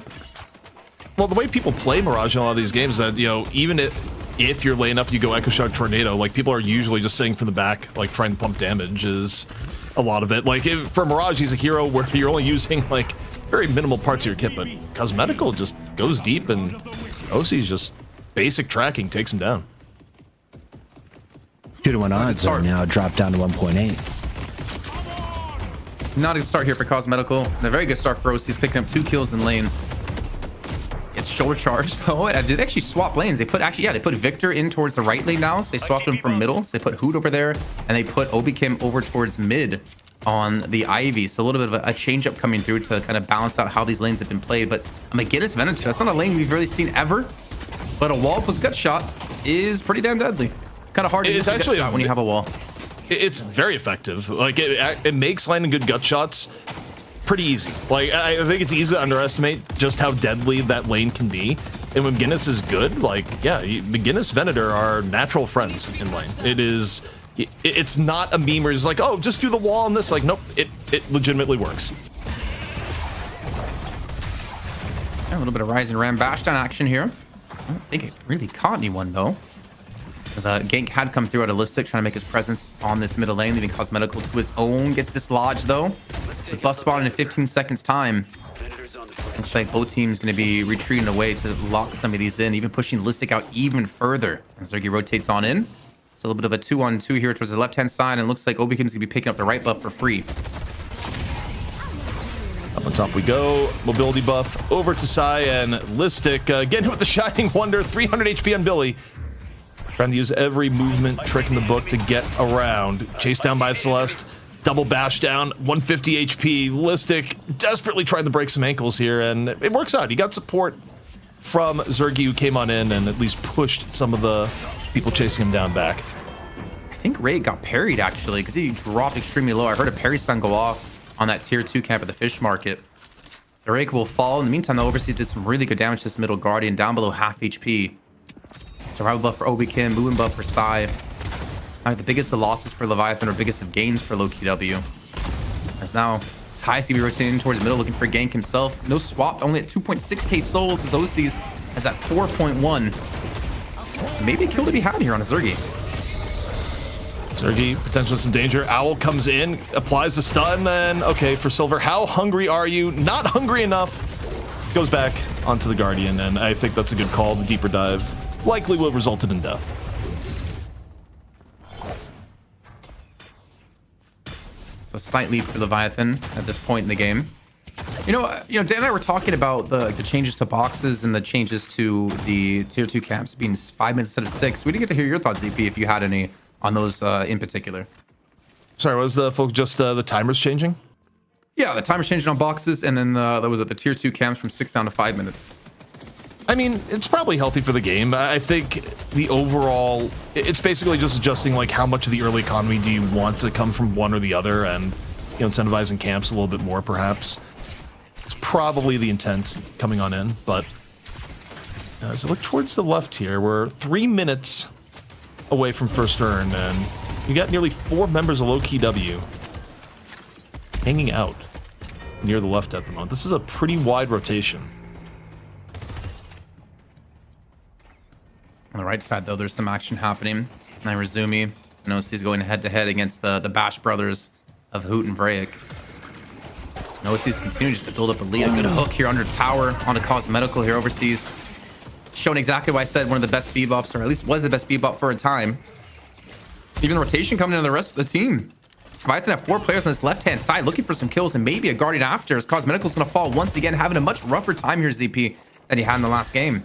He didn't die at all last game, and now he's like died, what, 2 times, 3 times? It's been drastically more difficult. Charge comes in, shocking reanimation. Gonna be popped out of here by Hoot. OC's getting caught in the melee. So Lowkey W still able to get a little bit here. Or chase down McGinnis, and in fact, like, Nairzumi's caught. I thought Nairuzumi was just gonna be able to back away, but no, that just escalated quickly. The movement just fell away. I think that's plus 10 for Cosmetical too. Getting the assist on that one. Starting to build up his stacks. Not quite the same extent from the last game, but the counter pressure had come on through. That Guardian's down on the right-hand side. Maybe a response, excuse me, as well, out of Lowkey W on the left-hand side. The reinforcement's going to be there with Rake rotating on in. The mid lane, though, has been kind of left open, and Cosmetical seems to be picking up the extra farm in that position to kind of catch him up on the early deaths he had. Meaning Zergy has to farm this left-hand side. Nobi Kim, oh my god, he's so low in health. He's going to fall. Leviathan pick up another kill to add to their tally. Only a 1k, well, even less than 1k difference between the two.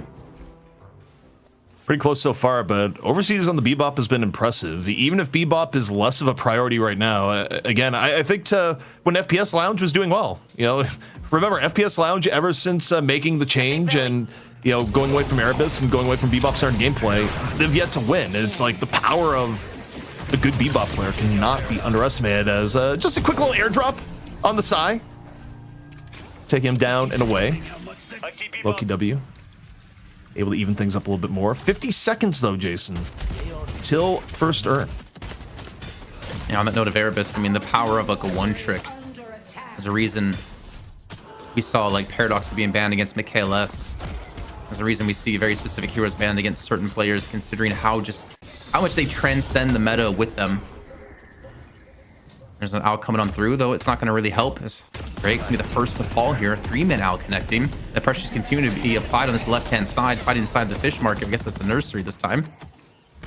They're able to get themselves another kill. I mean, the thing is, the urn's not spawned on that side of the map, so it's not like they're able to transition into anything off unless they teleport on over, but they could look for a Guardian on this left-hand side. There's kind of a downside control to Lowkey. For Leviathan. They want this urn to take a while to actually be a fight. Like, look what happened ult-wise. Heavy Barrage gets burned. Shining Wonder gets burned.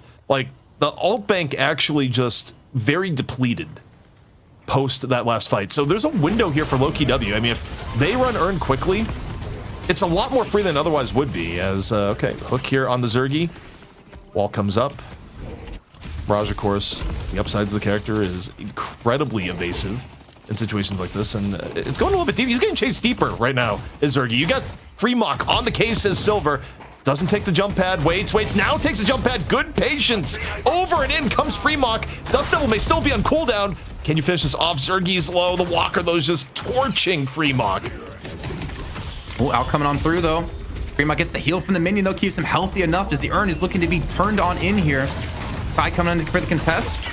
Urn still taken away, has been transferred over towards the Leviathan side. The combo comes back into Lowkey W as they transfer it to themselves yet again here. And it's just on Vraic to defend against it. The urn is taken away. We need to see Ray come on through as he turns it back to himself. The burger boxing has commenced with the hyper beam on top of this. It's not looking too bad for Leviathan, to be honest. The beam just continues to beam. Overseas just sitting here in the back. Uncontested, laying in the damage. Lowkey W going for the urn has created all sorts of pain. The Bebop of Overseas clears space and gives the urn to Leviathan. Remember, Jason, this is a best of 3 in Leviathan. Now in a commanding spot, a great lead to potentially unseat Lowkey W and be back on top. This is looking a little familiar from the last game, isn't it, ZP? Lowkey W got like an urn turn plus 4 kills and they just exploded on through.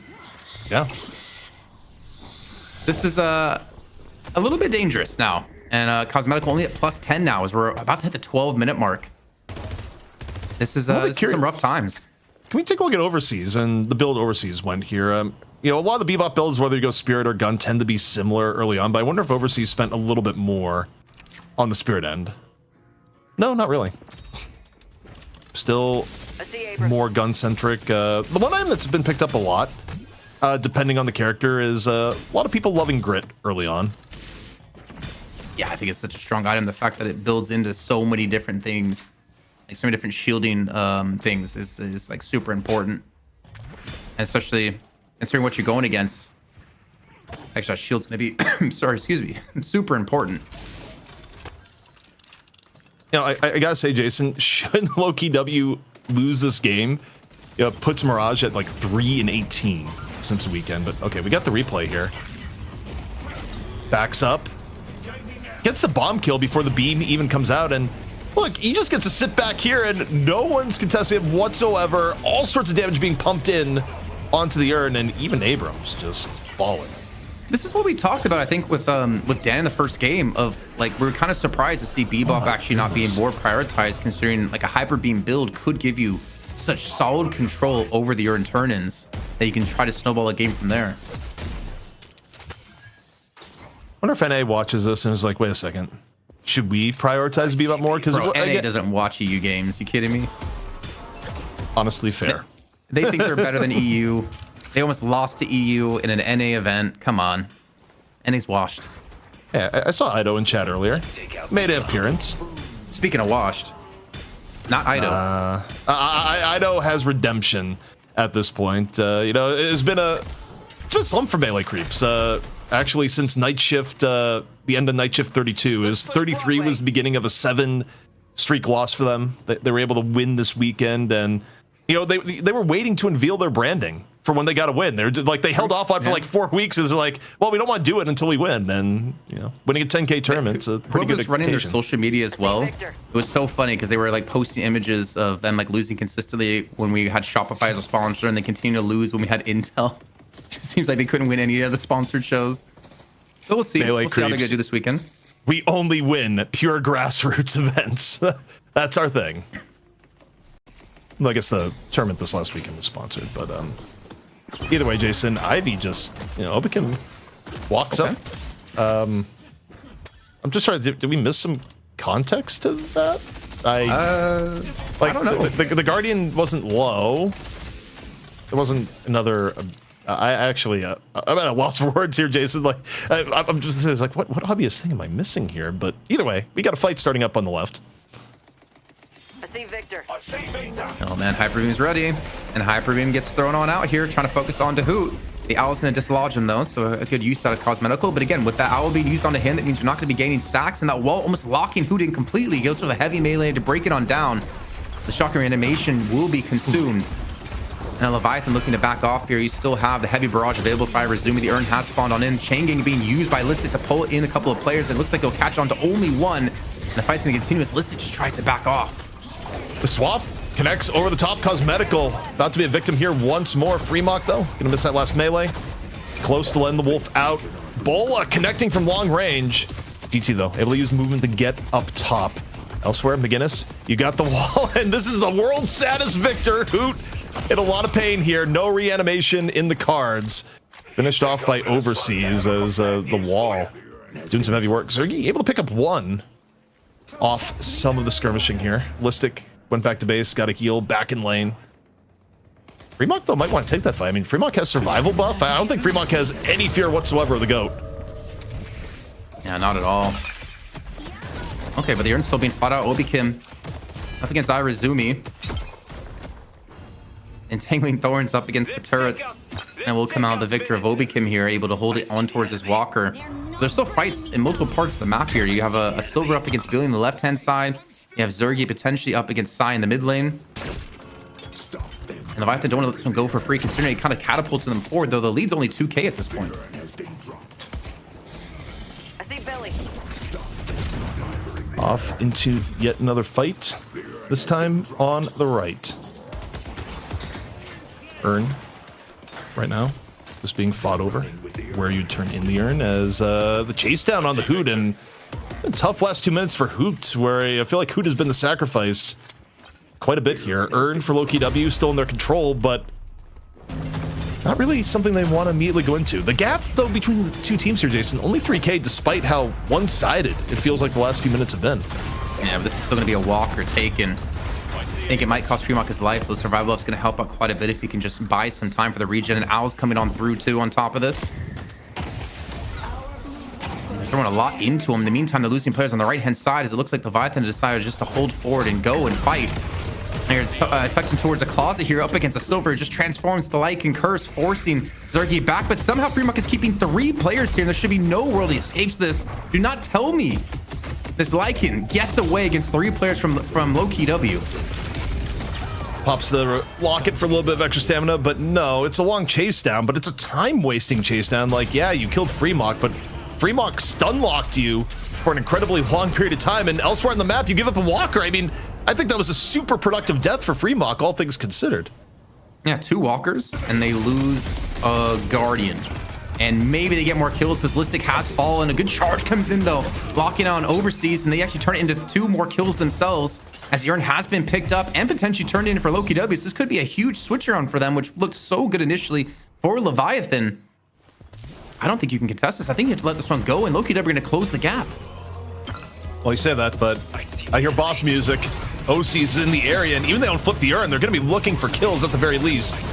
They're stacking the urn, stone forms, ready to go, but okay, the Shining Wonder out there dealing damage. So yeah, you get the urn, Ray goes down, and OC's okay, maybe a bit off more they can chew here. Half HP on the Venator. Leviathan members streaming in. And again, for Leviathan, you're happy if you get some kills here. Rake just gets all sorts of caught on terrain. Ends up falling. Fremont rejoining the fight, but it kind of comes at a cost here, Jason. They lose OCs, who had to extend a little bit more. Fremont looking for scraps, but again, may have overdived. Like, look at the map. Who's here to help Fremont? And now Fremont, baby in danger here. Listic, Rising Ram, bashed down and gone. Another owl, another stack as well here for Cosmetical. It's at least at plus 20, though. I don't know where he's after that. I was about to say, Sai, getting focused in on just actually teleported across the map. Robikim is already waiting. What's Cosmetical stack side? He's got to be, I want to guess like plus 30. Yeah, I would guess in the realm of 30, 40. It actually could be as low as 20. Oh my gosh. I thought Sai would have had that.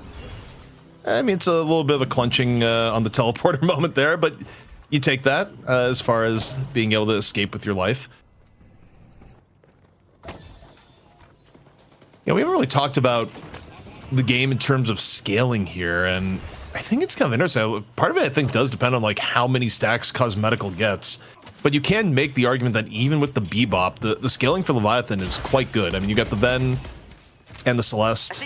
In theory, Mirage's potential man towards the end of the game, it just hasn't been the case. Like, OCs was losing games for Leviathan when they had like 70k souls in some of the DSI games, as a reference. So. OCs was losing games, you said? Yeah. When he had 70k souls? Yes. Damn. That's kind of crazy. It's going to come down to this next turn fight, though. And Hyper Beam's ready to go, which was one of the reasons of success for Leviathan from before. But again, Lowkey W have 5 ultimates ready to go. And the Cosmetical, if he plays his cards right, and just once again hits Overseas out of the Hyper Beam, then that's going to be a relatively easy fight for them. Though in the meantime, Leviathan are pushing the right-hand side, trying to go for a catch onto Hoot. I mean, Hoot has been the target multiple times here. In this case, not going to be the dive. But I think as far as Overseas goes, if you trade out Hyper Beam for an Owl, you're ecstatic. I mean, between the two, Owl, generally, you'd much rather Owl, like, after a chain gang and get damage on the 3 people. The fact that the duty of Cosmetical now may be to interrupt the Hyper Beam guy, that's a win for Leviathan. I was gonna say maybe a loss for Zergy, but gets a little bit of help in the skirmish. Leviathan could just turn in the urn, though. It's just Vreg to defend against this, and Fremont could pretty much push him out of the lane here. So the urn does get put in. Trying to get the parries to prevent anything from or anyone from actually stealing it away, and Vreg's gonna probably even has a chance. Zergy comes on in as well, but the urn's still gonna be dunked in for Leviathan. So that lead now up to 10k here. The Owl might be enough to catch out OCs, though. The stun comes on through, so no plus 10 happening. But the rest of Lowkey W are gonna be there, and he's so low in health. Jason, you got rescue hooked. Overseas hooked him out of the danger. Oh my goodness, the power shot nearly clips his wings, but Overseas, the saving hook on the OCs, frees him from certain death and stops what could have been a mid-boss pivot from Lowkey W. I think if Lowkey W kill OCs there, they slam mid-boss, Jason. And the hook came on through to connect onto Hoot. Being chased down by Rayake now. But it's Hoot. I mean, he's got the best move. He probably has like top 3 movement in the game worldwide. And there's like one contender in there that we have. Okay, Iradomini taking down Hoot midair. Second connection landing as well, and the third. Look how low Hoot is going to be. There's one player we haven't seen when it comes to movement, because unfortunately he plays over in Oceania, but like Disco Virtuoso has been crowned, at least in that region, as the best movement player by far. Even a lot of North American players talk about him and how good he is at movement. You mean Australian Zergy, as everyone? Okay, you can't say that. No, that's literally like when he was on the watch party this weekend, people just walk in and be like, yo, is that Zergy? Zergy's here. And, oh, look at the saving hook. It's unreal. And the uppercut. I mean, you don't do that in your games? I don't play Bebop. I have standards. Okay, Warden spammer. What, a holiday spammer? Yeah, it's more of a Venator spam. Was the Lady Guy spam, but hey, we'll let that slide. The guy who played only like, was it Widowmaker in Overwatch? No, it was more Tracer and Cassidy. And Widow. Okay, no. I'm talking when I was casting Overwatch. It was definitely Widowmaker. I remember Hex and I making fun of you for that many times. Yeah, well, I won games, Jason. What do you want from me? And Jake did it on Junkrat. We all have a way to the top. Zergy died, by the way, at the start of this, as Hoot, looking for Megas, is going to get iced out at the last moment. Irizumi, though, still desperate for any form of help, just hanging out here near Secret Shot. Fremok also pretty low, but I mean, Lowkey W, they're not securing the kills. Like, does Leviathan actually walk away here? OC's also super low. I mean, Leviathan, it's an entire team at 1 HP, it feels like, and yet no finish from Lowkey W just yet. Special delivery of the goat man, who it feels like he does not ever have shocking animation up. It feels like it's always being used. It's hooked back on him with the wall on top of this. I mean, he's soaking up a lot of damage, to be fair, down to half HP. He's able to push on forward to take down OC with the help of his team, and somehow escapes with the help of the Warp Stone. Working out pretty well here for Lowkey W. They did lose 2 overall, but they took down OCs, which alleviates a lot of pressure, because OCs are starting to run away with this game. He's on 29,000 souls as they get a catch on to Sai as well. Lowkey W, even though they're like down quite a bit of souls, they're keeping this relatively equal. 2 for 2 after what was a very long fight. It started out with Zergy getting picked, half of Leviathan at no HP. I mean, it's actually unreal that didn't turn into a rout for Lowkey W. Credit to the movement of Leviathan to keep that even.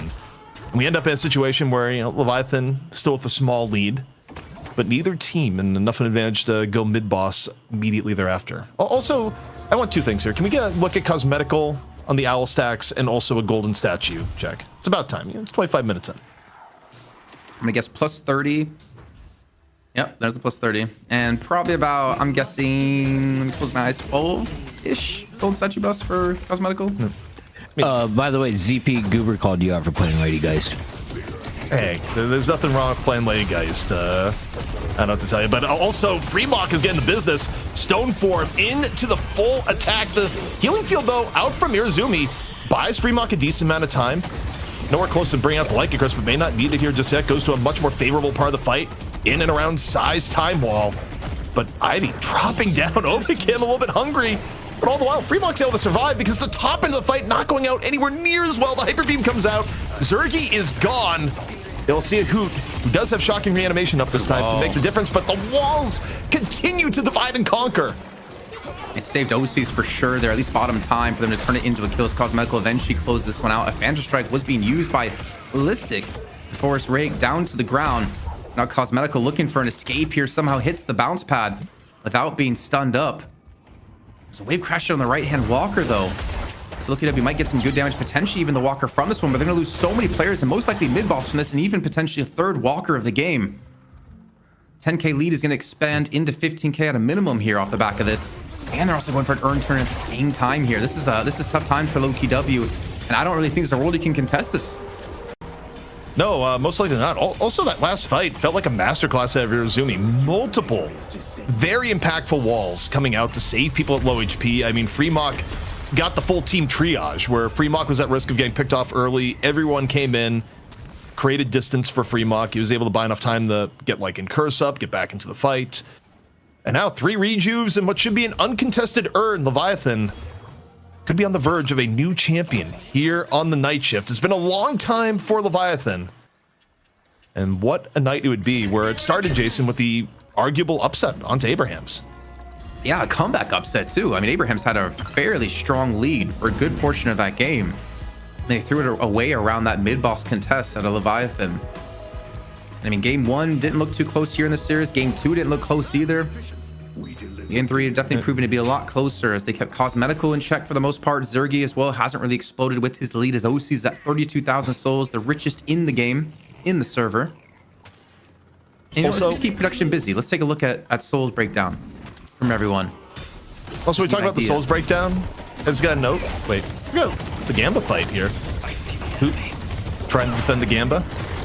Instead, though, dealing with a quite angry wolf in turn, 400 HP. Does have shocking reanimation up if need be. Zergy out there at the same time. Fremok's wolf form. Maybe about to fade, but getting good damage. Fighting Solar close quarters. Dangerous at best. And this turns into a massive fight over the double sinners. Rejuve gonna get burned on Irizumi, but the cavalry arriving. Leviathan pushing Lowkey W back. I mean, for Lowkey W, you got Rejuve out, but if you lose Boot, be a little more dangerous. Shocking reanimation, though, still up. Damage being pumped into the walker all the while. So Leviathan still reasonably healthy. Gonna get the walker. Maybe burn a Rejuve on the rig. The triple stun on Fremok with the walker eventually does fall, though, and so does Hoot. I'm really digging these Scourge pickups, by the way. We didn't talk about it too much last game, but considering how beefy Lowkey W are with Billy, Victor, and an Abrams, it does so much damage. The value you get off of that is insane. That's why base garden's going down. I was gonna say, in terms of stats, here's a stat for you. If Mirage loses this game, he's 3-18 since this weekend in competitive play. Adding up another 2 losses here on the EU portion of Night Shift. Yeah, that's tough. Some say he looks like Lady Geist with a beard. the sum is Chris Bucket. I'm sure there can be, you know, like the bearded woman at like the circus, the bearded lady. Do some sort of like skin for Geist, where you have the Mirage goatee or like full on beard. Geist and Mirage cosplay, but yeah, as I look at it now, and you just split it 50-50 down your face, you know, like Two-Face. Left side's Geist, right side's Mirage. Either way, you're losing. Abrams cosplay. We can do it, ZP. Okay, well, 30k advantage for Leviathan, and you know, Lowkey W, the win conditions have just shortened massively. I mean, once again, you're hoping for a mistake out of Leviathan, but you think about how these fights have broken down, Jason. You've had far more adaptive play and, you know, just picking up fights from the brink of doom from Leviathan, whether it be Overseas or Irizumi, who have had ridiculous support. But we got Fremok. The wolf is out here on the urn. Urn picked up here by Leviathan mid-fight. Chain Gang about to come out here for Billy, and absolutely no one is brought in. Oh, we can pick up the urn in the melee. See how the rest of this goes. Does Zergy get... Nope. No Hyperline's had. No one's in position to shoot, but for Leviathan, they're going to decide, yeah, we'll fight this more to the left. I mean, they surely not trying to go for the cap on this, right? They're just trying to wait for the Reju to fall away, which is going to be in 1 second time, so at least the Rejus won't be there anymore. They have the resistance. They actually want this fight. If you're Leviathan, you want to let them turn in and then you jump them. That is the play here. It's going to turn in really quickly, and once it turns in, the resistances are gone. Wait. Resistance is gone. Now you can fight. Lowkey W, they're just a team that's down 30k now. Yeah, you got the urn, but this is where Leviathan wants to take the fight. However, OC's again run at by Hoot. Decent job of like keeping OC's damage a little bit lower at that point, but the stats favor Leviathan here, Jason. It's going place all over the map. Zergy, first to fall again.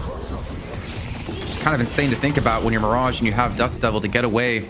That's the impact and the charge being used. Again, just for Vrake to escape, he gets hooked right back in towards his death return fire being popped, but it's not going to buy any time for Vrake as him and Hoot both fall. And it's all left to Cosmetical and Listic. Rejuve's not going to be there, but the 22k soul lead will be. And so are these shrines here in the next few seconds. This was the lesson learned at the end of DSI that Melee Creeps was able to use really effectively, is that you let the other team turn in the urn. Like, in theory, it's supposed to be an advantage that the favorite team urn turns in super quickly. The problem is that once the urn turns in, you instantly lose the resistances. So Leviathan just made the call there, being like, turn in the urn. We don't care. We're going for the fight as soon as the urn is turned in. And that was a fight that Lowkey W was not equipped for at all. Turn in, you won't. You won't. And they do. And then they die. And now they get the first stage patron done. Leviathan, 30k lead now. And I would almost bet the next point of action, it has to be mid-boss. It has to be probably a bait out of Leviathan to force Lowkey W to fight you. Make him scream, then turn for the fight. Don't try to commit onto it. And that's like the winning condition. And if you're Lowkey W, you have to contest it. The thing is, if Leviathan force a mid-boss, Lowkey has to go for the contest, or they're just going to lose the game. There's no way you're going to stop Leviathan pushing down your patron, a stage 2 patron with 3 rejuves as well.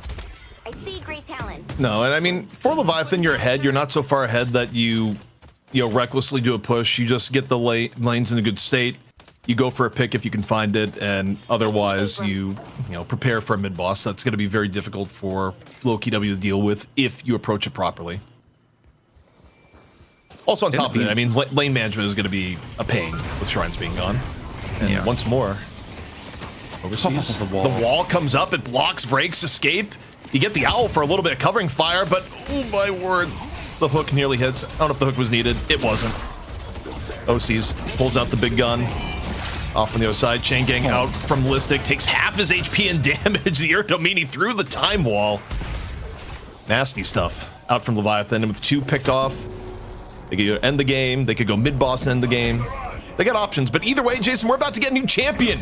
Here on the night shift, Leviathan, they have made their grand return, and they are so close to completing the match.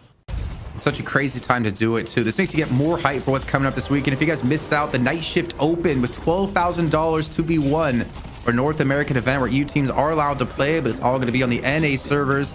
There are already some big dogs. What is it? Melee Creeps, Lowkey W, FPS Lounge, and Floormen all being invited into the main event. 64-team qualifier, which sold out, or filled up, I should say, in 7 minutes with over 40 plus waitlisted teams. Action all kicks off on Friday, I believe at 1. Actually, I don't know the time on Friday, but Saturday and Sunday at 1 p.m. EDT. Qualifier is 4:30 p.m. EDT. Weekend is 1 p.m. EDT. But Jason, we are on the verge of a new champion. Lowkey W, final opportunity to defend. They need a miracle and then some. But Leviathan, weeks and weeks trying to find their identity and their groove back again. The new patch breathing life into them, even after a rough weekend.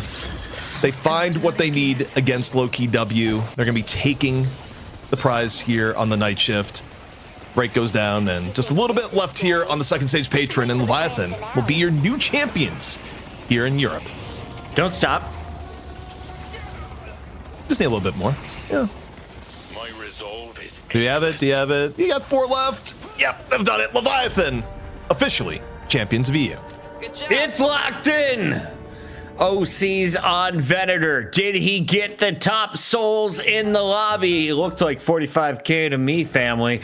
Well done to Leviathan. After 5 weeks, they returned to the throne, and that is going to earn them some serious cash. And more importantly, as ZP just mentioned, a lot of confidence going into a big event this weekend. Let's talk about what we just witnessed, though, Kaplan, because the chat, they said, I'm never trusting the casters ever again. Did you get this prediction correct? Well, first of all, you should never trust the casters in their predictions. I think even Jake baited people in one time to create his own generational wealth. No, he's broke. Oh, he's also broke. Well, just to be clear. On the surface. Our shell company, though, is flush. Yeah, for sure. Sorry, keep going. I mean, I think Leviathan, they showed today such like different compositions with the norm. I mean, we were kind of like not laughing, but we were so confused by like the mode doorman we saw in game number 1, but they pulled it off in such a one-sided victory up against Lowkey W. But they've shown, as ZP was saying, like their identity is back a bit. They're showing some new heroes like Bebop and McGinnis coming through in this game, unpicked throughout the entire day so far today until this match, and they ended up closing it out, shutting Hoot down quite heavily. But I think the major adaptation from like game 2 to game 3, Cosmetical did not have an easy early game. He was constantly pressured. He died so many more times. I mean, infinitely more time because he had 0 deaths in game 2, but they didn't allow him to free farm. They didn't allow him to get these stacks built up. And they just really punished him early on. I think the walls that Irazumi, as well as you can see here in a specific place, were really well put down. It really like separated the teams. It bought time for his teammates to escape and kind of turn the tail of how these fights break out. Even in the laning phase, it was able to pull off a couple of kills with OCs with these gut shots into these walls. ZP, in almost every clip, I'm seeing Overseas start it with a hook. We have a Bebop fan on production in the edit room, and for good reasons. How good was the robot? Because honestly, I'm kind of inspired to go play him after this. I mean, Overseas was great, and not just in the ways you'd expect to Bebop. People like, oh, you know, get hook, get a kill. There were multiple saving hooks that we were seeing, and use of Hyper Beam was generally on point the entire match. I mean, look, Overseas played every aspect of Bebop to perfection. I think Irazumi, in terms of saving plays, was also right up there with a lot of walls. And I mean, not a single part of Leviathan looked bad in this match.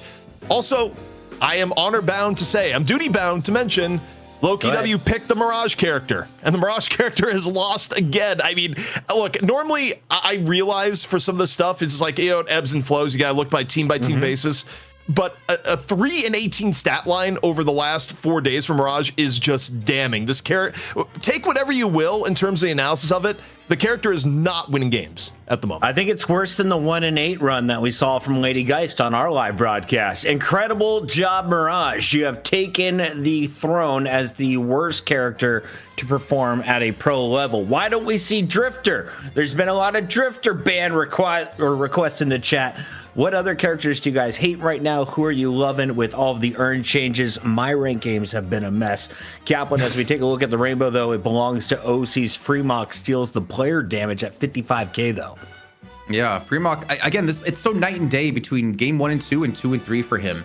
When he's not super far behind in farm, his survivability in these fights and the annoyance he's able to be in these fights just completely change. On his Shiv, he was the poorest on the team, poorest in the lobby, and he would get shut down so easily. Here on Silver, he was able to constantly apply pressure to like Cosmetical and multiple other players. He had the freedom to use his movement. I can't think of the word I'm trying to think of. How good he is at movement to really shut down a lot of low-key players and keep his distance and get in and out of these fights. And for me, you know, ZP, I don't know if you're voting the same way, but Freemock has to be the MVP of this series over the course of this best of 3. Yeah, it's kind of interesting is that, like, I don't think Freemock was the MVP of game 1 or game 2, but if you go by the totality of his performance over the course of the series, I completely agree. I think Freemock was incredibly consistent and a key part for Leviathan. Game 1, if you did it by that, would be OC's. Game 3 would probably be Overseas, but you're going for the aggregate? I think it's got to be Freemock. Why not the rainbow twice with an OC's? They only need 2 games to win, and OC's leads the way.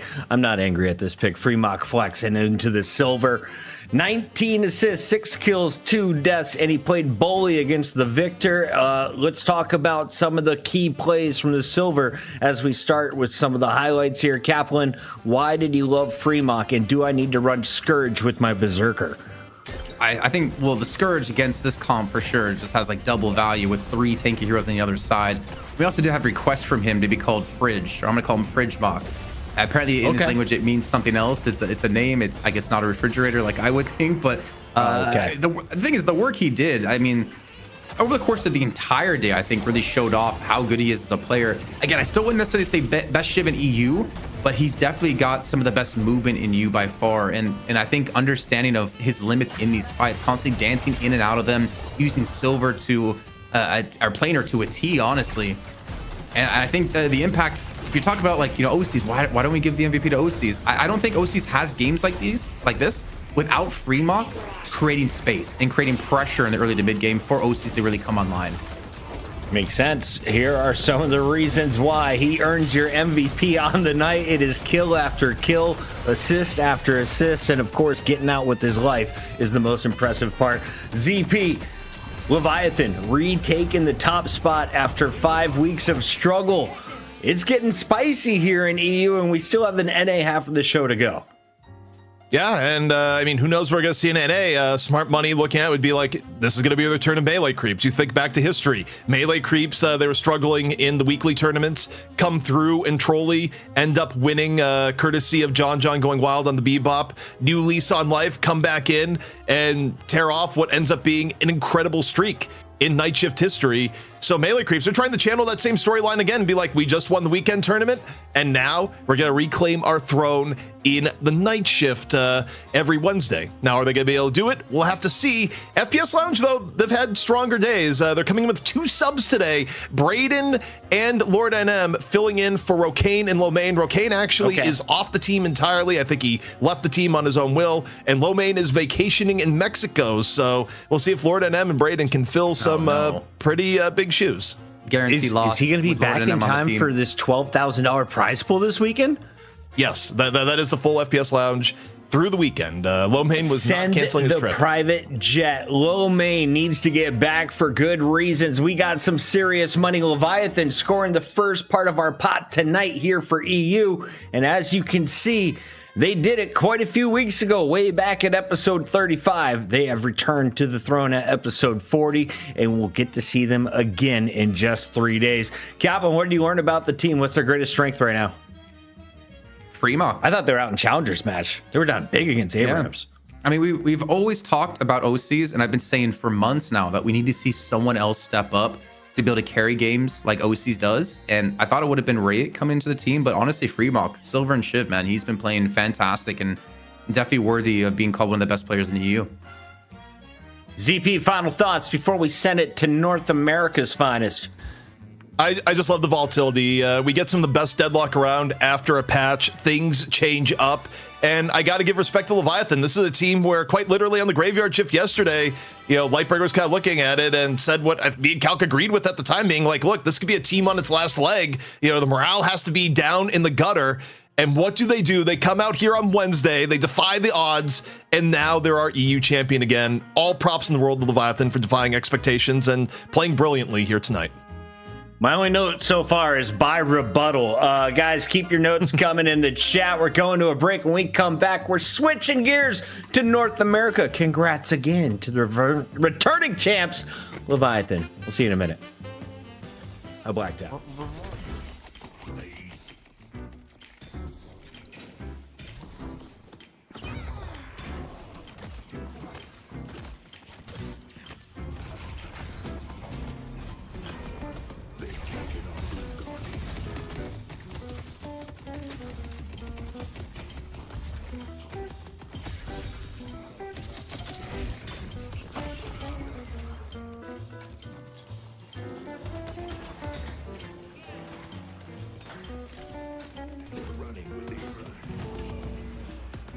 I see Victor. I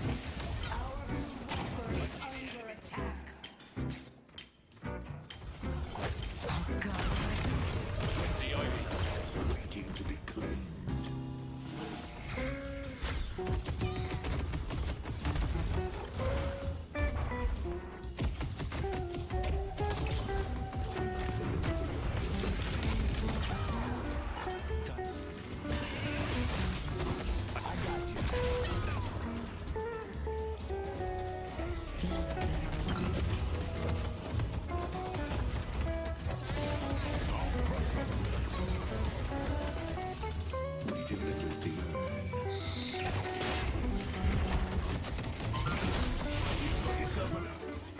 I'll take Betty.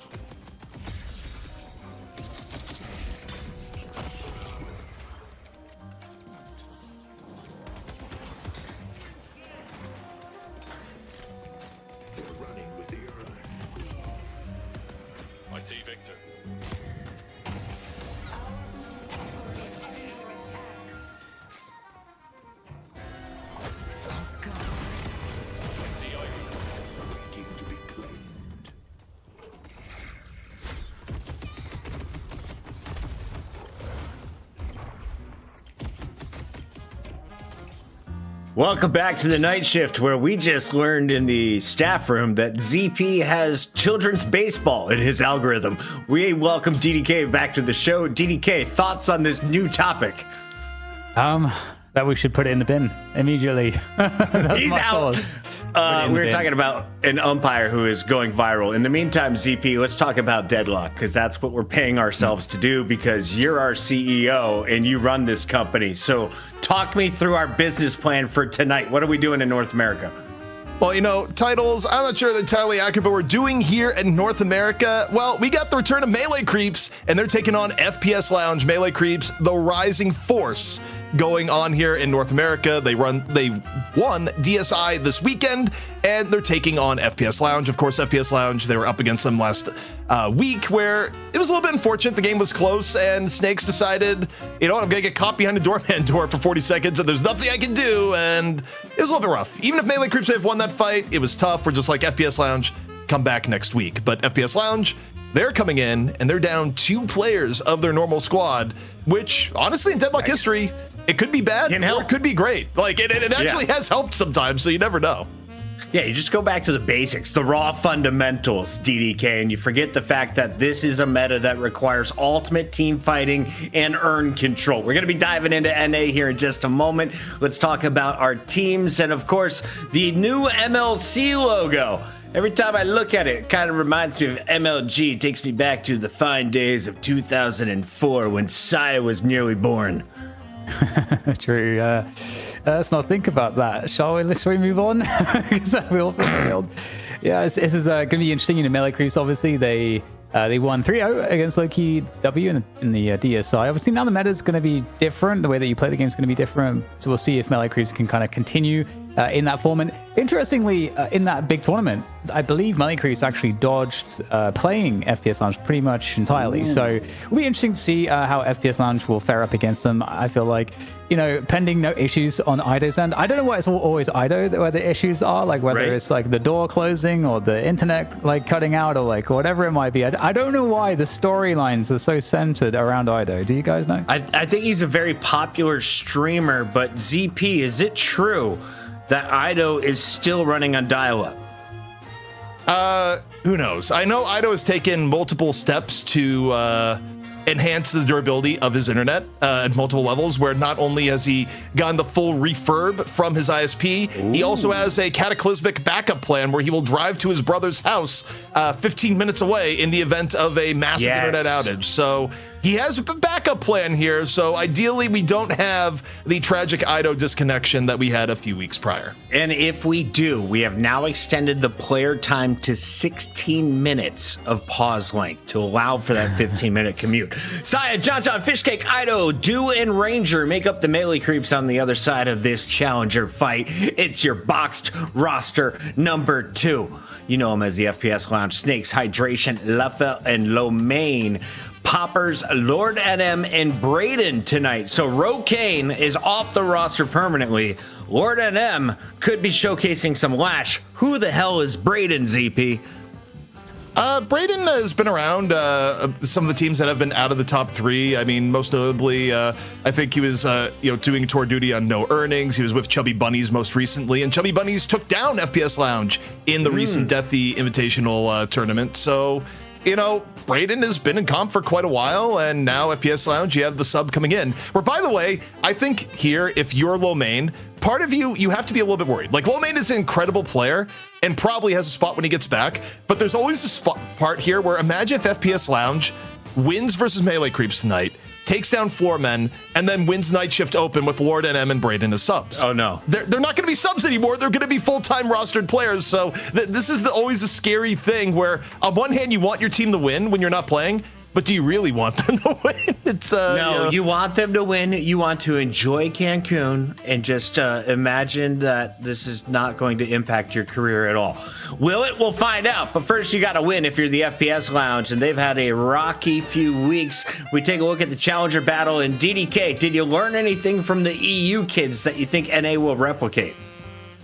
You know what? Like, so many times I've watched the EU broadcast, and I mean, NA does not care. NA will do whatever it wants. Like, there's very limited lessons that might be coming from that. I do think that over time, more stuff has been adopted, but generally speaking, strategically, I don't think it's often the case that you see like copying or parity really. And according to EU, NA is always like a week or two behind, which I think kind of does generally kind of make sense. But right now, I think everything's up in the air. I mean, do you agree, ZP? Kind of feels like everything's in the air to me, at least. Oh, it's in the air, and also it got synced up because you had both EU and NA playing in the same tournament this last weekend. Admittedly, EU was at a disadvantage. Like, ping is never easy to play on. Like, you had a lot of mini interactions. Like, you couldn't even play things like Sinclair if you were Lowkey W because the character just breaks on high ping. And I mean, it's a performance lowering event regardless. But in terms of meta, you got to see like what EU was picking, what NA was picking, and they're intermixing. So it's after a tournament like that, and also the Night Shift Open this weekend, where the metas kind of converge a bit between the regions. ZP, is it possible to redo the Mo 1v1 to have Lord NM face off against Ido? The chat is requesting a specific 1v1, or maybe we can arrange like a meetup on Blue Lane. How should this show up, and what's the history between these two? Look, here's all you have to know, Puckett, is that Ido goes up to play a pub game, and then, something happens in the pub game, and Lord NM has a account army of like 50 different Smurf accounts that all commend Ido with various messages like, good job, Ido, after Ido dies in a game. Ido dies again. Nice feed, Ido. And effectively, Lord NM is just figure out new ways to mentally terrorize Ido on a regular basis. So there's a bit of a rivalry between these two players. Do you think he owns all of these accounts, or like he's got a Discord army of like amigos ready to just attack and commend people? He probably has all the accounts. Like Lord NM seems pretty dedicated to the grief, and yeah, so there's mental warfare between these two. Some people still have BlackBerry cell phones. Lord NM might be one of them. DDK, we got our Mo 1v1 on the left. It is Lord NM on the right. It's going to be Yodi wearing the blue trunks. What? Damn, that's the manager. There's no. Is this accurate? He's allowed to play. Yodi's not allowed to play, but he did it. Wait, this is generational aura loss for Lord NM if he loses this. Yeah. Doesn't look like he's about to lose it, though. Yodi is getting the fist. Wait, Lord NM is just... I guess this is better than just forfeiting Yodi, but maybe not. He's showing the back. Why is he giving him the back? Oh boy, that's disrespect from Lord NM. But I guess you guys have basically set it up. Lord NM seems like kind of a villain, but at the same time, I feel like Lord NM's trolling. Wait, he's making everybody else stronger, like, right? Oh no. You gotta respect it. I'm surprised he didn't go for the bags after. Like that was a prime bag moment, and he let that one slip. If you're going for the villain and you're already just trying to aura farm the other Mo and Krill, just go all the way, man. I don't know, Lord NM is my new favorite player in this lobby. Chat, tell me why you love Brayden more. In the meantime, we're expecting to see a pocket band. Will it be a Billy, a doorman? What does NA think will be a threat tonight? ZP, you have some numbers from the DSI. Who were the big scary creatures in the most recent fight? I know they had the urn back on the mid lane. Yeah, I mean, Pocket.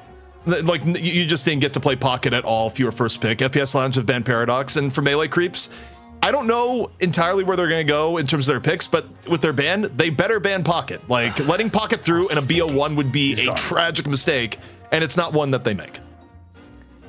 I think one dangerous pick I've noted as well from melee creeps is Celeste. If Du gets to play Celeste, seems pretty amazing, honestly. It's like some of the carry that I saw DSI with that was really amazing. But honestly, I was going to make mention of the Billy for FPS Lounge because earlier in the show I was talking about how like Snakes was the player that was really showing that Billy was still very good, and Snakes is kind of a Billy specialist. And so the very fact that Billy is buffed in this way, I'm super excited to see what Snakes can do with it. Well, Venator and his first pick is like pretty interesting for melee creeps. I mean, Ven has been looking good this entire patch, but to be that good, somewhere John's making the call saying, lock me in the Ven. I don't care what else you do, get me Venator. And it's backed up by Celeste, so, for melee creeps, they're securing their end game. But the key that you have to keep in mind here is that Celeste is good, but Du on Celeste is fantastic and maybe the best player in the game from what we saw at DSI. Like, Du Celeste is next level, and for melee creeps, especially if you are looking to win in a best of one, you want Du on no other character than Celeste. Billy Silver seems to be a pretty strong starting lineup. DDK, what do you layer with it? Let me see. I mean, there's a lot of options, honestly. I feel like okay. Well, oh no, ZP. ZP's you know what? favorite. Go ahead, ZP. I mean, FPS Lounge wants a fast night, man. I don't know, like, they're just like, no, we don't want to have potentially 4 maps. Like, get us out of map 1. Yeah, I mean, all I know is like anyone that puts channel points against Mirage has gone rich today. I don't know if that's going to change. Lashin on the other side was not prioritized previously. He's going 6th. Yeah, I just think that the D-Celeste is really the biggest problem. So I'm kind of curious how that's going to get shut down. I'm honestly surprised that Paradox got banned over the Celeste. Again, just a form check recently from doing that has just been ridiculous. So I mean, we'll get to see that at least. There's a reason. I mean, Saya has been very dependent on playing both Paradox and Abrams. I was wondering, okay, maybe you come with an Abrams ban, but Saya is deadly on Paradox. I think giving Saya Paradox can be a mistake. Arguably, giving Do Celeste is an even bigger mistake. And I think if you're FPS Lounge, I don't know if they'll have the opportunity, because like melee creeps will usually pick Abrams at 4. In this case, they pick Victor, so there's still maybe a chance to take the Abrams away. You can. The problem is though, is like even though those are the heroes Saya has been playing, Saya isn't necessarily dependent on that. He has a deeper hero pool, but I don't know. We'll see. All right, so Victor comes in. Victor's been seeing a lot of like really good games lately, but I am surprised that it was over Shiv. Shiv has been pretty insane as well. Still very good, even despite getting nerfed a little bit. Shiv has been one of those heroes that just gets nerfed again and again and again and again, and it just doesn't matter. It's kind of like Pocket, still extremely good. Is there a Viper coming in, ZP? There's Probably enjoyers in the chat. I don't think so. Not with Mirage on one end and Venator Celeste on the other. There's just no room in the team comp to play Viper unless you're just doing absolutely wacky things. Vindicta, though, definitely a thing that you're going to mix in. And again, it's just because people realize Vindicta is actually pretty good for some of the earn fights. The Shred is beneficial. And like as a later stage pick, it's really not bad the way the game is currently being played. Like Vindicta gets way more open shots than she previously has. But okay, the Graves comes in. Here's sneaky Graves you talked about. Viscous. Can you counter it this late? Yeah, you can grab a Sinclair. Like FPS Lounge, I kind of feel like you need to grab Sinclair or you're just going to get Tombstone Mogged the entire game. I mean, Viscous you can counter with the melee, but I don't know if that's going to be a build. But I like Talon here too. Yeah, because Talon is so nice because of like a lot of the aerial characters, Lash included, Celeste, Grace, Vindicta. I think they're all going to be susceptible to the power shots and the birds. I think Talon's just a very good option to try to like deal with those very mobile heroes. So I like the Talon. I'm a fan. I hate the skulls, but the pros deal with them way better than my rank. ZP, why is Graves a threat, if at all, and is really the buff of giving her 2 zombies coming out of her 2 the big difference? Yeah, I mean, her grasping hands are way better than they were before as far as like the zombie buff goes. The AI on her Jar of Dead is vastly improved, and the way Earn goes down right now, her ult is just a much better ability. Like Graves is probably been the most like underpicked hero this patch relative to her likely theoretical strength, and Mirage seemingly the most overpicked relative to his like magnificent loss record now, where he's 3-18, potentially about to go like 3-19. So yeah, I mean, look at this draft, and Mirage on one end, melee creeps able to get Celeste for Do on the other, and otherwise solid draft. I'm feeling melee creeps all the way. No Mirage for ZP. He's been wrong 2 of the last 3 games, though. So chat, do what you will with your channel points. GDK, do you have a strong take on this matchup? So it's interesting actually, because I actually do like FPS Lounge's draft. I kind of see the vision that they're going for. The Mirage is a question mark for me, but otherwise I love all the other picks. I do think that Do on Celeste is kind of an X factor though right now. I don't know. That's a difference maker. I don't know if he's deniable. That's the thing. I don't think you can shut him down. I mean, Talon I think is one of the better bets to do it, and I think having Shiv as well. You know, Silver with the belt. There are definitely options, but Du's just being able to be so consistent. So I'm excited though, because Graves is really nice. I mean, I would definitely lean melee creeps. They're coming off the DSI win and stuff. Like, they got some momentum for whatever that's worth, you know. ZP, for FPS Lounge, if you're looking for a hard carry, who is the Mirage player that wants to get out ahead of the rest of the lobby? Well, historically, it would have been Rocane. Like, Rocane was who they had getting farmed, especially on heroes like Venator or Mirage. I assume, it kind of depends on who they want playing what here. Lord NM, right? It's going to be Lord NM, big boss, man. It also could be Brayden between it, but I think it will be one of the two, unless it also could be Letha. Like, the upside here is that, Letha used to play, hard position 1 in the past, so they could use the opportunity to be like, okay, Letha, you're going to get like super farmed. And I think Letha has picked Mirage in the past when they ran comps like Mirage Ven, so it very well could be Letha too. Big thank you to Twill FGC for another 5 gifted to the channel. Guys, we are closing in on our sub goals. Big shout out to all of the new residents over on YouTube. And for the Patreons, I'm told I'm not allowed to tease something, but you guys should still just keep supporting the channel, because I can't talk about it yet because I missed the meeting yesterday, DDK. Yeah, you got to stop missing those meetings, Pocket.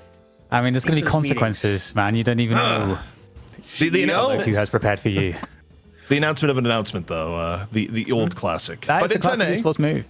It's NA, so we're waiting for the players to get into lobby. Like, we try to whip them. We try to do all sorts of. We got a manager to dress up as a Mo and fight for you. That's the distance our production team has gone to entertain you, while these guys get their nervous bladders under control. They've been streaming all morning. They don't got time for this match to start on time. ZP, in the meantime, we should talk about how they're going to make $12,000 for being unprofessional.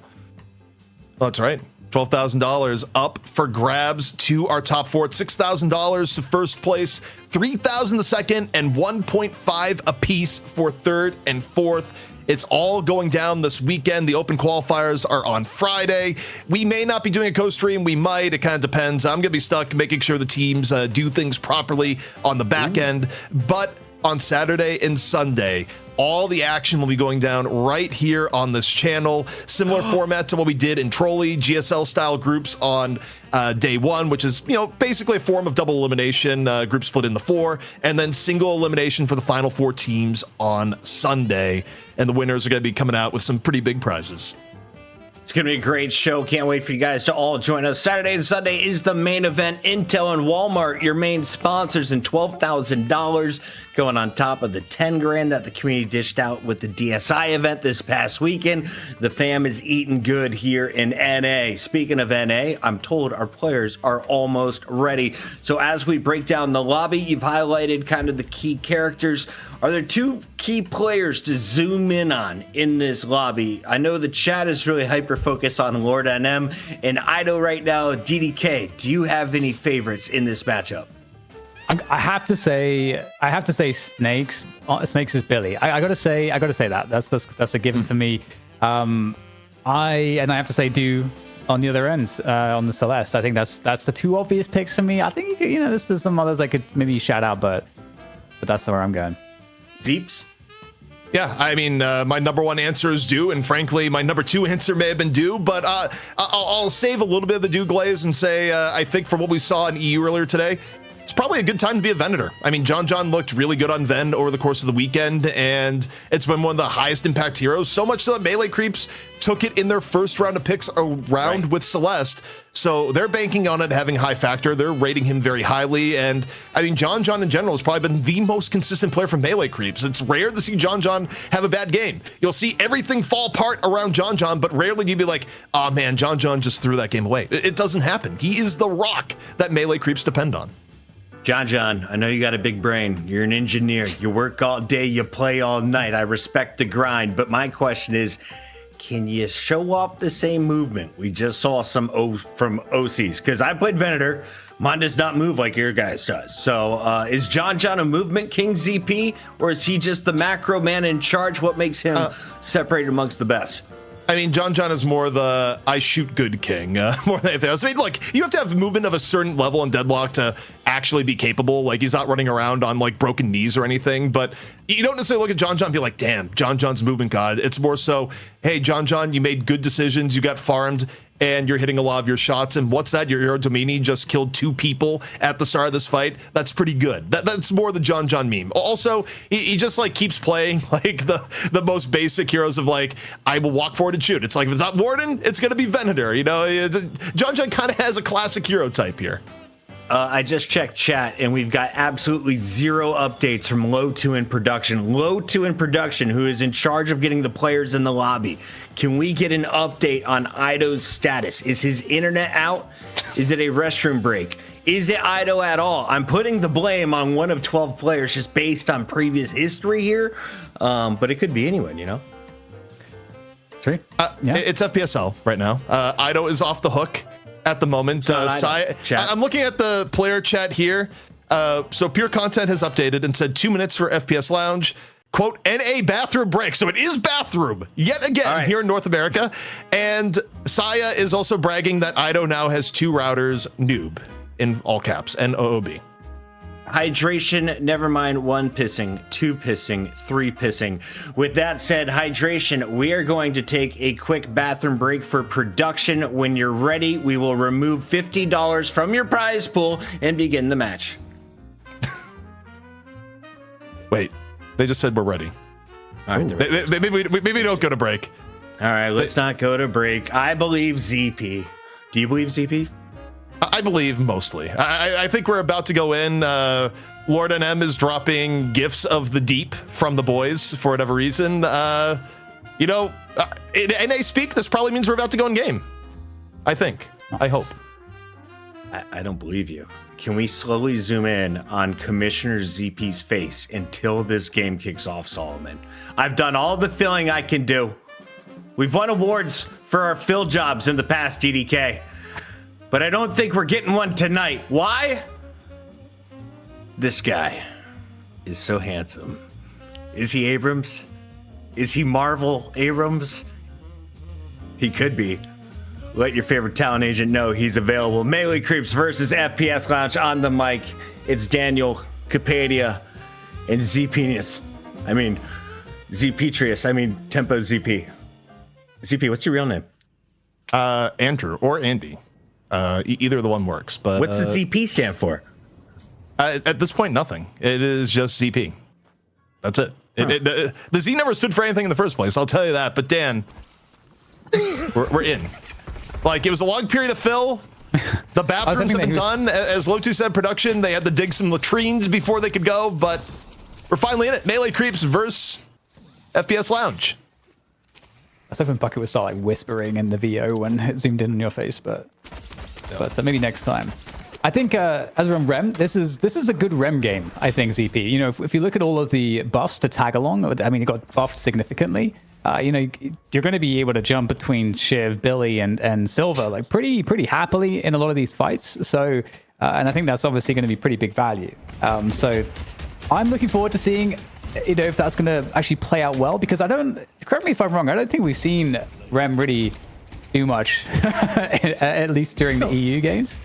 No, Rem, I think, is actually quite strong this patch. Like, all memes aside, where I think it's important to clarify, the hate on Rem is contrived. I do not actually hate the character. I just think it's funny when he gets smashed. But, look, I think the buffs to Rem are pretty significant. I think you could make the argument he's been a little bit underpicked overall.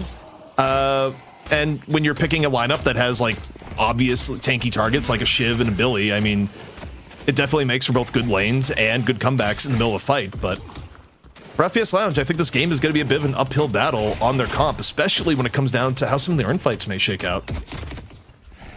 Yeah, I'm really curious. I do think, again, I actually do think they've got a pretty nice draft here. I like it. Again, I think a lot of we're going to need to see a lot out of Lord M and Snakes, I think, in particular, in these objective fights. Lefa on Silver is interesting. I'm going to be curious to see how that performance goes for Lefa. I don't know, CP. I actually am believing. I'm cautiously believing in FPS Lounge here, because obviously they have stand-ins as well. But just like you said, just as much as it could go wrong in Deadlock history with stand-ins, it could also go extremely well. So, you know, maybe it's gonna be one of those games. We're gonna find out. But and this is best of one. It's a challenger match, so you can't really afford to make any mistakes here. Yeah, I mean, subs have a proud history of things going well.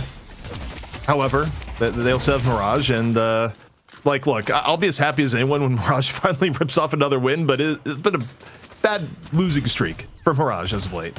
Yeah. And also, we were kind of speculating who's going to play one draft. Is going to be Braden, basically filling in 1-for-1 for OK. Yeah, actually, now that you mention it, I would certainly prefer the Wraith over the Mirage here, probably. I agree. I think Wraith would make this draft feel a lot better for FPS Lounge, especially that they got GT at a bit of a bargain sale at the end of the draft for what he's been able to do in recent games. Yeah. I think also, you know, where we had Melee Crease rounding out the draft with the Graves and Vindictor especially, kind of adding in some more of these really squishy heroes. It's kind of what GT is kind of specialized to deal with, some of these more squishy heroes. And again, as I mentioned, I think Lash's mobility, especially how people have been building him, it's pretty disgusting. But with that said too, ZP, haven't we seen like a more of a shift away from Gun Lash in this recent updates, and we're kind of back to more of a Spirit Lash? Kind of, sort of. I mean, people are still building QSR and like doing a lot of the same early build. I think if there is variation, the build, it comes a little bit later. But like the build for Lash in the early mid game, I don't think has changed too much for how people are going about it. Now, there is this idea that a harder Spirit Lash, if you pull it out of nowhere, can actually catch people off guard because it's been so much Gun Lash. But yeah, I mean, you look at the build for Ido right now, headshot booster in the QSR. So this is still a more gun-heavy build, at least for now. Yeah, we'll see the recharging rush, and I guess I feel like recharging rush is just so high value anyway that you probably would see it no matter like what kind of Lash you're doing. But either way, again, for me, I'm just this is Snake's time. It really is with the buff Billy. Billy quite good on this patch as okay, Side just able to walk forward in the left and may not be done eating yet. Super low HP on poppers, and chase down may just be there. It's Graves. Never a great feeling at this moment, but also nope, does not break containment. I think it was just a hit of Jar Dead that ended up getting it. I think a skull just like snuck its way over there, Dan. That's so weird. I gotta say, I died in exactly the same way in my last game, where I had like a skull on me and I just didn't realize, and it just actually killed me. And I was like, what? I mean, if you could zoom in, the skulls actually have brains now. Their AI is vastly improved this patch. They're doing things they never did before, which is why even with like a small DPS nerf, their real-world DPS is vastly higher at the moment. Yeah, they put what are they called, like Raspberry Pis? Stuck some Raspberry Pis in there. Are those even a thing anymore? I don't know. I think you've hit me with like British things, and I just have no frame of reference for.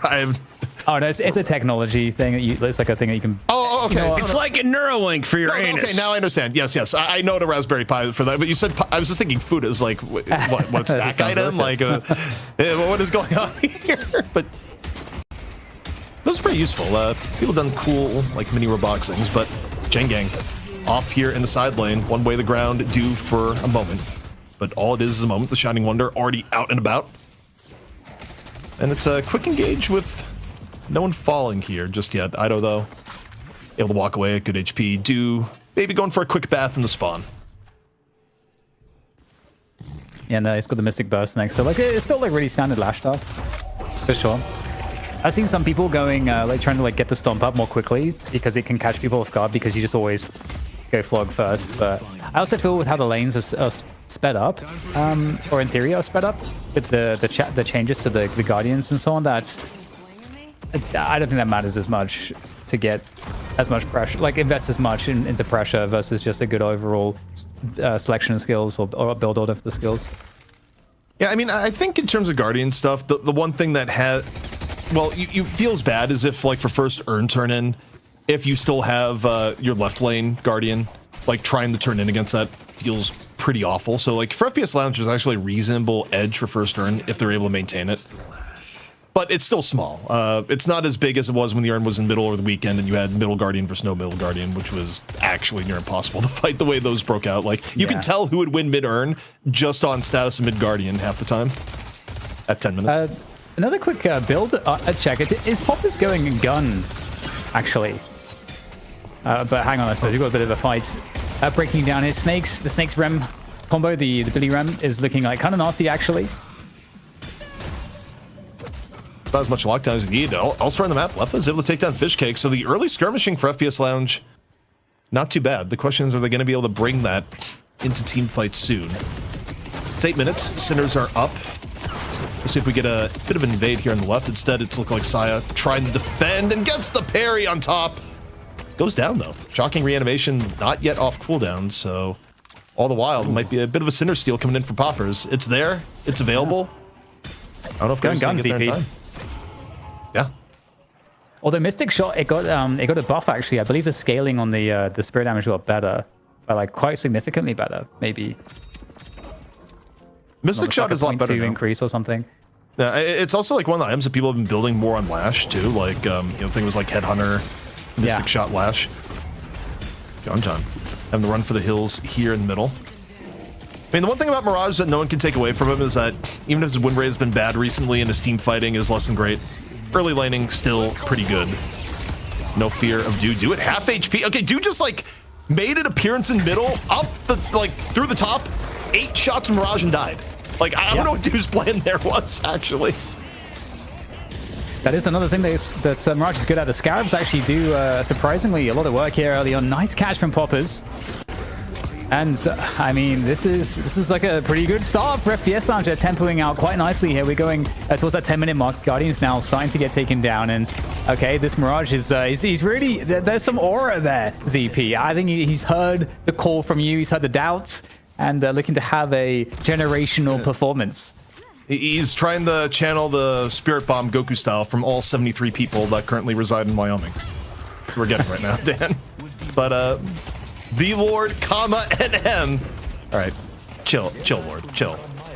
Is able to get another kill, and yeah, I mean, melee creeps, for winning the tournament this weekend, they're losing on lanes at every stage of the game right before Urn, and surely this is as it's not deep enough to have comeback Urn yet, just to be clear, but closer than perhaps one would have expected from the beginning. And I mean, right now, I mean, this is looking like it could be a very strong turn-in for FPS Lounge. Again, I feel like they've got a great comfort of all the front line. And the chase down coming in here as well from Brayden is looking actually really annoying. Shocking reanimation would have been nice to get rid of that cooldown, but not going to be happening this time around. But in the same token, as you said, Urn control is well and truly with FPS Lounge.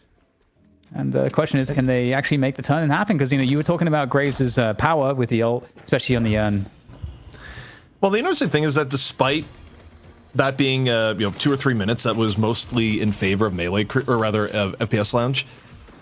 It hasn't amounted to a serious advantage in the game here, really. I mean, it's still 2K aggregate between the teams. I think the scariest thing is that you have this gun GT at 11K that's kind of frying at the moment. But, short of that... Oh, wait, Lord? But okay, I'm just looking at the minimap. Did Lord dive into 4 people and just die? Like that, I'm so confused as to how that went down. Exactly. But like now, FPS Lounge has the hostage of the Urn back at Walker. If we get a replay on that, I'd love to see how that happened because what in the world? It's definitely slowed down the game a little bit, but it looks like it will be I see the Venator. The Urn getting placed in its deposit position, and Melee Creep's going to try to dive onto this. They do have a lot of ults here, Death Slam included, and just basically the burger box begins, and there's the chain gang. You got the grasping hands as well. Another reason why Graves is quite nice for this objective, and he gets switched back over to FPS Lounge. Destroying! Ranger is getting so much damage on the back. Assassinate after assassinate, like Ranger pounding from afar. And Lefa trying to equalize a little bit on the silver, takes down the Graves. The Urn back in favor of FPS Lounge. Melee Creeps may have to back out now, but Ranger got some damage done in the middle of the fight. Urn, though, turned in by FPS Lounge, and, for Melee Creeps, a bit of a disappointment. Dude, the new urn fights are just so insane. It just really does commit you into so much more than the previous urn fights, with how invested everybody gets into it and the position of it and everything. And I gotta say, one thing I noticed on Snakes, early, he got a cold front pretty early on CP, and I do wonder with the change to Arctic Blast how that got buffed. I wonder if he's gonna get an early Arctic Blast on Billy. That could be maybe a new thing that we could see. Yeah, I mean, it's kind of funny you mentioned Arctic Blast too. That's an item that got dramatically better as we go for a pause. Internet spiking. Wait, cold front not working. Oh, wow. Like, that's a caster cuss, perhaps. I don't know. Okay, they're saying ready. So it's a quick one. No one has DC'd. We don't have Ido driving to his brother's house. By our standards, yeah, that's a quick pause. That's a EU standard pause, if anything. Yeah, Nido does have the Headhunter as well, which is usually part of those gun builds. Mystic Expansion making an appearance. This is all looking pretty normal, I guess, for what we were to expect. I think Recharging Rush should be coming in soon as well, if it's to stay, kind of somewhat regular. Item's still very good.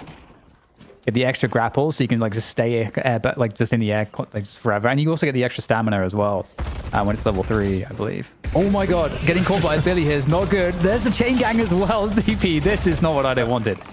Ido perhaps caught napping here for a second. Doesn't have much in the locket either. Here is Ido just get hit from all ends. Swarm for a quick pick from FPS Lounge. The rest of this now going directly on the walker. It's gonna be Saya against the world here on the right. Backup seems to be pretty far away here too, Dan, looking at the map. There's no shocking reanimation either. It just gets run down by Snakes. Yeah, this is a crazy powerful position for FPS Lounge, chasing down... Oh, another pause. Chasing Fishcake down. Okay, I've got a mouse out. Okay, can we get a PSA for players? Charge your peripherals. Like, mouse died. Yeah. Headset died. I do always wonder about that, because that happens so rarely for me, and I'm not playing in a tournament. Like, if I was playing in a tournament, when I have played in tournaments, I just everything is I don't know, ZP. What can we really make of this? I mean, oh wait. Can we zoom in on Fishcake here? That is not where you want to be. That's just straight up not where you want to be at the end of a pause. Ooh. Dropped the 500 bag too, so this just does not look remotely good for melee creeps. Like, it looks so bad right now. Dan, the Mirage Nation, they need this. Yeah? They need this game, and where we're at. This is the best hope of a Mirage win we have had all day. 12K lead now for FPS Lounge, and in no small part, the GT build is interesting, by the way, where it starts out like more gun focus and then like shifts more to a spirit focus later on. Like, you look at the itemization, the poppers is gone, start gun shifted more heavy spirit, you pick up tank busters, so it's just trying to maximize power spikes on the hero, it seems.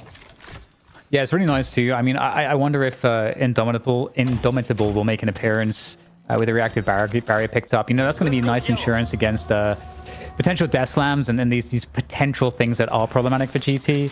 But yeah, I do like it. Tank Bust is too good value just to not get it as well.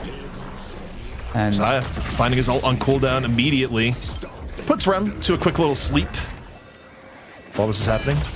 Urn picked up by Ranger. Ido on the Death Slam gets sent on the Dust Devil ride. Eating arrows from above, courtesy of GT. But while this goes on, Saya is able to run down onto Leffa, and the damage not too significant for melee creep. So they get one pick, they get control of the Urn, and if they're able to get Urn here, Dan, we're right back to even. Yeah, definitely. I mean, this is a very important moment. We'll see what FPS Lounge can do, though. Still a lot of presence in mid, so they are at the moment outnumbered, outpositioned for the Urn offense. And chasing down Saya, and he does not have recharging, or rather the reanimation, shocking reanimation. He's buying time, though, Dan. Picking would be nice, but in going for this pick, they won't have numbers on the Urn. Wait, they're using the Urn to push with resistances.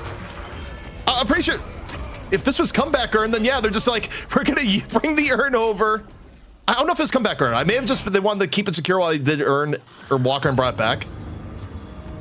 Based on the timing here, I actually don't think it was come back earn. No, I don't think so. Well, actually, no. That was 5 seconds. I think it actually was. I think they used it to push Walker with resistances and then brought it back. I may be wrong. I did not like take stats and the UI doesn't actively update you, but yeah. Either way, it was a trade in terms of the walkers. So relatively even. I mean, melee creeps, again, we can't forget how horrendous the start was. And I have seen games where they come back because of just Do really playing really amazingly. And he has been able to keep himself like very healthy on the souls, 18k, which is on par with the other like healthy heroes for FPS Lounge 2.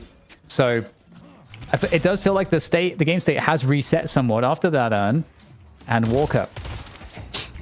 The thing you have to be worried about as the game goes on is, what Do is going to be able to do in Celeste as Celeste gets farmed. Do was a maniac this weekend. It was like Do is probably the hardest to deal with player in the entirety of DSI. And I mean, we know Do is good, but like Celeste has felt like the ultimate comfort hero for Do. So, the later you get into the game, I think the uglier this may get for FPS Lounge. Ido is just getting ripped to shreds here, man. This is unreal. Here comes Snakes.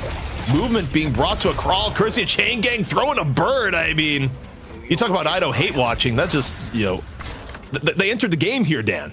Yeah. I mean, there's been numerous times when he's been completely mugged. The previous time where he got knocked off the zip, kind of felt like he just didn't have that info or wasn't aware. That was unlucky timing. But that was just, this is just showing the strength of FPS Lounge, moving as a pack here. Really, really strong burst damage also. Popper's doing a lot with the gun damage on the Talon. I'm super curious how his build will develop, as you noted previously. He kind of switched from gun into more spirit, so somewhat of a balanced build from the last look. And in the meantime, in terms of the macro, it does feel like FPS Lounge are trying to pressure pretty heavily. You still got Snakes, in the enemy jungle. Yeah, I mean, FPS Lounge is still nursing a bit of a lead for now. Luffa just grabbing his side doubles. But I can't help but feel like FPS Lounge is on a bit of a timer. Now, 1 minute away from next earn, and I mean, next earn could be pivotal, Dan. I feel like, the way this game is playing out, it's going to be a big fight, and it's going to be something where the winner likely gets to go mid-boss thereafter. So, next earn, depending how the teams play it, could be it. All right, well, in middle right now, the priority is being fought for by both teams. It looks like FPS Lounge are going to maintain more position in mids, but now looking to try to get that high ground towards the buffs, especially the earn-sided buff on this right part of the map. And Do is potentially going to get in some trouble, but he is playing Celeste, so the movement is always going to give you a lot of options. I see Billy. 15 seconds before earn. Also, I think about the way this game's gone down. This has been a tough game for Ido on Lash. I feel like Ido has been the recipient of solo Chain Gang more than anyone else in the game by like a factor of, well, much. And maybe another one coming up here. Wouldn't be solo though this time around. Everything taking place right near the buff. Buff gets spawned. And Saya walks away with his first life. Shocking reanimation, not procced here just yet, but earn control is going to go the way of FPS Lounge. Yeah, they definitely seem to have just a better comp to get the priority, at least, in how it's playing out. And it's funny also on the Ido note that you mentioned him just getting singled out with Chain Gang, etc. His most recent item that he bought was Counterspell, so, he's got some more tools to deal with that now. Protect the earn runner. Ido getting shot from afar. Brayden, relatively safe spot. Both teams a little bit of a slower engage here so far, but okay, the signal has been set. Melee creeps going in. Saya gonna pop the shocking reanimation early into the fight. It's kind of low to begin with. Second life now active, and FPS Lounge kind of back away, but as they back, earn control taken in by melee creeps, and we'll see how they play the next part. Protect the Earn Runner. Again, positioning looking really nice for FPS Lounge into the earn turn in. Melee Creeps looking to pick the right time, though. There's the zombies, the Greystone. They get unleashed, and speaking of being unleashed, Chain Gang coming out here into the fight. As Snakes gets hit in the side by the Iridomini. That does a lot of damage. It was the chain minus the gang. Like, the gang did not show up in this instance, but back other. Brayden getting run down. Mirage going to be first to fall. Nap time being done on John John at the same time, so it may be M1 for M1. Can anyone save John John right now? He is absolutely hurting, and yet still alive. Saya making space in the urn. The urn has been turned in. Melee Creeps currently in control. Do dancing around at good HP. Saya finally falls. Urn flipped back over the FPS Lounge. Perry's coming in. Gonna get the punch here in from the graves. Turned back here by the Shiv. Melee Creeps are more on the urn, more in control as FPS Lounge. Only poppers and hydration remain. They claim the urn. Yeah, very nice secure, and they get a lot of kills there as well of just good initiation in the fight. I think, you know, if the fight's just a straight up brawl, as it kind of has been previous to this one, it's not gone well for them, and they're going to be able to, if Melee Creeps, pick up this mid boss also off at the back of that fight. And there's not really many tools here. There's no players. There's no nap time available from hydration. That's down, and so this is going to be a desperate challenge if they try to go for a steal of a crystal, and it's not going to be even really truly attempted. FPS Lounge forced to give that one up, and up until this moment, CP, up until that urn, FPS Lounge have essentially been, I think, dictating the game to different degrees, but finally the flip happens. Yeah, and off the flip, things are pretty bad now for FPS Lounge. I mean, already they're up against a team that likely scales better than them. Melee Creeps have kind of cracked the code for diving in onto the Mirage, and you know, Do, who didn't have the greatest opening on Celeste, now plenty of farm to work with, on top of the advantage of having 3 rejuves for the next 3 minutes. So FPS Lounge has to hope that this is a lower efficiency rejuve for Melee Creeps. Man, Rem's perspective just reminds me of people who play like Odd Job in GoldenEye. You know, just like there's really a scummy thing if you guys know about that game. Yeah, I mean, as someone that may have played Odd Job, yeah, he had half the hitbox. Like, why wouldn't I pick him? He's just available. Like, yeah, and you have to like, if you're against him, like you have to like adjust your aim in a way you don't have to for any other play. You have to like pull the stick down. I don't know. It's just yeah, it was great. You know, you go over to someone's place, you know. You ask their mom to order pizza, and you play Odd Job, and then you never get invited back again, and they're just like, it wasn't fun to play against you. Like, that was a GoldenEye 64 experience. For those who remember, as I've now just dated myself horrifically. Yeah, man. Well, yeah, I feel like maybe I got to like cap the age of some of the references at this point. I don't know. So I feel like it's probably not helping us, which was just alienating the audience. I don't know. There's a handful of people that was like, no, I got that. And I probably lost fans by saying I played Odd Job, but you know, that's where we're at. Either way, 30 seconds till next urn. It's been a relatively quiet Rejuvenator here so far, which is probably why we got dragged down the rabbit hole of GoldenEye 64. But I believe the action is going to be kicking back up again here in a moment, Dan. There's still time for Melee Creeps to do another urn and go from that urn into one of the FPS Lounge walkers. So we'll see how things are played in the next minute 40. Yeah, and Do is becoming extremely dangerous as well. He's been dangerous, but there's that level, there's a threshold of unstoppableness which we may soon find ourselves in as the urn gets claimed by Melee Creeps. But this might help actually FPS Lounge to some extent. The only issue is that there's these rejuves that are online. So FPS Lounge have to be really cautious as to how they deal with this. Do they try to like pick off somebody on the extremity, get rid of a crystal, or do they try to challenge directly? Well, they're going to find Ido. He's been a pretty reliable target. Yeah, Ido has been, again, #1 recipient of Chain Gang this entire time. FPS Lounge, though, forced back a bit. Urn going to be turned in, and it's being contested. I think maybe a 1-on-1 on Urn. Meanwhile, Ido, Death Slam on the one. It's on the GT. Low HP in the process. Not done just yet. First rejuve going to be targeted as Ido goes down. FPS Lounge, by the way, it's a 1-on-1, or was, for the Urn. It's Saya versus Shiv. Like, what in the burger is going on over here, Dan? I actually like Shiv's chances. I've put so much on this one, but at the same time, Ido's come in to play spoiler. Ido's come in to get parried. but it's now 2-on-1. And surely Lord M finally going to fall in what was a ridiculous side battle going on as Midwalker has been pushed, but is still being defended by FPS Lounge. Sometimes the Urn music gives me kind of Zelda vibes. I don't know why. I didn't even really play Zelda very much. Sometimes the Urn music blocks out all other game sound. You don't realize you're getting hit by a 7-orb. That's my story with the Urn music. It's loud. Shrine though, going on down. Melee creeps making the most of the end of the Rejuvenator. They do get the Urn over on the end. Graves likely about to be going down, but you know, as Graves goes down, you got a Shrine, you got Walker. Melee creeps is adding on to their advantage now, Dan. Just about, or just over 30,000. Exactly 30,000, where after Soul Diff, can we get the golden statue count? And then let's get the damage whilst we're at it afterwards.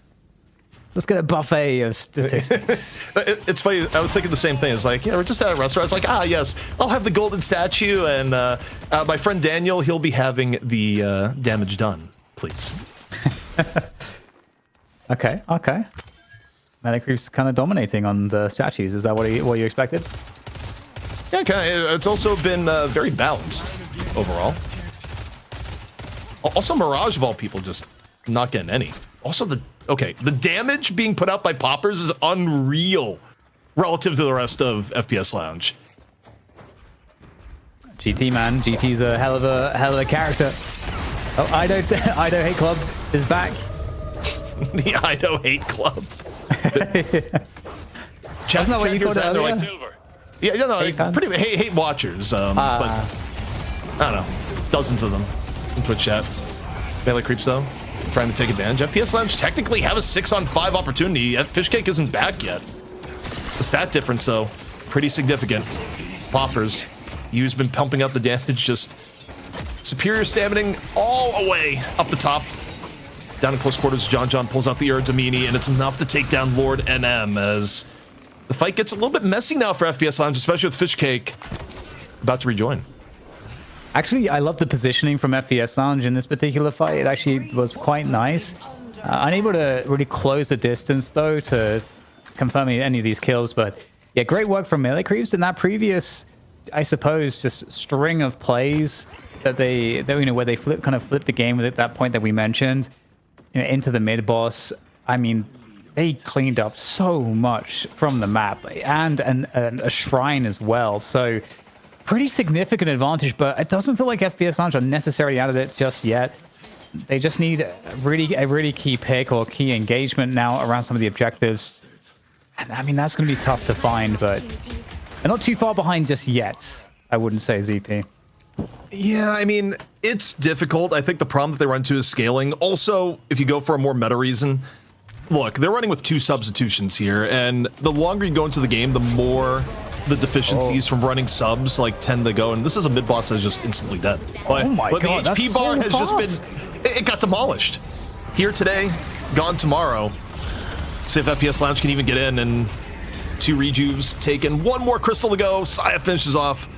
All poppers can do is pad the stats a little bit with an owl, as no one is actually getting there in time physically. That is actually kind of crazy. I don't know that I've ever seen it get down that fast. That's poor Ido, man. You can't connect these ground strikes. I think the only time mid boss has gone down that quickly on Night Shift has been one of the rare Viper games. Viper shreds mid boss. But here we go. It's a comeback Urn pickup that's currently being contested. Lord NM goes in, grabs the Urn, immediately drops as Saya has reincarnation popped. 1 rejuve remaining here for Melee Creeps, just utilizing them in the middle of battle. FPS Lounge, I mean, doing a decent job to get rid of them, but surely there's no way Lord NM is able to escape putting that much pressure on trying to get Urn control, and it's kind of for naught, because while this was going on, Dan Ranger just sneaks away with the Urn. Yeah, doing great work there from Melee Creeps. Just not really giving any room for FPS Lounge to breathe. Now, the upside, it's comeback Urn. Yeah, you want to fight here, you get the 35% resistances. But actually, that's why Ranger's bringing away. Ranger's like, no, you guys don't get the 35% resistances. John, maximum damage go as Leffa just explodes. Saya, the reincarnation. All were witness there, Dan. Oh, no. Oh man, like a thermonuclear bomb just detonated on FPS Lounge there, and oh, goodbye to the shrine. That's gonna go away very soon, and I don't know. Yeah, definitely unrecoverable at this point. That instant mid boss take, that was kind of that was kind of the moment for me where I was like, okay, maybe there's no chance here for FPS Lounge to get back into this, because they don't even get any like counterplay opportunity there. No, now defending the shrines, down 4, easier said than done. In fact, many would say it's impossible at this game state. Massive stat difference. Lefa not enjoying his experience, or maybe is, depending on. You have to get an interpreter for Mickey. What is it? Mickey Mouse Clubhouse is what he said. No. Well, I guess I was gonna say, like, in the Mirage, I suppose, you know, it does lose again, but it actually looked kind of good, you know, up to a certain point in this game. It looked good until you realize the Mirage is now 3-19 in the last 3 days. It's melee creeps. They won this weekend, and they're looking to take it again. They win the challenger match, but do they have what it takes to take down Floormen? They've taken the first step. Brayden, it's not your fault. It's the man bun. Saya, John, Fishcake, Ido, Do, and Ranger getting the job done for melee creeps this week. And DDK, if you're looking for some MVPs, you highlighted Do Celeste. She lived up to the hype. Who else did you enjoy watching in this game? Who did I enjoy watching? Who did I watch? I enjoyed watching Ido.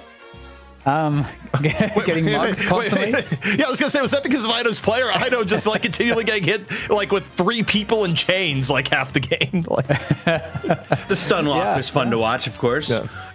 ZP, same question for you. Were there any standouts? Because I know production's gonna want to have some MVPs. You know, standouts for me, honestly, I think back to that Urn fight where Ranger just got to sit back and make Vindicta look good. Even though that was a fight they lost, it was like, damn, Ranger hitting shots. Ranger, you know, more known for his support play, still able to click some heads when necessary. But, you know, for melee creeps, it just felt like they just needed one good fight and things went their way. I think towards the end of the game, Sai was actually pretty fun to watch too, as Sai got his footing on Victor. Ido with the lash, taking out Lord NM's Shiv. You see the Shiv down at the start of these Urn battles. That's where it seemed to spiral out of control. ZP, for anyone who is trying to understand the 35% resistance, can you explain that for Urn fights going forward? Yeah, so when it's a comeback Urn, so when it spawns in your territory, you get 35% resistance in a 60-meter, which is a really large radius, of the Urn while it's carried on the ground or being deposited. But the one thing to keep in mind is that once it's fully deposited, the aura instantly goes away. So we've seen plays where you let the other team turn in the Urn and then you just jump on them. Or in this last game, we did get confirmation. It was like pretty sure it was comeback Urn. Melee creeps took the comeback Urn and used it to take down a walker because it was basically a gigantic amount of extra souls to their team during the play, which probably isn't the intent for here. I almost feel like you have to have walkers have an aura that cancels out the Urn aura, which gets all sorts of complicated. But I can't imagine the goal was. Yeah, I can't imagine the goal of the system is like take the Urn to push walkers, but you know, melee creeps did that at one point. Could I do that tonight in my games afterwards? Just carry it around from walker to walker? Yes, but you'd be in pub games and people are yeah, that's not going to work out. People are terrible about playing around the Urn in pubs. Like you would call the play, get it to the walker, and there would be 4 people in middle for no reason. Bucket, like just know your audience. That's all. Are we worried about FPS Lounge? I know Rocane is gone and Lowkey will be back from Mexico, but there is a big money match coming up this weekend. I mean, I think FPS Lounge is definitely a team that's very capable. It's never good to, you know, or fun when you're having some of these roster change situations, but at the same time, like the meta is, I think, more in flux at the moment. So I feel like it's not quite as damaging because things are not as straightforward, and people, you know, there's a capacity to be more flexible around players coming in. So I don't know. I think there's a lot of different ways you could go with it, but yeah, they're definitely going to be at a disadvantage for sure. 26 kills to 26 kills, but ZP, there is a 45k difference in score. What was that difference tonight? Is that all Urns? Is that playing for mid boss? How do I get my score to be the one on the right? I mean, look, I think Melee Creeps, their team play is second to none. I think they picked a comp that actually just scaled really well into some of the later fights, and they made a good play with Comeback Earn. I mean, FPS Lounge, to their credit, really good early laning phase, picked up a lot of good kills. I think Poppers was just remarkable on the GT. They got this GT as the final pick in the draft, and it had first pick performance. So something to take notice of going later tonight, just the impact of GT both in EU and in NA. But, you know, for Melee Creeps, I think they understood their objective as far as team fights went, and while they got off to a rocky start, they were able to pull a rabbit out of their hat to get things going, and once they had an advantage, FPS Lounge didn't really have great ways back into the game. Also, finally, don't pick Mirage. He's 3-19 in the last few days. It's real bad. Yep. Stop picking Mirage. He's like Lady Geist from 5 weeks ago.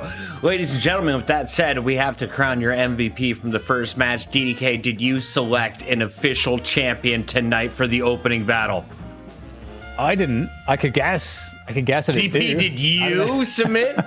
I did not submit either. I just saw the production was asking, but you know, screw it. Give it to Ranger. I enjoyed that one Vindicta battle, or Saya. Take your pick. Dealer's choice on production. Yeah. Yeah, knock. Throw it up. Whatever you like. We like tonight. Why? Because we still have 3 more games, because that's how tonight's episode is going to go. We're going to get an 8-game show here on the night shift with the new meta ZP. Mirage has the worst win rate. True or false? Graves has the best win rate. I don't know if Graves is at the best. Pocket is probably at the best or tied for best because he's 4-0 at 100%. Okay, he's. But yeah, Mirage, in terms of the amount he's been played to losses, like, has to be the overall worst for the amount of times he's been tried into just losing everything. But we're gonna give it to Saya. Saya's flex over to the Victor. 11 assists. He was in every team fight possible. The refresher was out. He didn't get up to 6 lives, DDK. I was told that there's a way to do that. He got close to it though. Well, yeah, I mean, Victor's still a really nice pick. You know, there's a lot of really good shutdowns around the objective and earn fights. You know, Victor's aura, man, it's pretty potent. And we saw a lot of multi-kills here. Very difficult to take down. I was actually, in general, like, impressed with just how few deaths Saya actually got, considering how many times, like, he was very, very close to dying off of a situation where he didn't have the ult left to use. So just like very nice frontlining and the disruption, creating space here. Like, so insane with the creator expansion how far the aura actually goes. Yeah, and for Saya, you know, sometimes I wonder, what is Saya's role nowadays, where, you know, Saya went from support, then he went into more pick, where he'll always pick Paradox if it's available, then into Abrams for more pick, and now it's like, I just like being frontline. I like people dying from me just being remotely in the vicinity. Saya on the Victor arc right now, so, you know, Saya's like half pick, half frontline, but 100% success, or so it seems in recent memory. As we go to break, question for the chat: true or false? You hate Rem as much as ZP. We'll be right back with your NA final. Protects them.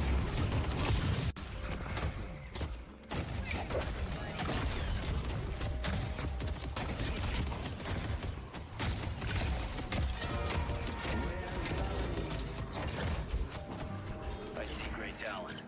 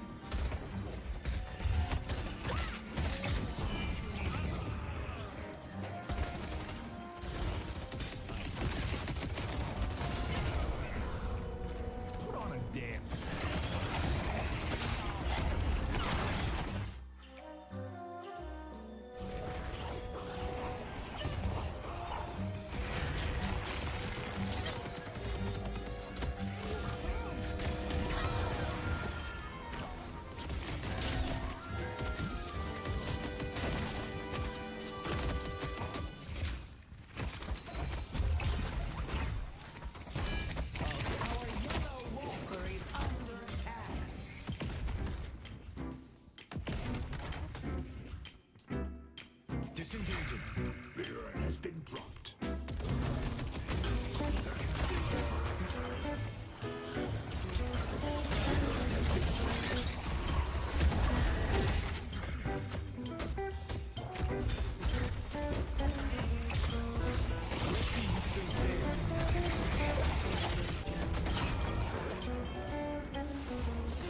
I see red.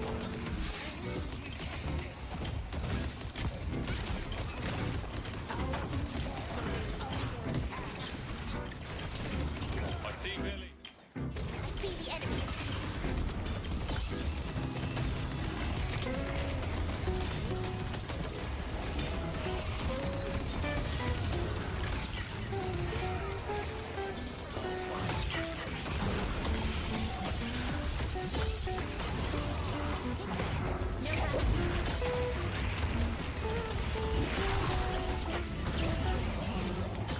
I'm used to blood being eggs.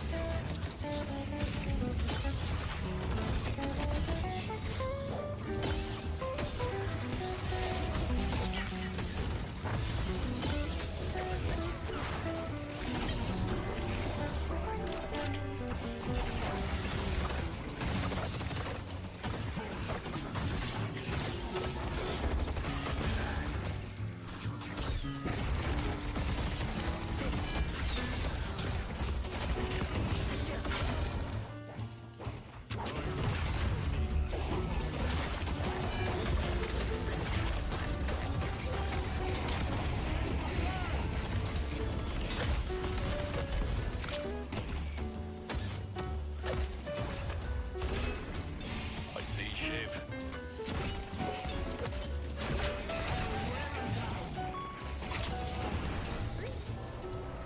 The rejuvenator is descending.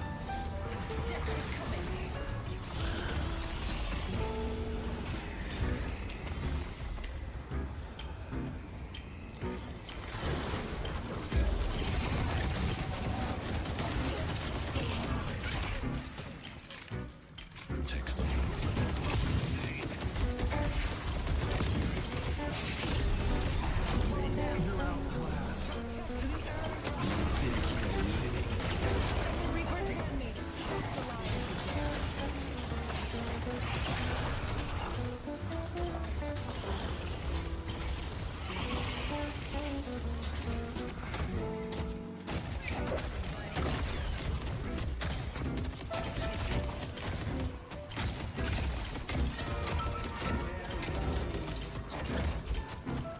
I see Great Talon.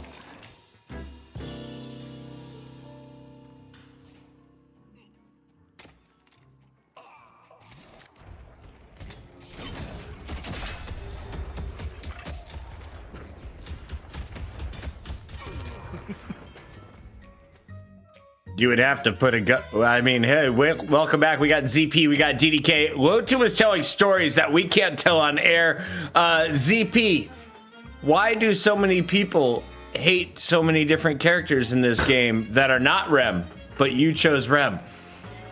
Look, sometimes it's just annoying when he gets away, goes into a tunnel, heals someone up that's about to fall, and it's also the best feeling in the world. You pull out the Erdemini and just, stop him from doing any of that. So, yeah, that's my story. Are you like happiest when you hit him on the third shot or the first shot and he dies? I mean, first shot, more of a display of dominance in the game, because that means you're farmed, you're having a good game.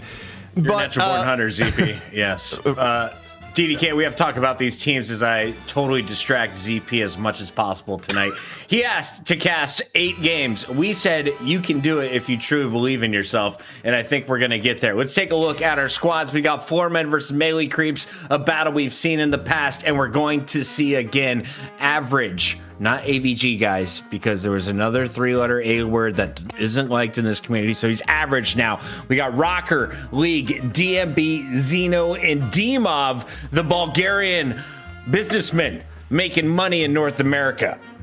Are they the best in the world? I don't know if they're the best in the world, but they're pretty almost there. Probably, maybe could be the best. I mean, it depends who you... Anyway, so this team is definitely a great team. They they actually beat Floormen 2-1. Sorry, Jesus Christ. This is Floormen. Okay, right. Okay, guys, I'm in the room, back in the room. Guys, so welcome Floormen, 2-1 Lowkey W, right? So they definitely have the source. The question is whether the source is being dispensed. Is that correct, CP? It's close enough. What I will say about Floormen is that if you were to build a team of like the best 6 Deadlock players in the world, D-Mov would be on every iteration of the team. I mean, D-Mov is simply, you know, for Floormen, it was a piece that like helped them rise above. They have been the team to beat in NA until this last weekend. And yeah, this last weekend was a little bit tough for Floormen, but they've also had some time now to adapt to the patch. And I feel like of all the teams we've seen today, they may be the most improved with time to kind of look back on DSI, what went well, what went badly, and now we'll see if they'll have what it takes to actually defend against what has been a surging Melee Creeps team.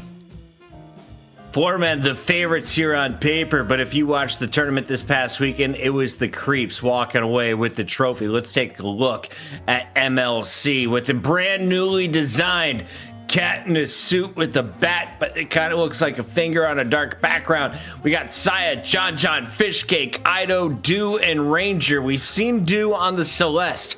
Will we ever see a pocket, TDK? Probably not. I mean, it's very unlikely, especially with the pocket threats on both teams, you know, in terms of who can play pocket. It's just, I don't think it's coming out in a sane world. But yeah, definitely Melee Creeps are a strong team. You know, they 2-1 Floormen in the upper bracket of DSI. Again, you know, there's the issue that the meta was a bit different with and everything like that. But ultimately, it doesn't really matter. I think these are two teams that can each beat one another, and they have each been at the top of Night Shift week in and week out. So I think this is gonna be a great game. I think Melee Creeps, they kind of showed in the previous game that they can start in a pretty big disadvantage, but still just do, you know, very well on the team play in the macro and just good fundamentals, bring themselves back into the game and be dangerous. And so I'm super excited for this one. I think for me, D-Mov is probably my favorite player, I think. So I'm always excited, especially when I get to see him. Since the start of the game, it was D-Mov and Hoot for me, and then Zergy and NA. But since Zergy started playing Wraith, I despise him. Oh, until he brings back out 7, my favorite character. I won't like him again. Zergy, you won't do it. In the meantime, we've got Floormen versus the Creeps ready to go toe-to-toe without a pocket. First ban, ZP? Nope, it's Paradox in. What's up with this?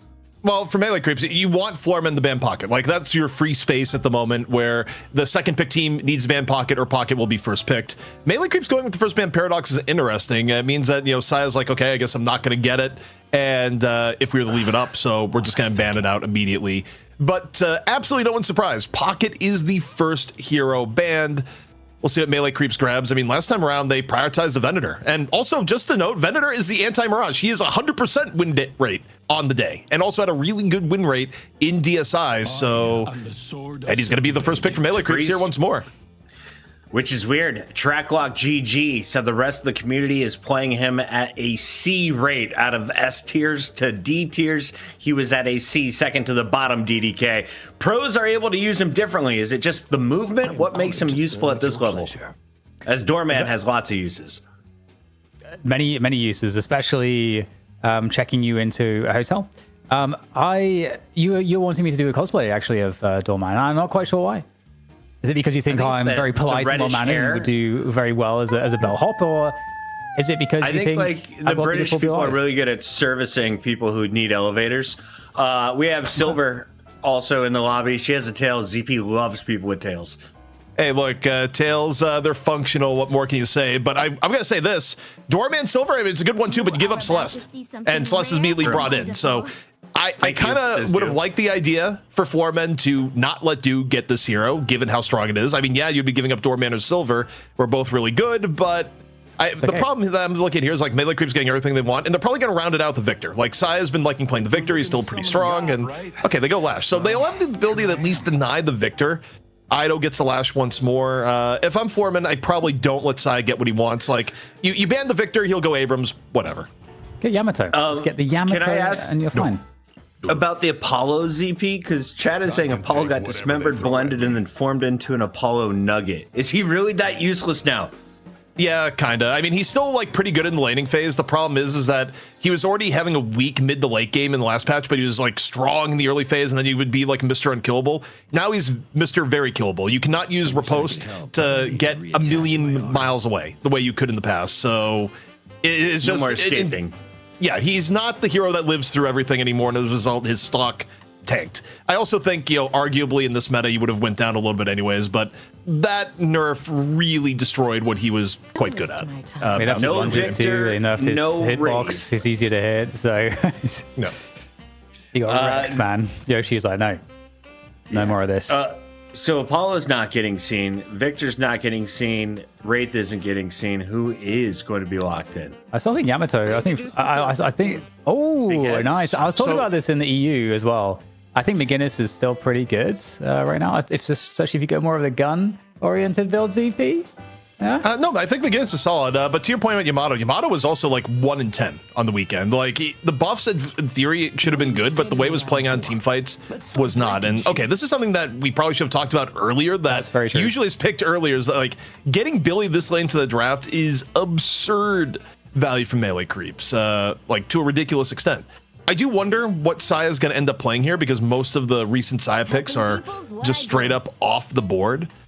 Ivy gonna get locked in, and like I'm just worried. Is there a world where like Saya comes in the Ivy? What used to be a hero he played all the time, and frankly, as far as his hero pool getting hit here, he could still play Ivy to disrupt and engage, even with Stone Form right now. So yeah, the rest of your comp looks pretty comfortable. There's the Yamato you called for DDK. So you got your favorite comp on the left side. True or false? You agree with this statement from Dead the Dead, who says Silver's tail should wag when she's on a kill streak.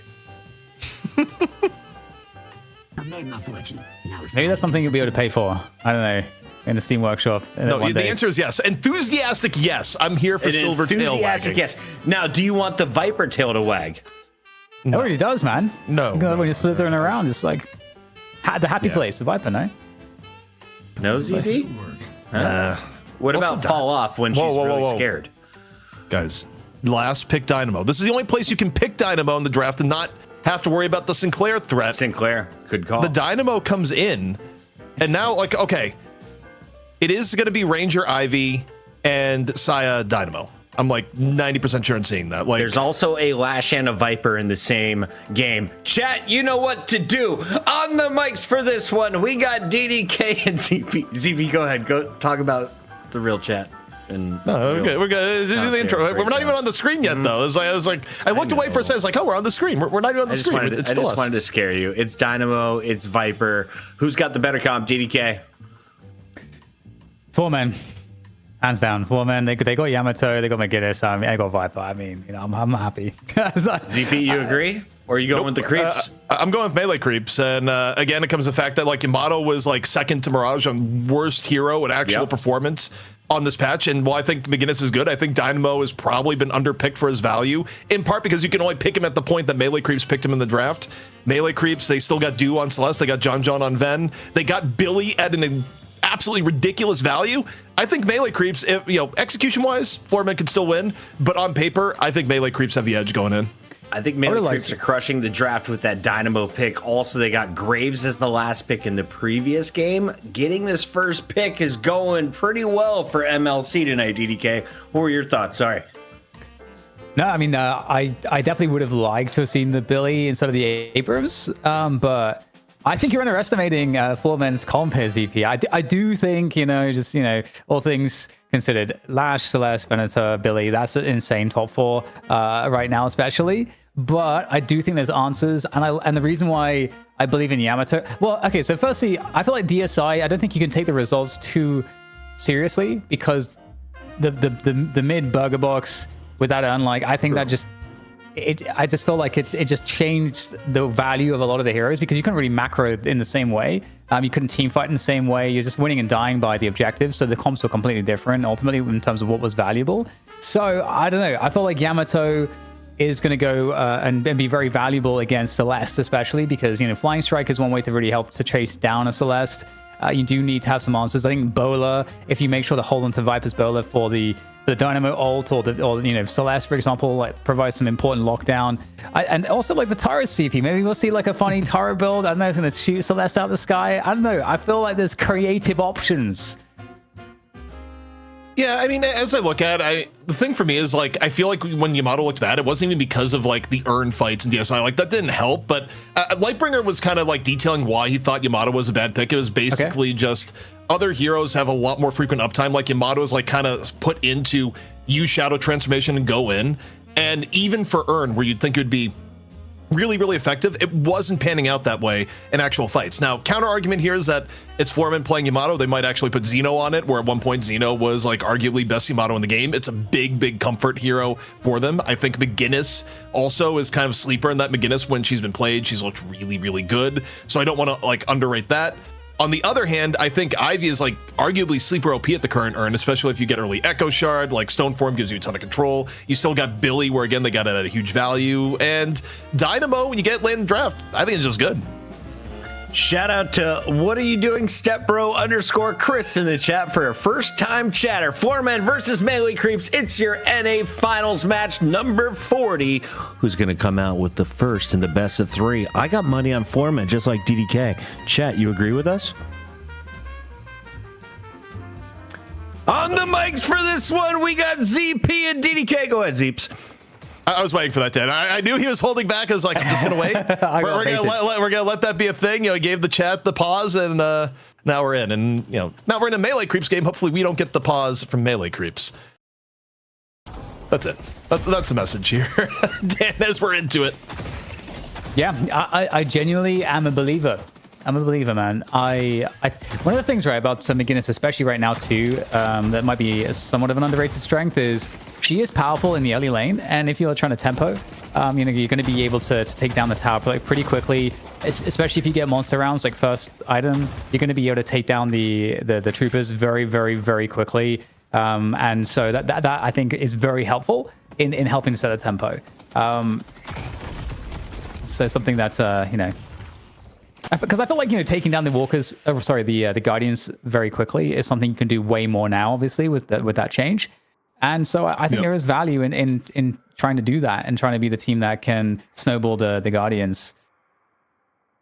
Also, wait, what do you mean 6? Hit tab. 6. Okay, can we hit tab? Like, what's going on here? Is this secret tech? Quote, this just gotta be a J. Oh my! Oh. What? Oh. That is excellent play, and I have yep, I did it. It was spur of the moment. Let's see where it goes. Dignity. Nope. To be fair, it wasn't pre-planned. I was just like, split second. I'm going for it. I mean, it's 6 eggs. My brain broke down. All right, I'll forgive it. To be fair, with casters, you can't quite. We have a disease where puns become extremely high value parts of our existence, and so if you grab onto one, you got to furnish the audience with it. You casted with James for a long time. This is not the first pun you've heard in the middle of a broadcast. No. So. I still flex the pun muscle all the time because I don't know why, but it holds some value as a caster to think of puns all the time, and I'd never shut it off. So we always got to keep the skill sharp, CP. So I respect it. Also, shout publicly, to I don't respect it for calling that out and just being like, guys, why do you have 6 eggs? Like, we would have. Wait, they're gone. Did they just like 5 for the pause? And what am I seeing here? Wait, can we get a? No, that was on Floormen. Okay. Wait, so how many eggs are in the game right now? I think it's 6. I think it's all of Melee Creeps. Still 6. Okay. That is interesting. It's going to be interesting to see how the overall souls will be affected. Like when they all pop it. I wonder if they all pop them at once. I assume that probably they do. You would think. Or can you imagine if you're stomping a team and you just hold the egg the entire game? Like, would people call that BM if you just win without ever using the egg? True. Also, no 10% damage needed as Rocker's taking a bit of a beating on this Billy Dynamo lane where... also to the speculation, it is Saya on the Dynamo. Do we have any experts in the chat? Why do you buy 6 eggs as a team instead of opening items? I don't understand. Well, it did get buffed. Like, the buff was pretty significant on paper. But I think the real thing and why you probably should be hating on melee creeps is that if 6 eggs is proven to work here, you're going to get eggs in all of your pub games. Just take that to the bank. I mean, I'll be the one running eggs tonight, though, before anyone watches the YouTube tomorrow morning. And then you're going to get flamed. They'll be like, why is Puckett running egg? This item's bad. It's like, no. Melee creeps. But the thing is, Dan, as we take a look at this, is that it is going to like limit the amount that melee creeps can do well in lane. You're down a significant portion of damage. Like, it comes at a penalty. It's not a very, it doesn't add a lot of power to you at all. You know, you get like a little bit of regen, that's it. And it nerfs you. Like, you're paying to downgrade effectively in the short term. I see the enemy. Yeah, it's gonna be interesting if to see how that trade-off works out. Yeah, I buy eggs sometimes, depending on the build. Like, OCs has like a haze build that's kind of like a hyper carry build where you like use it and pop it to get ricochet at 10 minutes or whatever. But other than that, yeah, 6 eggs. What we're gonna see. Ranger got, I think that's a rusted barrel. We've got pretty usual items otherwise. I assume, decent amount of by the monster way, rounds, 1 per lane. That's important. there's no way the eggs last past 10 minutes. I think it is a pop at 10 minutes or play because yeah, surely you wouldn't just nerf yourself that much for Urn. That would make no sense to me, but I mean, I'm curious to see the econ spike of like 6 eggs being popped in 5 minutes from now. It's gonna be interesting. Yeah, that's what I'm waiting for. I see that. Okay, well, buffs are coming up. Let's see who is going to be able to get those. Flying Strike. That's a quick way to get elevated up to the bridge, the buff bridge buff. Words are hard. Oh, we've all been there, Lash. We've all been there. As I was just like, I am the movement god, but it's fine. By the way, fine. chat is saying the eggs are in an attempt to get the comeback urn. Are they big braining us? Well, I mean, you don't lose income from having the egg per se. I mean, your lane performance is going to be worse. So I can't imagine the plan is like get the egg and then feed to comeback urn. Like that wouldn't make too much sense. I think in general, it's just you need 15% for the first one, right? Yes, that's pretty rough. Like, I would not do my game planning around that level of ass kicking. Like, you can be behind with the egg and like not have that happen, to be honest. Yeah, that's a good point. Yeah, I'm still a huge believer in Demov on the Yamato. I'm excited. I'm extra excited. ZP. It's Demov. True. I thought it may have been Xeno, but instead Xeno, you know, he has been playing more Doorman on the team when they've played it, so they decided, okay, we'd rather just put Demov on it. And I mean, look, Demov can play any hero, and I'm generally not going to doubt it because it's Demov, and maybe Demov will break the Yamato curse because it hasn't been a hero that's been winning too much as of late. Now, in terms of souls, by the way, the egg is up to nearly 1,000. So think about the impact on the game. Yeah. If all melee creeps were the pop the egg now, they would be in the lead. It is, yeah. I mean, it's genuinely very interesting. I mean, it's not, you know, you get we'll have to do the golden statue check as well, the statue buff, because obviously that's another thing that they get is the statue buffs. So that's also, and that also itself carries value that is not to be scoffed at. You can tell, though, I mean, just looking at the lane state and how Floormen play, I mean, Floormen have had the easiest laning phase of their lives up against 6 eggs. Yeah. But I guess the question is, how much does it matter if Floormen... average got egg too. I did not realize that. So, and look at what he bought it there, Dad. He's like, well, if they're gonna buy egg, I'm gonna buy egg. Yeah, that's actually too funny. Also, W production for that. Okay. A little bit of lane freezing going on here. Just likes the sound. Soothing dings, as it were. League just gonna casually sidestep the ground strike out of Ido. I mean, this is so interesting, Dan, because, you know, technically speaking, you're gonna go to 10 minutes. Melee creeps will be ahead in souls, and they'll have a buff advantage. It's not going to be like the most massive thing in the world, but it's going to be like, what, like 13, 14 buffs, something like that? I'm bad at math at this point now. It's on interval 10. But we got a trip to the Baroness planned here from Xeno in the enemy doubles.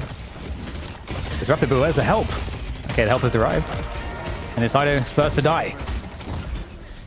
Different Very team. cautious. Different team, same level. Ido focus into the parent. Wait, no, you gotta finish your plate. Wait, Fish. Fish he's like, what? Fish case is like, no, you're honor bound to finish me off. Yeah. I feel like he could have gotten away. The line of sight was gone. It was well and truly gone. Xeno saying Yoshi's vision as Demov takes down Ranger. Also, is this? I don't think Melee Creeps has gotten a kill yet, right? Like, can we hit tab or can we just get the kill report here so far? Excuse me, we're very deep here. Excuse me, average. We are very far in enemy territory. Might not be aware. Average, you're also holding an egg. Like, you're playing by their rules. Also, wait, Average died. John actually wins though, says Ido gets caught elsewhere on the map. So the update from Kaita DL in the chat is they're playing for the 15-minute comeback urn. You pop the eggs after you grab the urn. You're equal on souls, and you have that 35% resist. That is the mental thought process through this. Yeah, which is why League just went into... Wait, is this back and forth tactical feed? What in God's name is going on? No. I've seen it all. I've seen it all, ZP. Look, it's working. We've got their data. We've got the graph. What? This is a travesty. It's working. It's working. What is going on right now? Honestly, EU is going to meme on NA forever. Oh, because of this. Okay. It's stuff like this. Oh. We're back to even, boys. And this is why they're doing it, so we don't do it during the $12,000 tournament. Thank you for doing it now, Melee Creeps. No one gets a comeback urn after the tactical feeding. Dude. I gotta love Deadlock, man. You know, so I enjoy this trip into the Baroness. By the way, they haven't popped eggs yet. It's 10 minutes of the eggs have yet to be scrambled. Wait, Saya? Okay, camera's recovered. I don't know where I am right now, ZP. This has been a weird game, Dan. Urn, though, turned in by Floormen. We're looking to secure a real advantage. But also, like, do they just hold eggs until 15-minute urn? Till 15-minute. Is the feeding over? That's what I need to know. No, you have 4 minutes of feeding left. Okay, thanks. I don't know, man. You know, I don't know what I expected, Dan. I guess I didn't expect, but also Melee Creeps didn't pull this out versus Floormen. Like they held this in reserve to the grand finals, and there's nothing exploity about this. This is not like breaking the rules. This isn't a bug abuse moment, but it was a pocket strategy that they're gonna get the 15-minute comeback urn at this rate, which apparently is all part of the plan. Okay, here we go. Yoshi thought they were done after the long weekend. They did all this testing. They got all the data. And now they got to do another update. How do you fix it, ZP? Well, you probably make the comeback urn adaptive on the resistances would be step one. The comeback urn is very strong at the moment. Also, egg maybe... Like, egg is clearly part of this equation here. Like, I actually don't think the strategy works without egg. It just still may not work like it is, Floormen are at an advantage. We have to see the point where Melee Creeps can turn as they hold on to their eggs delicately across the map. I mean, I think for Melee Creeps, you don't want to lose a ton of walkers and go from there. I mean, Sai throws out the Singularity. They'll still be back up for next turn as DMB... Wow, Lover's Quarrel over here, and actually Viper wins these. Lethal Venom's gonna take down Ido. DMB escapes with his life. She gets custody. So earlier in the show on an EU in the Challenger match, Jason was talking to me, or he kind of raised this conversation point of, hey, we got this massive tournament, the Open, this weekend, and will it be the case that some teams will be trying to hide tech? And I made the argument that they should probably test the tech because everything is so new at this point. You probably are not going to have enough time to find out if anything works. I feel like maybe this is we're testing the tech right now. I mean, things are certainly being tested. By the way, the eggs are nearly at 2K a person. So again, melee creeps, if they were all pop it together here, Dan. Maybe from an A, but you know, math says it'd be about 12K as Ranger goes down. 12K added to what they have right now, they would have comeback earn and 12K, and then once they dunk the urn, they'd be right back in it. So, in theory, the egg fish for comeback urn strategy, like it has some legs here. If you do the math. I mean, I guess as well at a certain point, though, Floormen can also not care and just like run them over for objective advantages because Floormen's objectives have been untouched. And they're going to get another walker here. There's just one left. I wonder if, I mean, do they go mid-boss, you know, like Floormen with the advantage that they have? I mean, being down a bunch on walkers is kind of poisonous here. You're giving up all flex slots. Yeah. You're giving up a lot of map positioning. Like, I don't know. I just think for melee creeps now, like they're too deep to stop. And like, no, hold. Like, I feel like you're watching a crypto trader like in the middle of a downswing, and you know everyone melee creeps is just yelling hold like the entire time. Like, I don't even know, man. Wait, DMB this time goes down, keeps the gap a little bit closer. Yeah, and the comeback earn is here. They got what they wanted. Okay. But finally, we can be relieved of the egg. So you think? Wait, it's being popped. The eggs are being popped. Look at the net worth. All right, Cracked. Eggs have been consumed and they're still down 10K. But this is a full comeback statue buffs now. Yeah, actually, yes. We did golden statue buff stat. Wait, what if they use this earn the push? They did it in the last game. Yeah. Right now the tower is up still for the right buy. side. Sai's also going to be taking damage from this soon. Production. Request for production or golden statue. Golden buffs. statue buff. Yes. Graphic. Here we go. Oh, that's what happens when you pop 6 eggs. There you go. Yeah. Man. I mean, oh yeah, of course. Average also had an egg. That's why he's up there. You know, there was a point in chat, quote, the counter to the strategy is trophy collector. I mean, not actually wrong. There'd be a lot of trophy collector stacks at this point. It's true. I see Viper. I'm surprised at how long it's taking for the urn to be brought over here. Again, this has been... It hurts way more, right? 5% life tick. Yeah, I mean, Sai's not looking particularly healthy here. It's a long time to hostage the urn in this moment. Wait. Dan, I just had a horrific thought. Okay, tell me. Give it to me. Urn doesn't reset if it's being held. Okay. What if 35% resistance in base the entire game? Oh no. Yes. What if the strategy here is just to use the urn as a permanent buff for the rest of the game? I didn't want to give the players the idea ZP, but I think we're catching on.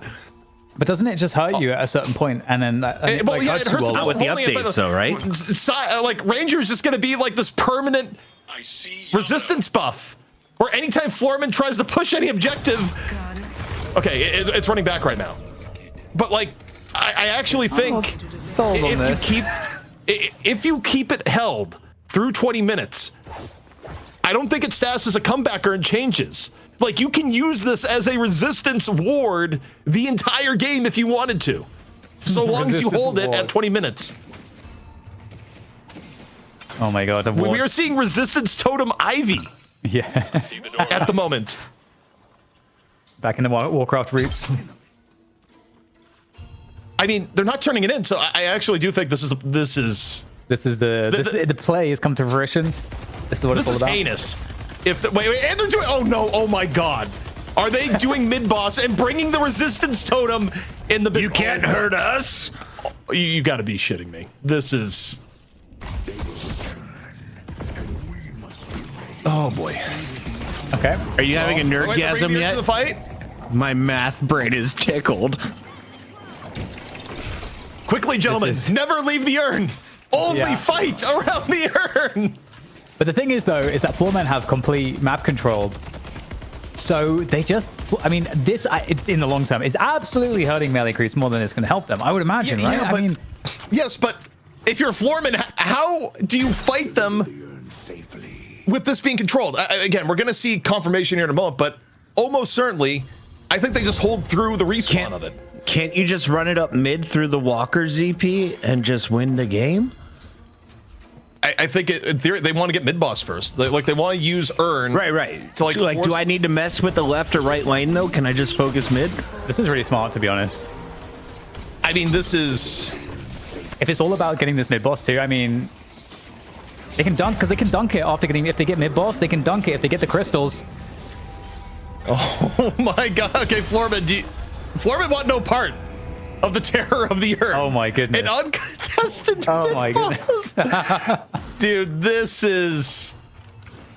They can turn it in now if they want. Are they going to do that? No. The key is they need to be physically holding it through the turn-in if they want to keep the resistance ward. At the 20-minute marker. Yes, they have to be in position of it. So he's waiting. Don't mess this up. You do, it's going to reset. So they're going to hold it through the 20 minutes and maintain it. What? 19, 20. They're through the reset part. And it's still a 35% resist earn. Someone at Valve is definitely paging Yoshi right now. This is a debacle. Oh, God. Melee creeps have been renamed melee cheese in the chat. Do we celebrate this nerdism? Chat, I kind of tip it. It's game 1. They're not doing it in a game 3. They're showing their hand early, saying there's a problem, guys. The Church of Ido hate watching, by the way, is it's converting so many converts today. I'm not saying it's right or wrong to this because it takes a level of nerdery to come up with this stuff, but then at the same time, hopefully it's how the game becomes better, right? And to be honest, executing this must not be easy, and apparently they practiced it yesterday in a scrim, so they have wasted time to showcase this skill. Thank you, guys. Also, I kind of feel like this is almost a protest against the current urn. It's like this is actual the walkout being Yoshi notice us. Yeah, for this being a viable tactic, and this is not bug abuse is the thing. This is not an exploit. This is entirely within the rules of the game. You're watching the history of the alley-oop, ladies and gentlemen, for the first time ever. This is not something you can ban. The teams could gentleman's agreement, but it is by all rights. This is mechanics working as currently intended. They're saving matchmaking for us, is what they're doing, chat. Oh, they got matchmaking us. would never you couldn't get coordination 3 people to do this. Floormen are just baffled. Well, because this will probably get patched. It's very easy to patch this before the tournament, I would imagine. I mean, if you're Floormen, I feel like okay, you get a shadow weave or something in here, and someone needs to roll up and knock the urn loose right before the reset. If the urn is on the ground right at 24:59, the urn will reset and the comeback urn will be over.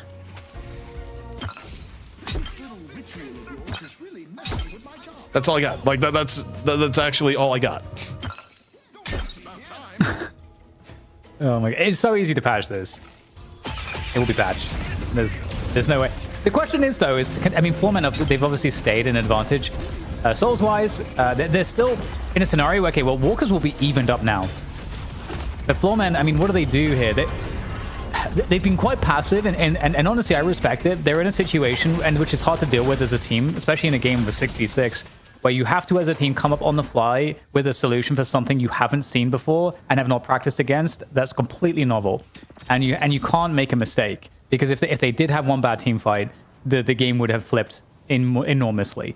And so I kind of respect that Floormen have been very disciplined here, but at a certain point, you also, like, melee creeps are getting value out of this over time, and so I mean, Floormen have to do something at some point. Again, you almost have to use stealth, get in, and make sure the urn is on the ground right before the reset.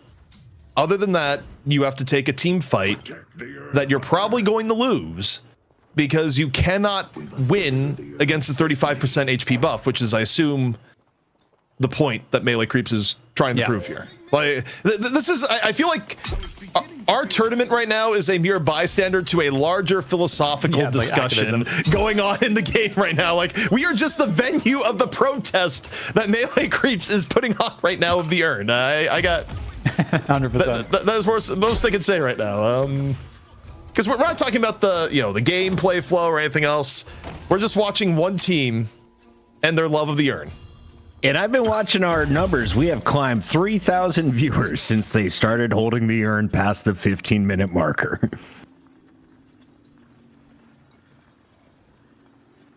This is quite interesting.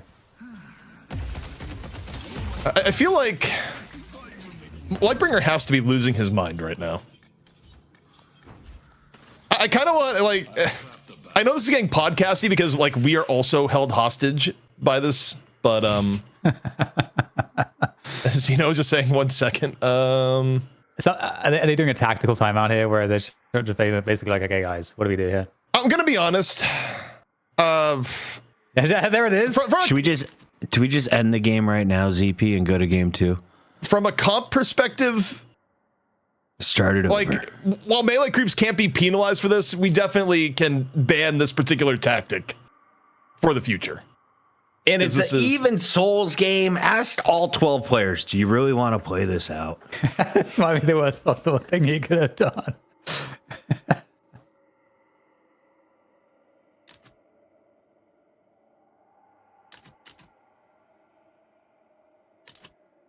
By the way, Ranger is telling our team to do this. All right, That's so Zeno, there you go. Zeno thought of it as well. But we said no. Because Deathy would ban us or something. They know we're weak. Gotta they know threaten to you're ban weak, ZP, people. because they know we you're in look, charge of the bans. ZP, do you need me to commission? Look, here's the problem. I'll be with assistant commissioner. None of this is an exploit within the game in the sense like, it's something you can ban post facto, but like, this is everything is working within the game rules. It's just the lamest strategy known to man. All right, well, like, that's the unfortunate reality of this situation. Like, none ask of them this if they is want to start the unintended. best of 3 fresh. Because either way, there's an asterisk on this dub or L. Oh, sorry, my baby mama? Is that what I read? Well, I don't know if Average is coming back, which is a problem. Oh, actually? Well, he said, oh, sorry, my internet. Oh, he's back. He's back. He's alive. Faked you out, ZP.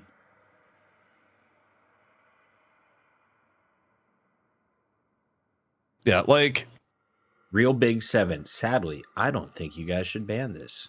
DQ MLC immediately after. The chat, they're split. They're split 50-50. Chat, what do you guys think so far? The problem is, none of this is unintentional. It's not like an econ exploit where it's like soul duplication is a thing. Right. It's a thought out strategy, executed perfectly. Minus the eggs busting a little early, chat said. They could have held it longer if the whole plan was to not let it go. And Dimov came from EU for this. He came from EU for this. And his team that originated it isn't using it. He's like this region, man. I mean, truthfully, I am asking melee creeps, like, if we could stop this, like, unfortunately, competitive-wise, again, it's terrible because nothing is with it. Like, this is all how the game mechanics work. It is just discovering the lamest strategy known to man, which you can ban after Point the has fact, been but- proven. Yeah, but Yeah, it doesn't. Yeah, it doesn't seem like a game exploit like the previous situation with duplicating souls and so on and so forth. But obviously, again, like this is a game that's in a closed alpha, so and also the mechanics are being messed with very actively by the developer to try to figure out like how this should best serve the gameplay of Deadlock, and they've made 2 enormous changes within the last week to the end. So Also, chat, we were joking before the show. It was like, we're going to get an 8-game day unless we have some we got production something. delays with an idol match. That was a quote from someone that is not on camera. A faceless wonder behind the scenes called this situation before it even occurred, ZP. We are getting 8 games, maybe 9. yeah. We're going to see. I mean, look, at the end of the day, we're going to have to ask Floormen to unpause. This is all you can ban after the fact, but literally everything is working within the intended game mechanics here. There is no exploit here. It's just a very frustrating strategy. So yeah, as chat says, it's not a bug. Play it out. You can always make decisions later. I would ask the team though that's doing it. Do you guys want to start a fresh best of 3? Because that will save everyone 15 to 20 minutes. Here we go.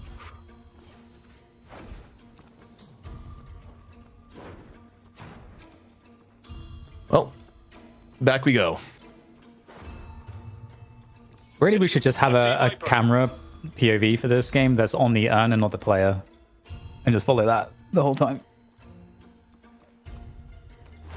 Yeah, like, again, for those claiming ban, there is literally no exploit here. This is like the first person figuring out I'm thinking back to like age-old strategies in like Dota and League where you have these macro things where like one team can't win in theory, but the game's gonna take like 90 minutes to finish type of deal.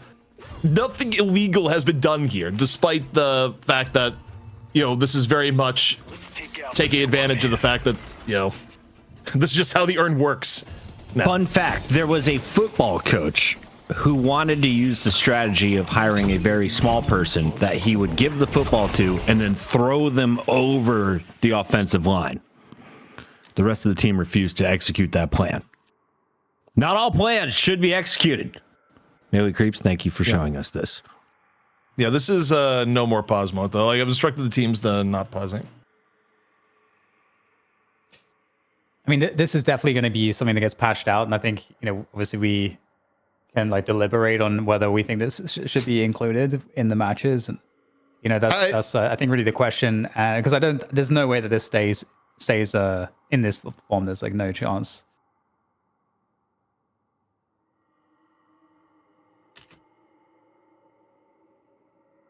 Okay, Floormen FF. Given the circumstances, we will accept the FF in this instance. Well, okay, and we will hand out a ban, and we go to a sudden death game 3 as everyone goes to bed by 11 p.m. Eastern. So yeah, this is an interesting case, I gotta say. So Melee creeps up 1-0 by the book, but I am instructing the teams, while no rules were broken, we are officially outlawing that strategy into the next game because we don't have a functional tournament. Ladies and gentlemen, I'm going to throw it a break while ZP does his business as the commissioner, the CEO, the COO, the travel agent, the man you need on your side if you ever want to fly Delta anywhere in the United States or around the globe. He's at Tempo ZP on Twitter, and he loves answering DMs. Hit him up with all of your questions during the break. We'll be right back.